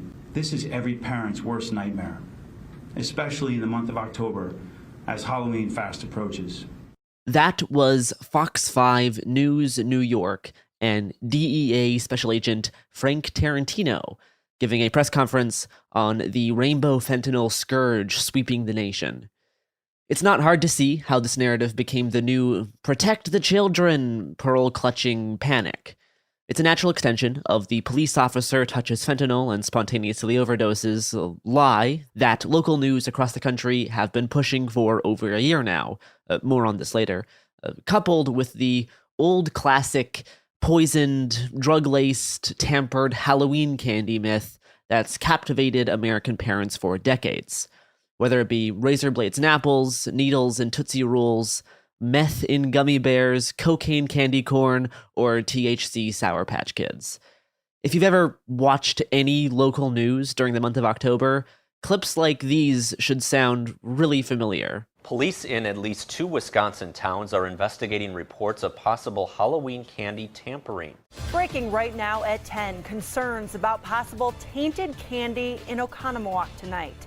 Police tell us they've received reports of a suspicious person handing out Tootsie Rolls on Oakwood Avenue. Right now, police have no evidence that any candy has definitely been tampered with. The world's leading researcher on Halloween candy tampering, Joel Best, a professor of sociology and criminal justice at the University of Delaware, has found little evidence to substantiate Halloween candy fears. Joel Best has published multiple studies analyzing the legitimacy of Halloween candy tampering, including his research paper, The Razor Blade in the Apple, The Social Construction of Urban Legends, and his sociology book, Threatened Children, Rhetoric and Concern Around Child Victims. I have followed press coverage of Halloween back to 1958, so more than 60 years. And I cannot find any evidence that any child has ever been killed or seriously injured by a contaminated treat picked up in the course of trick-or-treating. So let's go back to kind of where all this started. The first report of Halloween treats being tampered with in North America was in 1959. That Halloween, a California dentist named William Sheen distributed 450 laxative-laced candies to children, 30 of whom fell ill. He was later charged with outrage of public decency and unlawful dispensing of drugs. This is kind of like the only incident that this has ever actually happened with. It was back in the late 50s. This is the only true one of someone like handing out actually laced candy to tons of kids. Now, to determine whether the current tampered Halloween candy myths hold any weight, Joel Best examined 25 years of Halloween coverage from the New York Times, Los Angeles Times, and Chicago Tribune. In his research, he found that there's only been one confirmed death from a poisoned Halloween candy, and it wasn't from a nefarious stranger who wanted to harm trick-or-treaters. The fatal incident occurred in 1974 after a Texas man named Ronald Clark O'Brien poisoned his 8-year-old son with a cyanide-laced pixie stick shortly after he took insurance claims out on his children. O'Brien had reportedly given poisoned pixie sticks to his daughter and 3 other neighborhood children, but the candy had not been consumed. Since then, Joel Best said that in some instances, kids tamper with their own candy to get attention, or a friend or a family member played a prank that went awry, or even a foreign object ended up inside candy during the manufacturing process, and that's the majority of these types of claims that you'll see on the local news. Now, Halloween can be a particularly dangerous holiday, but not due to tampered candy. The real notable danger comes from pedestrian deaths. A study published last year in JAMA Pediatrics analyzed data over a 42-year period in the United States and found a 43% higher risk of pedestrian deaths on Halloween night when compared to the week before and after. John Staples, a lead author and clinical assistant professor of medicine and a scientist at University of British Columbia, said that, quote, "We found that particularly among kids age 4 to 8, the risk was 10-fold higher on Halloween." So yeah, Halloween actually is pretty dangerous, but it's from a car, not from someone sneaking drugs into your kid's candy. Last year, before the current rainbow fentanyl scare, the drug-laced trick in your kid's treat was weed-laced candy and snacks, causing quote-unquote THC overdose among children. But shady marijuana pushers package them just for kids. And if Stony Patch Kids are mixed in, it's hard to tell. And unfortunately, the black market is making it easy for children to get these products. Bensalem police confiscated what looks like normal candy during a traffic stop earlier this month. But these sweet tarts, they're medicated. These Sour Patch candies have a twist. And these Cheetos are anything but. All of these items are laced with THC. By laced with THC, they mean the $40 Stoner Patch Dummies are a manufactured weed candy sold in legal weed shops across the country. The fact that these novelty THC products are incredibly expensive and in packaging covered in weed leaves doesn't seem to matter. But yes, I'm sure the black market is super eager to give away tiny $50 bags of weed Doritos to children dressed as the Avengers. All right, now the details on a big warning for parents tonight. Police officers in Bensalem confiscated these items during a traffic stop. It's candy laced with marijuana. And now police don't want these friendly-looking snacks to get into the wrong hands with Halloween coming up. I'm going to quote from Filter Mag. Quote, attorneys general across the country are participating in the annual tradition of urging parents to stand vigilant against free drugs disguised as candy. On October 26th, 4 state AGs issued such claims, all using the same data and language, which appears to have been generously pre-written for them by the Department of Homeland Security. Ohio, Illinois, Connecticut, and New York, and Arkansas earlier that month, decried the dangers of youth THC overdose, but without hinting at what those dangers might be, except for New York Attorney General Letitia James, who, alone of the AGs, swung big, saying, New York parents should be on the alert for deceptive cannabis products that look like standard snacks and candy, but contain dangerously high concentrations of THC. These products are especially dangerous for our children. We've seen an increase in accidental overdoses among children nationwide, and it's vital that we do everything we can to protect our children and curb this crisis and prevent any future harm, or even worse, death. Now, that's a stunning claim. Even by weed disinformation standards, to date there's been no confirmed evidence that THC overdose has ever killed anybody, adult or child. So with all of that drug-laced Halloween history, onto the latest rainbow-colored menace in your child's trick-or-treat basket. As Halloween approaches, federal authorities are warning parents about the deadly consequences of fentanyl pills, particularly about the rainbow variety that look like candy. The Drug Enforcement Agency first put out a statement on multicolored, quote-unquote, rainbow fentanyl near the end of August 2022, claiming during that month that the DEA and law enforcement partners seized brightly colored fentanyl and fentanyl pills in 26 states. And this is how the presence of colored fentanyl was framed in the DEA's initial statement. Quote, this trend appears to be a new method used by Mexican drug cartels to sell highly addictive and potentially deadly fentanyl made to look like candy to children. Unquote.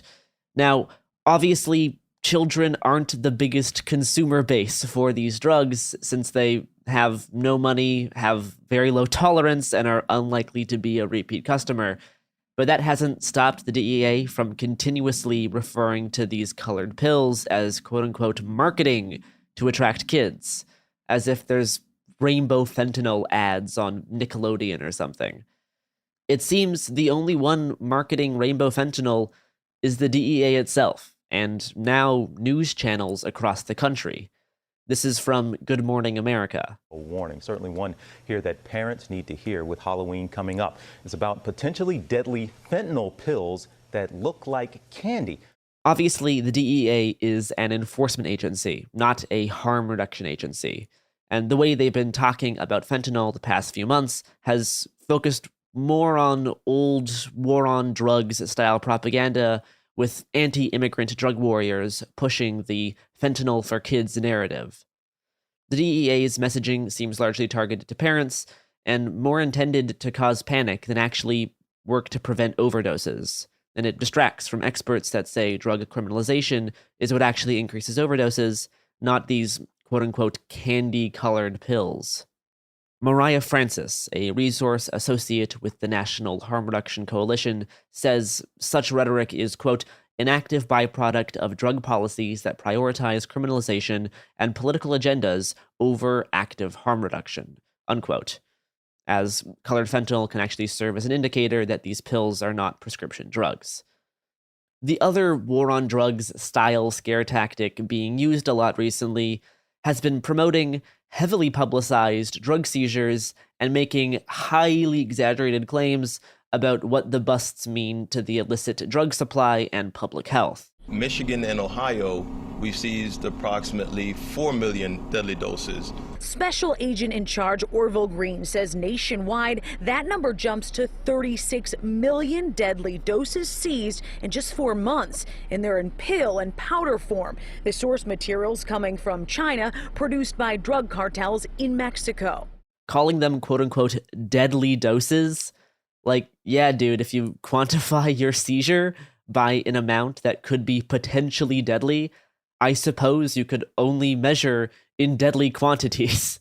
I could do the same thing with caffeine. I can go to the store and pick up like 10 Bang energy drinks and I just got a deadly dose of caffeine. Like, yeah, that's if you're measuring it in that way, sure, you can measure it as deadly doses.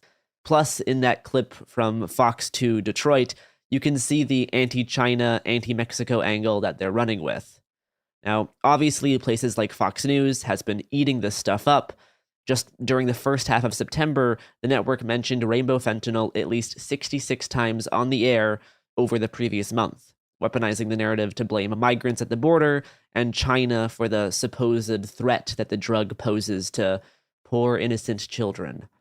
And many of people's most trusted news sources, which are local news outlets, have contributed to the DEA's panic by parroting the agency's statements as pure fact, pushing the claim that rainbow fentanyl is meant to attract kids just at face value, presented without any skepticism, without any fact-checking, or information from independent drug policy experts.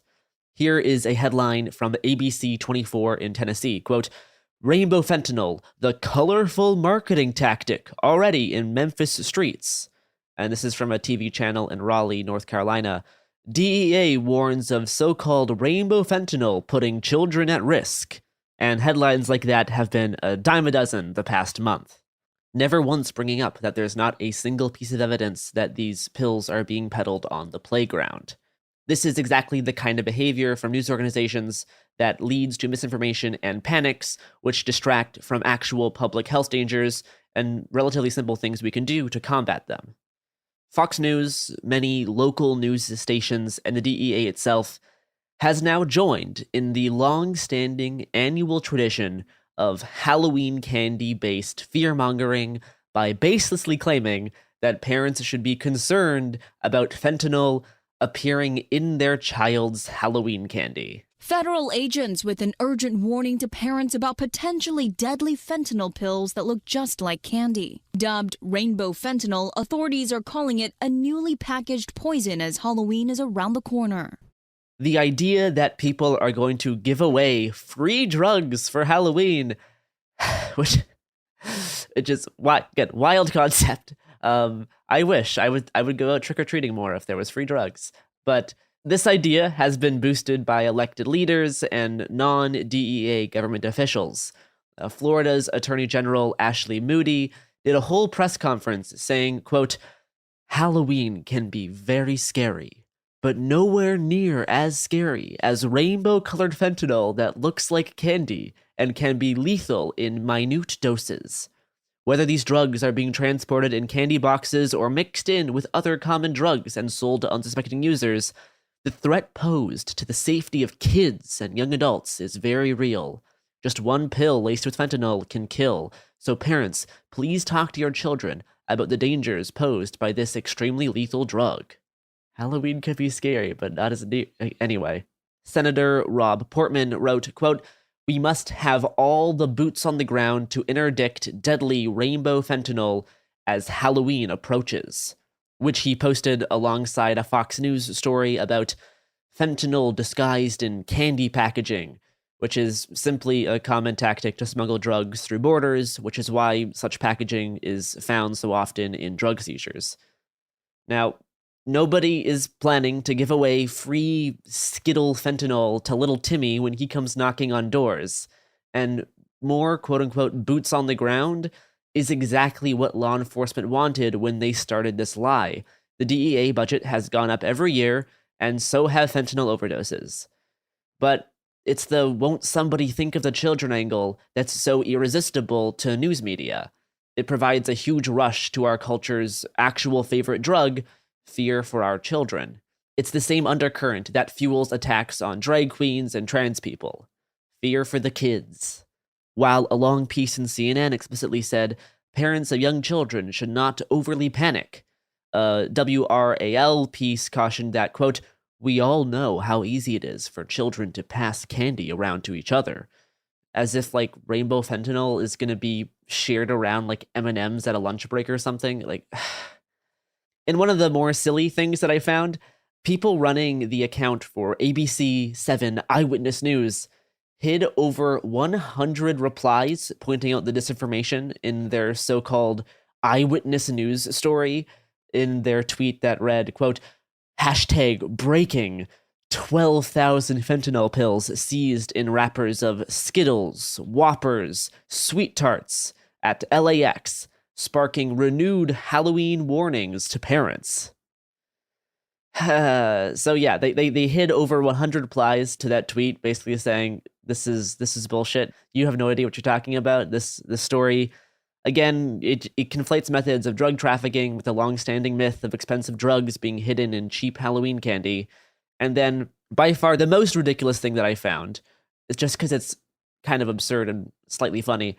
Laura Trump on Fox News did the most ridiculous rainbow fentanyl segment that I could find, including spreading the blatant lie that police officers have indeed died by simply touching fentanyl. Yeah, you look at the police officers who, when they just pat people down and they find it, if it touches their fingers, they literally go into shock and almost die from it. Some, I think, have died from it. The idea that you could have a kid anywhere in America, if one child dies from this on Halloween, I got to tell you, we have to take action to stop this right now because parents are terrified and we have no answers. What are we supposed to do? They're going to go trick-or-treating. So Democrats ruin Halloween too. Man, they really do. They ruin everything. So what you wouldn't know by watching these types of news programs, whether they be Fox News or just regular cable news, is that the colors in these drugs have been added to pills for years. The real danger isn't that kids are being given fentanyl-like candy. It's that fentanyl is being pressed into the shapes of other prescription drugs like oxycodone, and people will take a fentanyl pill thinking it's something else and then overdose.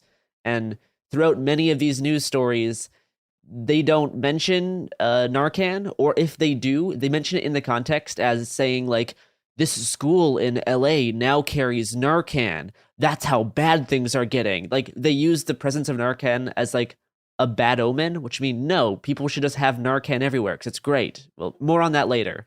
But these colored pills provide such a compelling visual for anyone with a financial stake in continuing prohibition. In a way, the DEA is right. Rainbow fentanyl is a marketing stunt, but one concocted by the DEA itself as a justification for its own existence, rather than drug sellers marketing their product to kids. Using the escalating demonization of fentanyl to call for increased funding to law enforcement and Border Patrol, and the need to convince a public acclimating to the idea of fentanyl that actually fentanyl is even scarier than what they once thought. Quoting Filter Mag again, quote, "People sell drugs because they are economically motivated to do so. No one except the DEA and its allies is arguing that it's a good business strategy to kill off your adult buyers and give free samples to children, a previously untapped customer base, because the fentanyl was never pretty enough and not because children do not have money. The emergence of different colors of pressed pills alongside the traditional blue fentanyl pills won't lure in younger buyers. If anything, it'll help keep newer buyers safe." Unquote. brightly colored fake pills that are clearly fake are helpful for people being cut off of their prescription and turning to street drugs to remind them that what they're getting is not the oxycodone that they're used to, but something more potent. And for more on what fentanyl actually is, and to kind of get an expert opinion on these topics, I interviewed Ryan Marino, the resident fentanyl expert who's cited in basically all of these news stories. So after this ad break, you will hear that interview.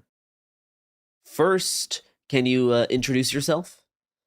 So I'm Ryan Marino. I'm a medical toxicologist, emergency doc, and addiction medicine specialist.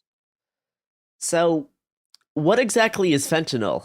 What's the deal? What is the actual thing? Because people I know have heard a lot about it, but they may be unaware, like what this type of opioid is, how it's different from other things, why it's around. Yeah, and I think most people hear kind of one side of fentanyl. And so fentanyl is a synthetic opioid. So it's a lot like heroin, morphine, oxycodone, all those other things. It acts the same way. The difference is that it is more potent. And because it is fully synthetic, it can be made without the necessity for like large poppy fields, weather, all that stuff. But it's very easy to produce. It's used medically all the time. It's like one of the most ubiquitously used medicines and very invaluable for its medical uses. But in the street, because of its potency, small amounts can make a huge difference in the dose that people get. And so fentanyl in street drugs has been the main driver behind what people call our opioid overdose epidemic, and the kind of record-breaking overdose deaths that we've had in recent years. I would guess that one of the biggest reasons that people have heard about fentanyl is due to police officers and all of the stories from the past year of police officers spontaneously overdosing by either touching it, getting too close to it, breathing the same air that it's around. Can you overdose by touching fentanyl? You cannot. So there is a patch that's made for the medical fentanyl, so it can absorb through your skin if you try really, really hard. But it's incredibly ineffective, even with the best pharmaceutical technology that money could buy. This is still very slow, very ineffective. Touching fentanyl cannot cause an overdose. And the way it exists on the street, particularly, you're never going to encounter the form or quantity that you would need to cause an overdose. So these stories are nothing more than urban legends and misinformation. Why are people having these effects then, right? Because there's videos of people like fainting and falling over, and they're like, this police officer needed to receive Narcan and was rushed to the hospital. Like what's actually happening there? Because people obviously look like they're experiencing something, but it doesn't really match up with what fentanyl is able to do. So it's a really interesting phenomenon. And if you look at any of these stories, any of these videos, you can very clearly see people having real symptoms. I'm not trying to cast any doubt on that. But what's reported and what's shown is actually the opposite of what fentanyl would do. And so people report feeling very anxious, breathing very rapidly, having their heart race, all of the things that fentanyl would actually cause the opposite. And so I can only speculate on what's really happening there. But my guess would be that this is some sort of panic reaction related to the fact that people are hearing about this every day, hearing that fentanyl is killing hundreds of thousands of people, hearing that other people have just dropped down from being near it.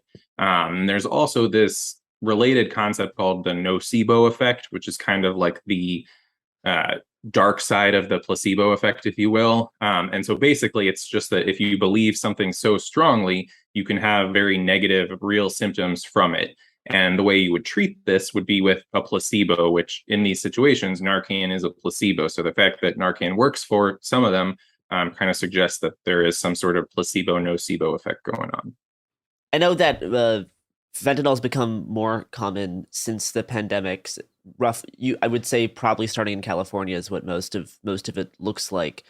In terms of like the whole like opioid epidemic thing, like why has this become such a big problem in the past like 3 years, specifically like with fentanyl getting into so much of the supply?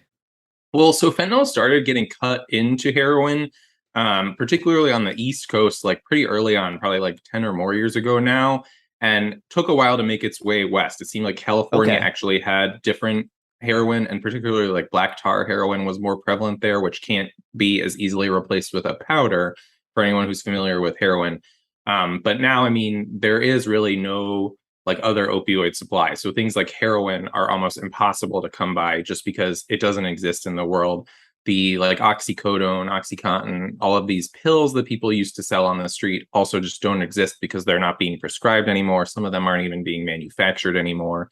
And so what's left is really, when you take away the supply, but you don't address the demand, is something's got to fill it. And fentanyl is there. Fentanyl is really easy to make. It's relatively cheap and simple to produce. And so you can press it into pills that look like oxycodone. You can mix it up into a powder that looks like heroin and gives people similar effects. But because it's so much more potent, which it's like 50 times more potent than heroin. So, I mean, if you think just in terms of percentage wise, like a 1 or 2% difference could be double the dose when you compare it to something.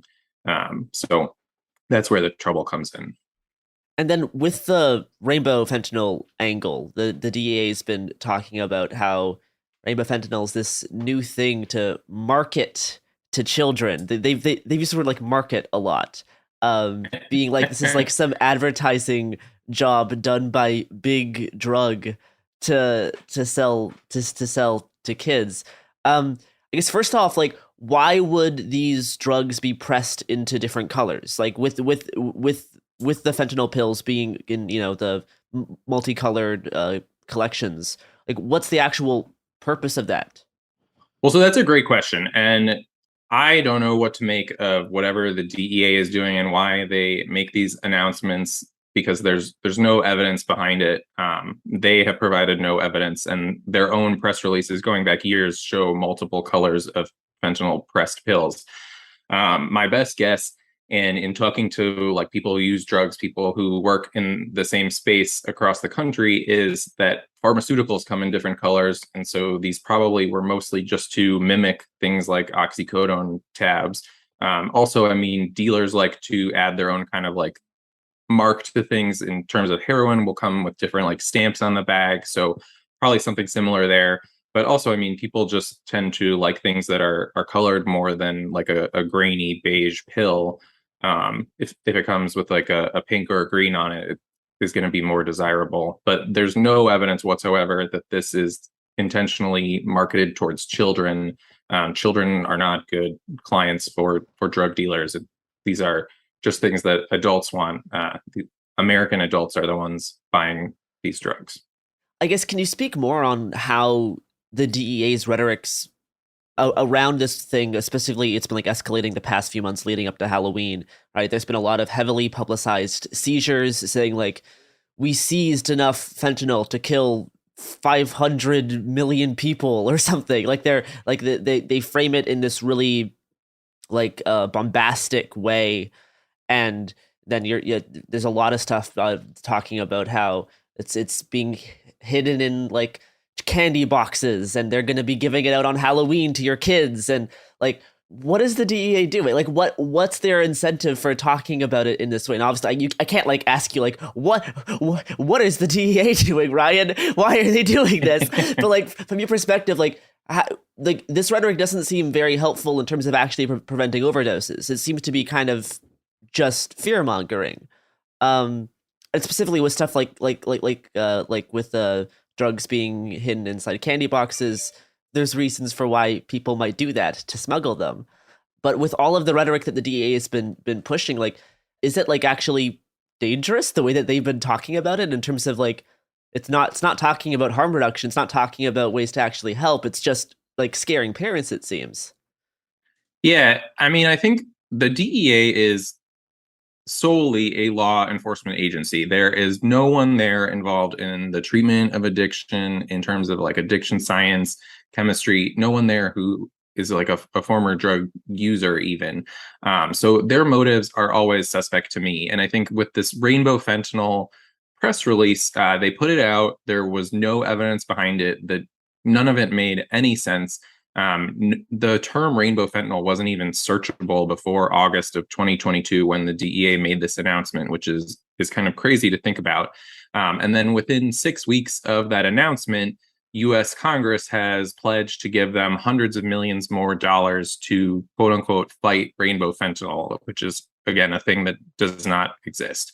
And I mean, looking back, the DEA budget has gone up year on year, hundreds of percent since like the 1980s, but even within the context of our opioid overdose crisis has gone up year on year for all of the past, I don't know, however many years you want to look at it. Their department size grows every year, and overdose deaths go up every year. So whatever they're doing is obviously not working. And like you said, I mean, they particularly ignore and distract from things like harm reduction, from real evidence-based measures and kind of public health investments that we could be making. And when it comes to hundreds of millions of dollars extra being thrown at the DEA for rainbow fentanyl, and we think back to, what was it, just like last winter, when the current administration set aside, I think, $30 million towards harm reduction, being the first time the federal government has put aside dedicated money for harm reduction. And that created its own kind of like moral panic backlash as well. But $30 million was the first and only federal investment in harm reduction. And yet $300 million can be drummed up at the drop of a hat for an invented crisis. So it does really kind of beg the question of like, what are we doing here and why are we continuing to do things that don't work? What do you wish people knew that would help them maybe combat some of the misinformation that gets peddled by like lots of like local TV stations are very quick to cover these types of stories, very quick to cover the stories of like your local cop just almost died at the school by getting within 5 feet of a fentanyl vaporizer or something.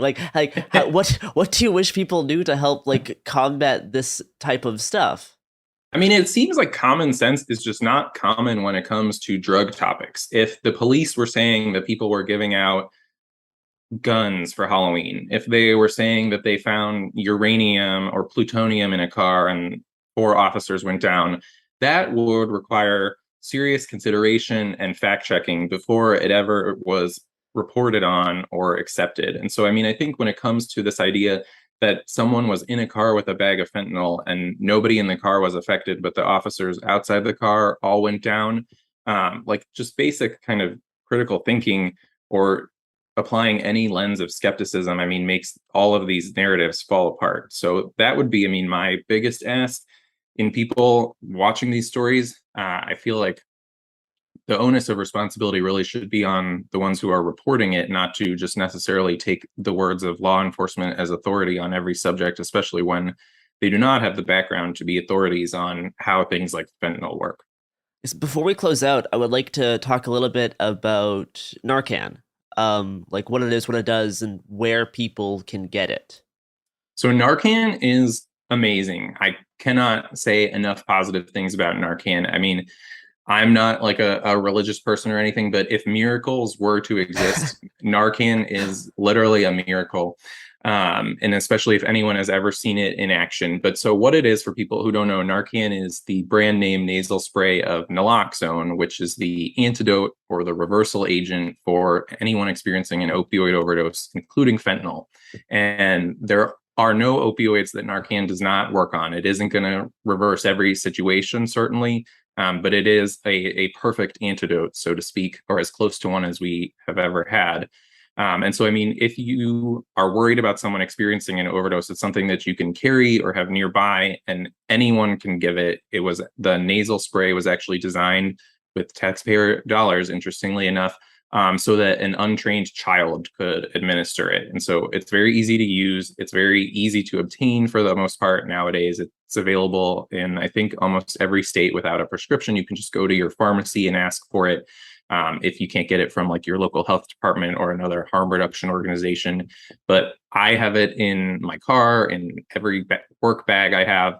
I take it with me when I travel. It's something that people can carry and really makes a big difference. And obviously you don't want to experience or come across someone having an overdose, but it's much better to have with you if you need it than to be unprepared and have to kind of deal with the consequences. And I think this far into this like opioid overdose crisis that the United States and now most of the world has been experiencing, most people can probably think of someone who they know who they've lost to overdose or similar situation, and you don't want to kind of be stuck regretting it later.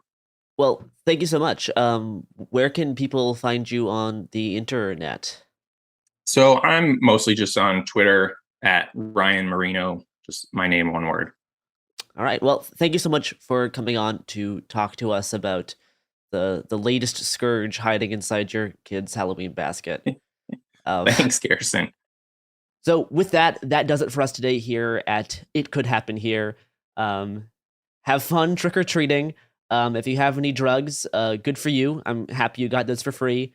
Watch out for cars. Those are actually dangerous. And thanks to everybody who attended the recent It Could Happen Here live stream. Thank you so much for coming. I hope to get through more questions, but we went a little long because there were so many people. But I will answer 2 more questions here. Did you know that the latest My Little Pony movie has a literal xenophobic fascist dictator as an antagonist?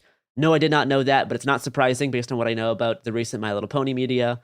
And then what do you think is the most important thing somebody can have for a disaster or chaos preparedness? My personal answer to that would probably be friends. Friends are really useful. Books on how to make stuff and how to basic survival books, because you don't want to count on having the internet. And then I don't know, water filters, water purification tablets. Those would be my picks. But I hope everyone has a happy Halloween, and that does it here for It Could Happen Here, closing out our latest spooky week.